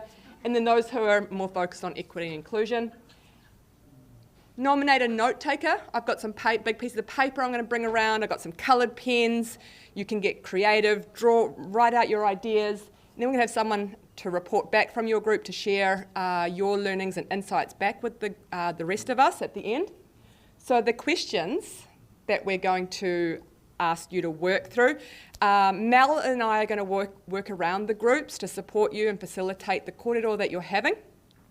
The questions we'd like you to consider are on the next slide. Thank you. All right. So what are the specific challenges for your sport, your sports and your participants in the context of climate change?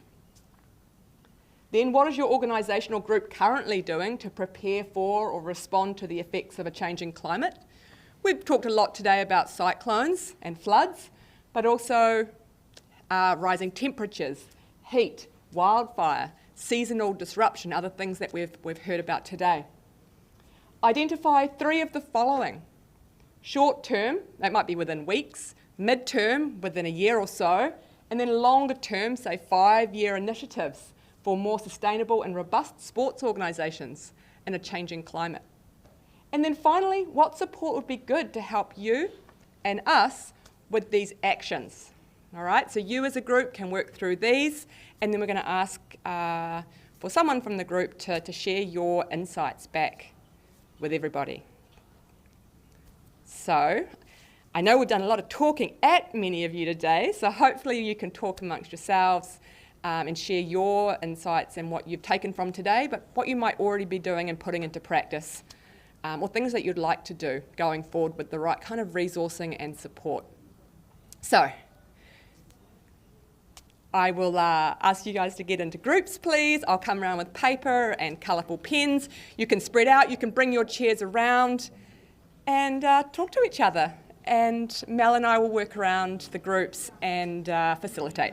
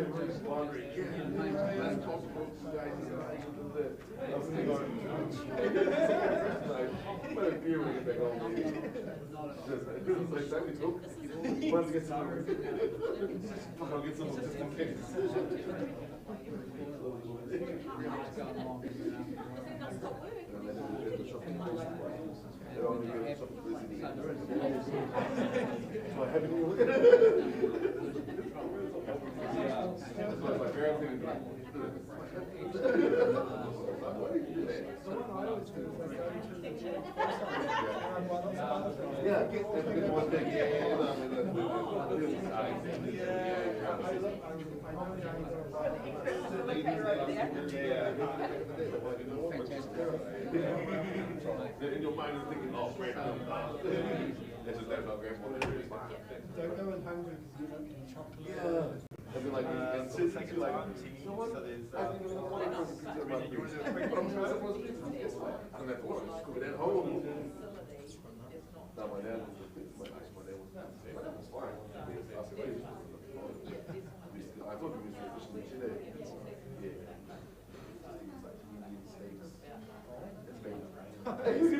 Like straight up. You might not go on. That's why when they used to get steak. It's funny, like, oh, did it work? It was the shit. Like, not fish, they were want to nominate themselves. Like, bad too. It's like, oh, you squid. Well, it's just as good. You might need to put it on a piece of scissors. I think we got some.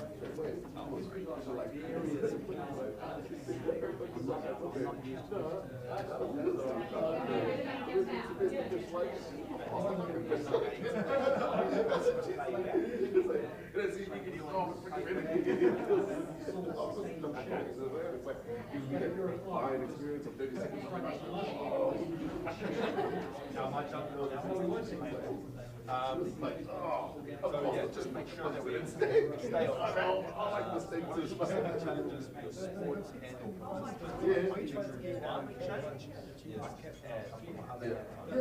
it doesn't really feel like once you finish like things for a while, it's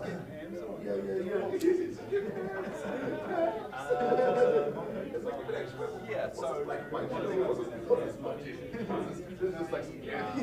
Oh, it's all my photo and that's budget stuff.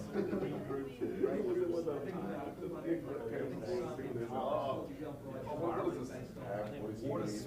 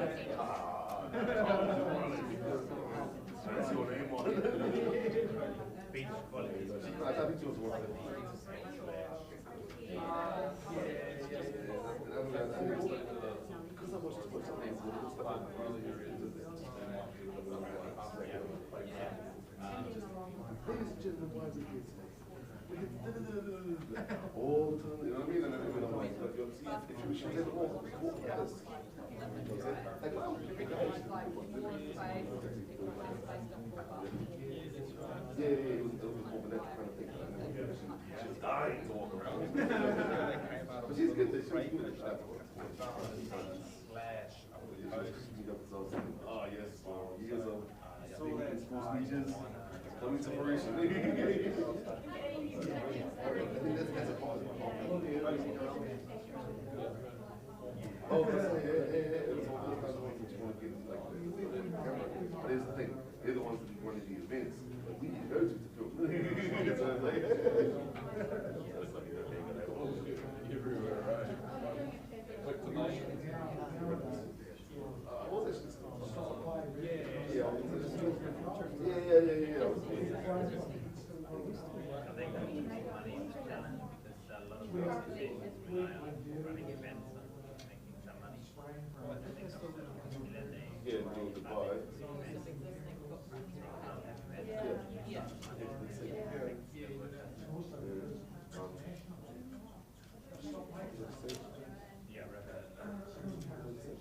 It's not the main driver. Oh, yes.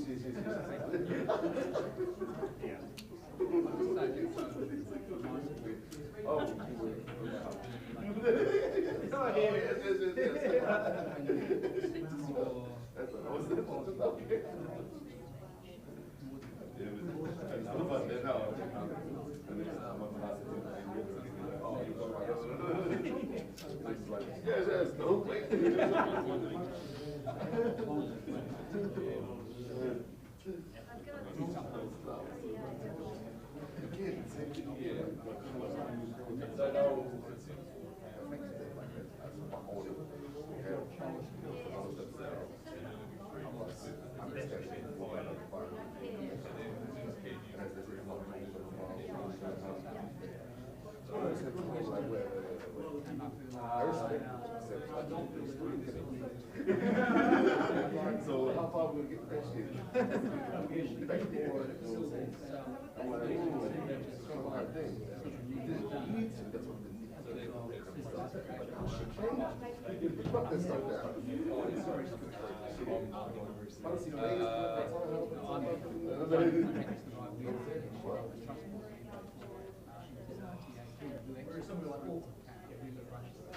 Yeah.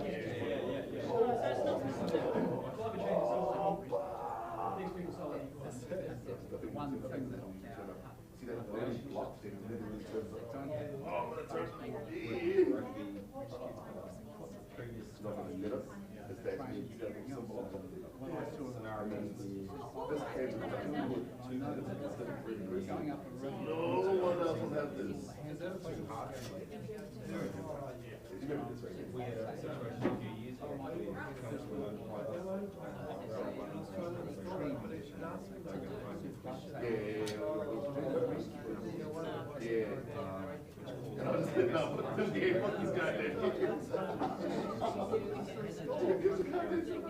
where we play something else. Go play some ways. Yeah. And last it's like, give us your Edinburgh. Oh my God, what's your email? What's your email? I don't want to know what you really go email. You can send your picture of you.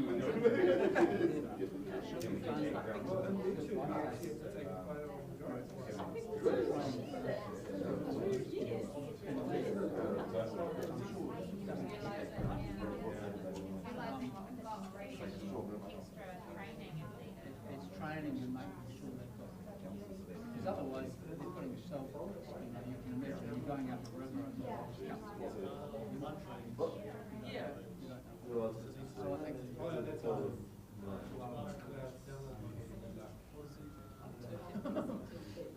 I'm assuming he said that's the wrong one. Direction. I'm assuming he's like, oh, someone said, oh, sorry, wrong person. I have no idea.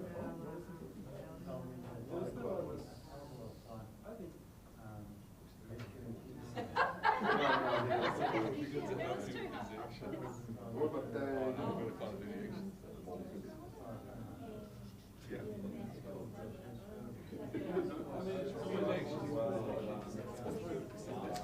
climate change.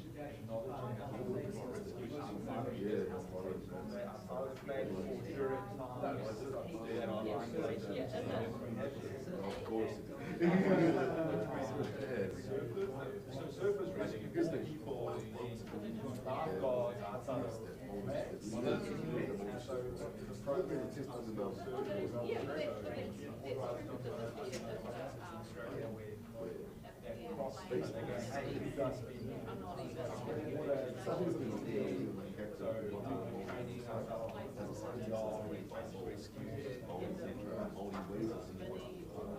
research.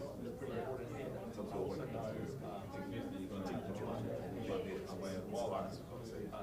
but this kind of really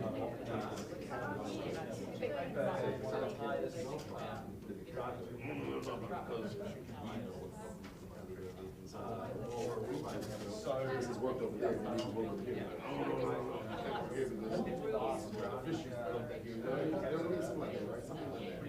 That's why. Yeah, I was gonna say, where's number one?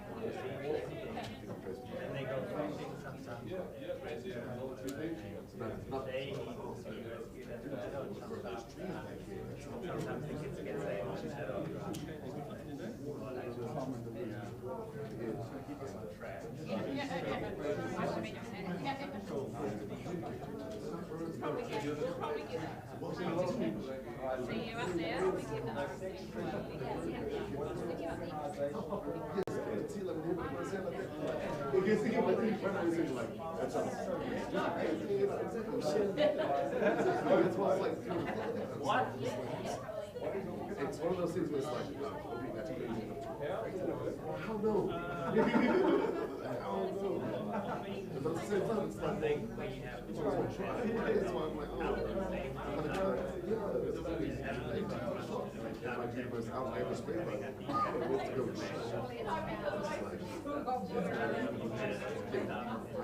we're still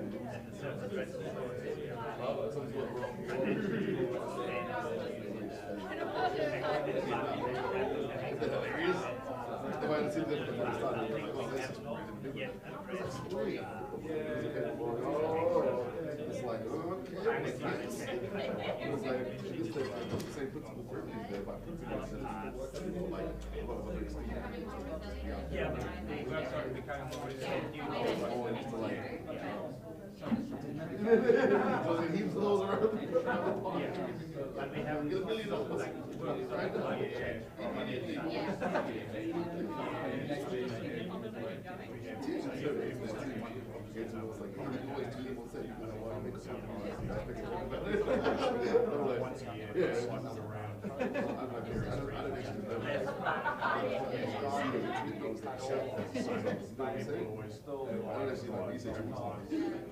Which is cool. Something actually do your research.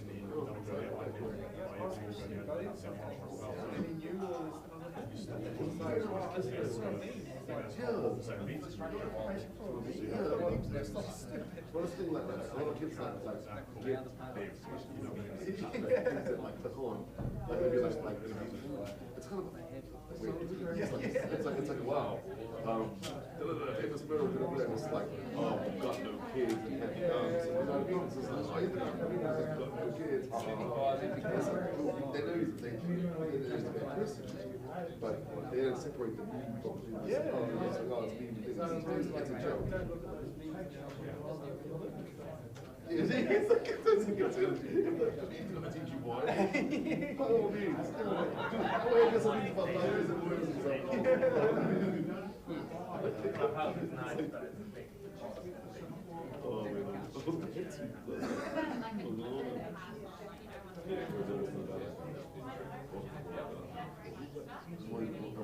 We cast it out, so we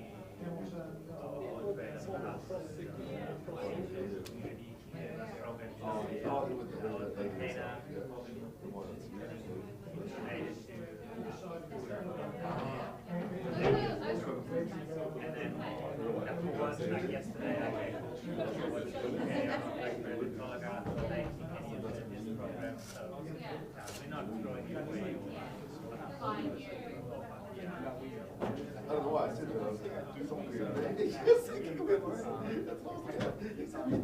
I've seen it. I've seen this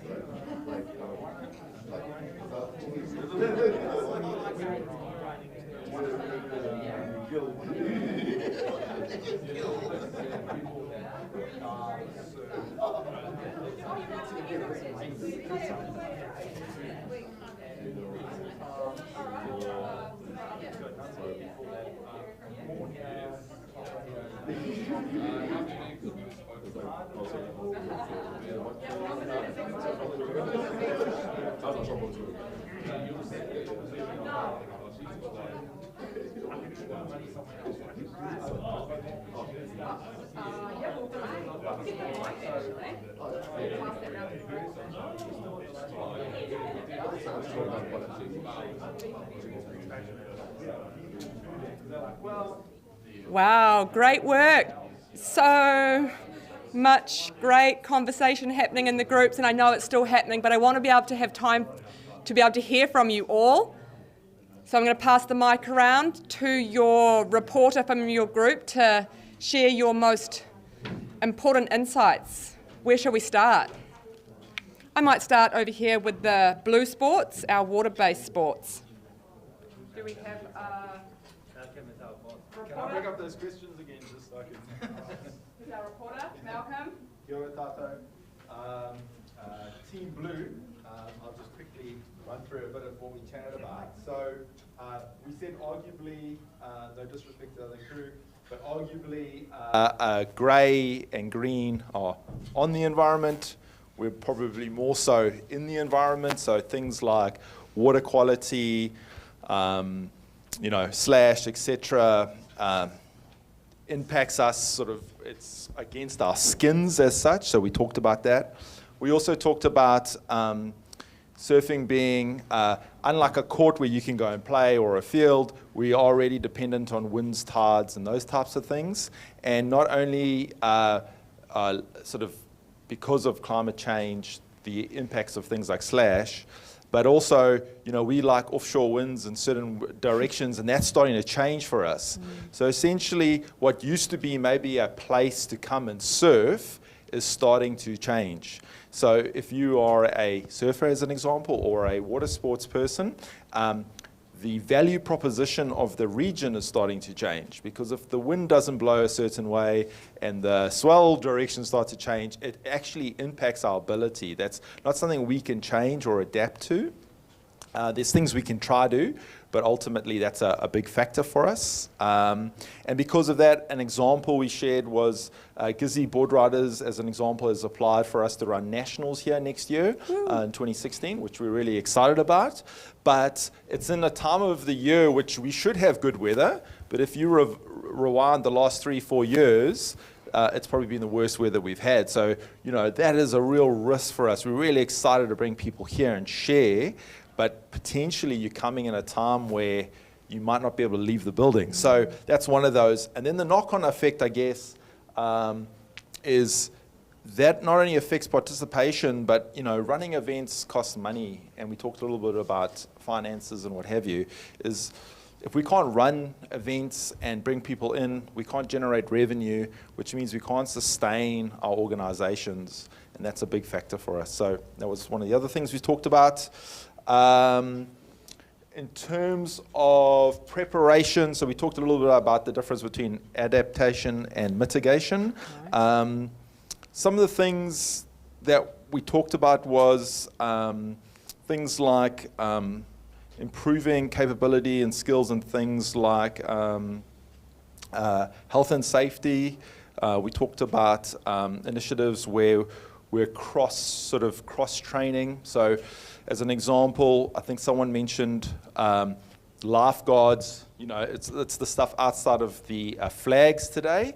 As an example, most surf rescues outside of those hours or flags are done by surfers, as an example. So getting our surfing communities to get upskilled in things like CPR and surf rescue so that we can start to, I guess, support our communities in those spaces. We talked a little bit about some of the work that's been done is again, another example being the use of containers up the coast. So we know that we might get cut off. How are we building capacity and capability in our communities up the coast and down at Mahi as an example.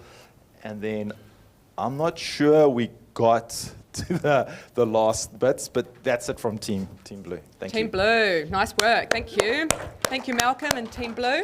I'm going to change things up and go to Team Purple at the back there. I really enjoyed some of the conversations that were being had in that group, focused on issues of equity and inclusion. Over to you, Rena. Aroha mai, I was sitting cross-legged on the floor. So our group, we looked at the challenges for equity and inclusion from climate change, and the first one is one that has been talked about a lot today, and that's travel. So we know climate change impacts our roading infrastructure and how vulnerable Tairāwhiti is, but that has a disproportionate impact on our rural and isolated communities.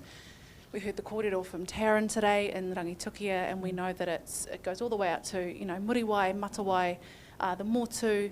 As soon as there's a disaster, whether it's a weather event or it could be an earthquake or a tsunami, that we're likely to be cut off. And so the priority is going to be reinstating critical infrastructure, but that's all about bridges and roads, and it's not necessarily about allowing our whānau in those places to be able to connect back with their communities and sport, so we can often be down the bottom of the list. One of the things that we talked about was accessibility. So it's not just about ramps, it goes into people being able to access the challenges like slash and mud and silt that come with climate change. So for able-bodied people, like the rangatahi in Holly's and Josie's study, they're much more easily able to overcome those challenges. But if you have a disability, some of our pakeke, if you use a wheelchair, the beach ramps and the mats that normally get you down to the beach just aren't going to work with slash. So we need to be able to factor those accessibility challenges into climate change. Often we will see men's codes prioritised when sporting does come back online. So it's our elite teams, it's going to be Ngāti Pro East Coast men's team, it's going to be the Poverty Bay team for rugby that come back online first, and our women's teams and our under 14s, they're just down the bottom of the list. So we understand that the economic focus on getting those elite teams back up, but it just has an equity lens when you're not getting that gender balance there. Geographical inequality comes back down to travel and access as well. And then we talked about the economic impact of climate change with Tairāwhiti having a primary industry focus. So when that's impacted by weather events, by forest fires, those industries take a hit. We look at forestry and farming, and it means that our communities that are dependent on it, and that's not just our small communities, but even Gisborne City itself, our economic viability as a region takes a hit. People leave the region, we lose people from our codes, we lose our volunteers, and it just becomes that much harder to participate in sport. We talked about codes that lack organisational resilience. They might be new codes that have just started up, like pickleball's all the rage at the moment, but it doesn't have that longevity that Uawa rugby does, so they're less likely to have that organisational strength if there's a bit of a challenge. You get a wobble and the code could look at shutting down. I'm not saying that pickleball is going under, but that was just the first thing that jumped to mind. Sorry, pickleball teams. Funding sources are constrained, and I say that as a funder and for Eastern and Central Community Trust. There's greater demand, varying demand, and it just puts the pressure on funders to try and be all for everyone. And climate change, while that is included in a lot of funders' strategies, realistically it's a systemic problem and funders are just not going to be able to solve it. Volunteer fatigue. We're all tired. We're all part of our local civil defence. We're all, volunteers at our kids' kura, at our marae, at our sports codes. We're tired, and it's usually the busy people that are doing everything, and so we need to wrap a bit of support and manaakitanga around our volunteer teams. And Darryl's point was we need to build capability and capacity in our volunteers because these challenges are just going to keep coming. We'll skip past that page because I only had one note on it. Preparation and response. We had I've forgotten your name, but we had a comment about the West Coast play packs, very similar to Whiti Ora Tairāwhiti being placed on the West Coast in preparation for an event. We talked about a need for education. and an example of a golf club retiring vulnerable land, so looking at wetland conversion, drainage and plantings. We looked at the Whiti play packs for rural and isolated communities. Big shout out for an indoor facility in Gisborne. Multi-purpose, accessible community hub, civil defence response and a cultural centre as well for kapahaka. Relationship building before an event rather than trying to do that mahi in a time of crisis. And we talked about neurodiversity and the need for specifically some of our tamariki, the ones out in Te Karaka were an example, that sport provides their routine and structure. And when you have a crisis event, that all goes out the window, and they're often very uncertain, overstimulating environments that don't feel safe, and we need to wrap that support around those whānau as well. And when we got to our short and mid-term goals, we only had one that I wrote down on the fly, which goes back to my mahi. So GDC needs to look at the disability and accessibility strategy to include climate change considerations. Kia ora. Woo! Love that. Wow. Who's next? Amazing. Beautiful. Can I nominate my husband's group to go next? Yes. Yes. Sure thing. Here we go. So we're going over to the grey sports. The basketball, netball and indoor, is that and correct? Tennis, yeah. And tennis. Tennis is in there. Over to you, team. To the grey sports. Yeah, a lot's been already covered by other groups, but for the first one we had increased rain, which leads to less playtime. That we're looking into new facilities, but it actually there's an impact on carbon footprint. Number two, we're going towards more multi-purpose courts and facilities, building capability in remote communities that would normally be cut off, and more effective use of existing footprints rather than having to build new.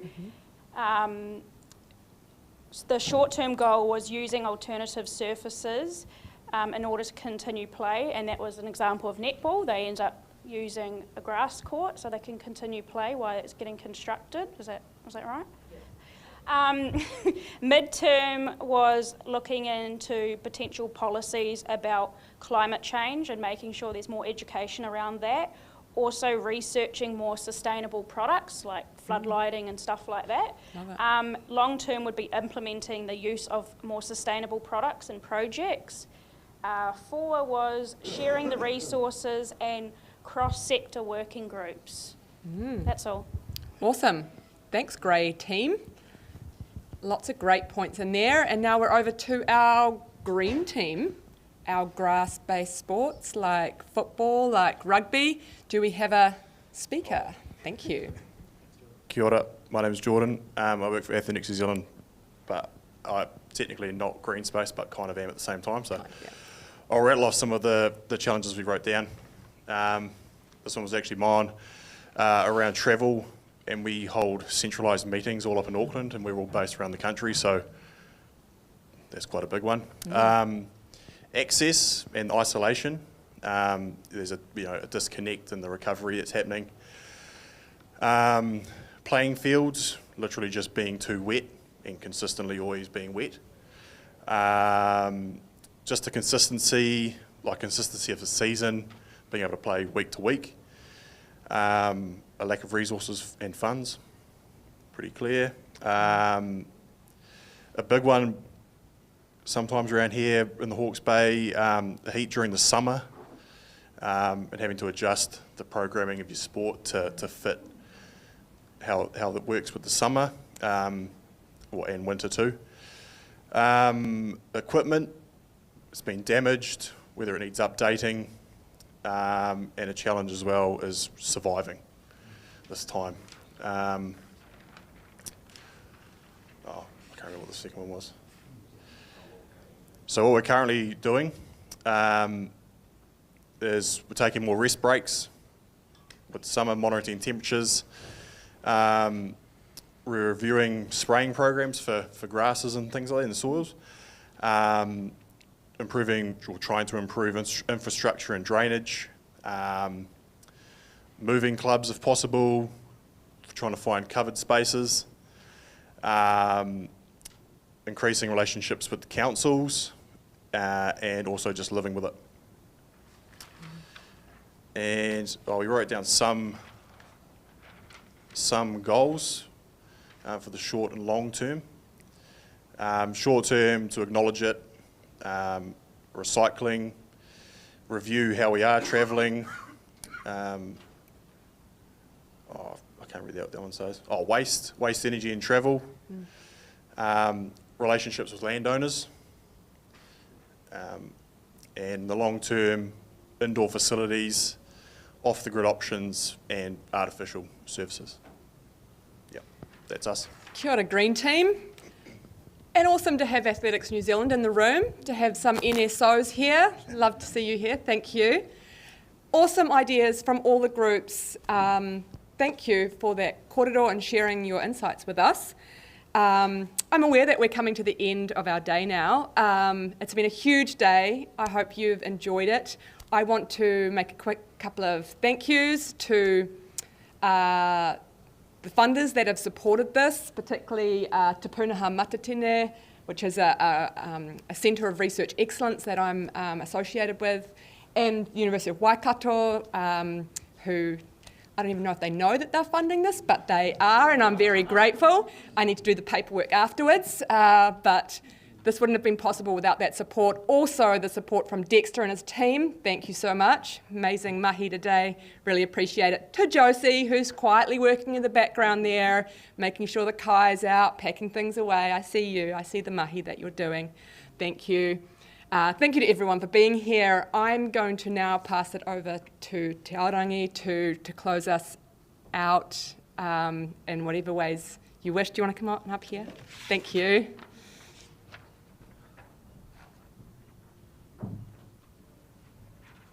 Kia ora everyone.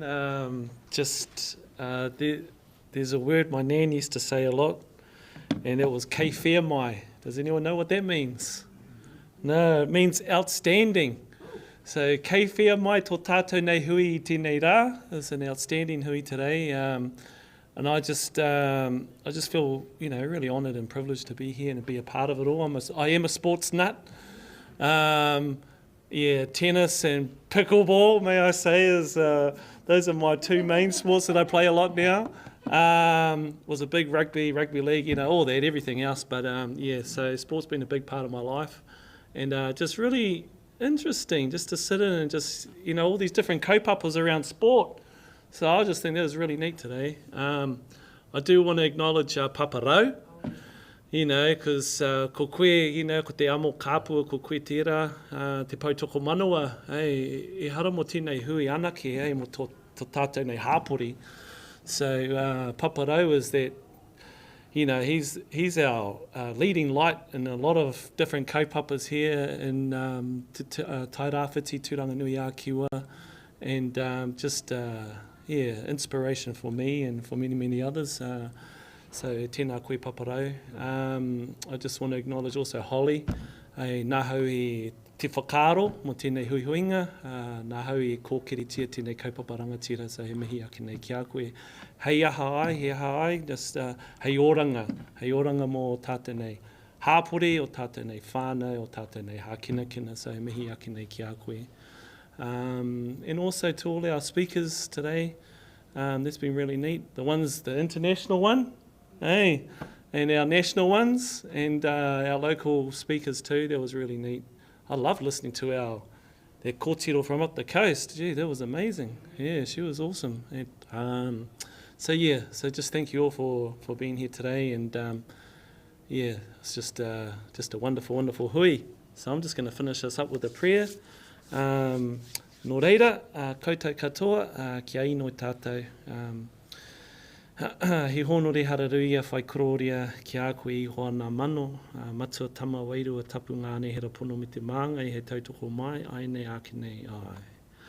I hoa nā mano, anei mātou o koutou pononga, noho tū whakaeti nei I mui tō aroaro. I raro I ngā parira o tō manaakitanga, ki roto I tō kororia tanga. Whakamoimiti, whakawhetai ake atu nei ki a koe pā I hoi tēnei haora. I tēnei ahi. I noi atu nei ki a koe koutou te kāhu ariki wairua mō koutou tini manaakitanga.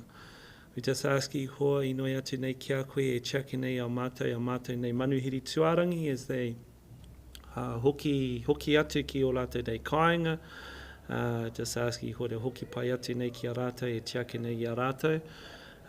He mea ke anō i koe, e karanga koe ki o ana hera pono, ana hera tapu ki a rere e ho mai, hei mua, hei muri, hei o mātou taha, hei tiaki, hei awhi, hei manaaki, hei arataki pai nei i a mātou i ngā wā katoa. Nō reira, koe nei tāku, koe nei mātou, tuku inoi atu nei kia, koe moa ke tonu atu, e rongi te nā kai whakaieti, kororia ki tō ingo tapu, ko te māngai, tautoko mai, aine ake nei ai. Amen. Kia ora everyone. Yeah. Yeah.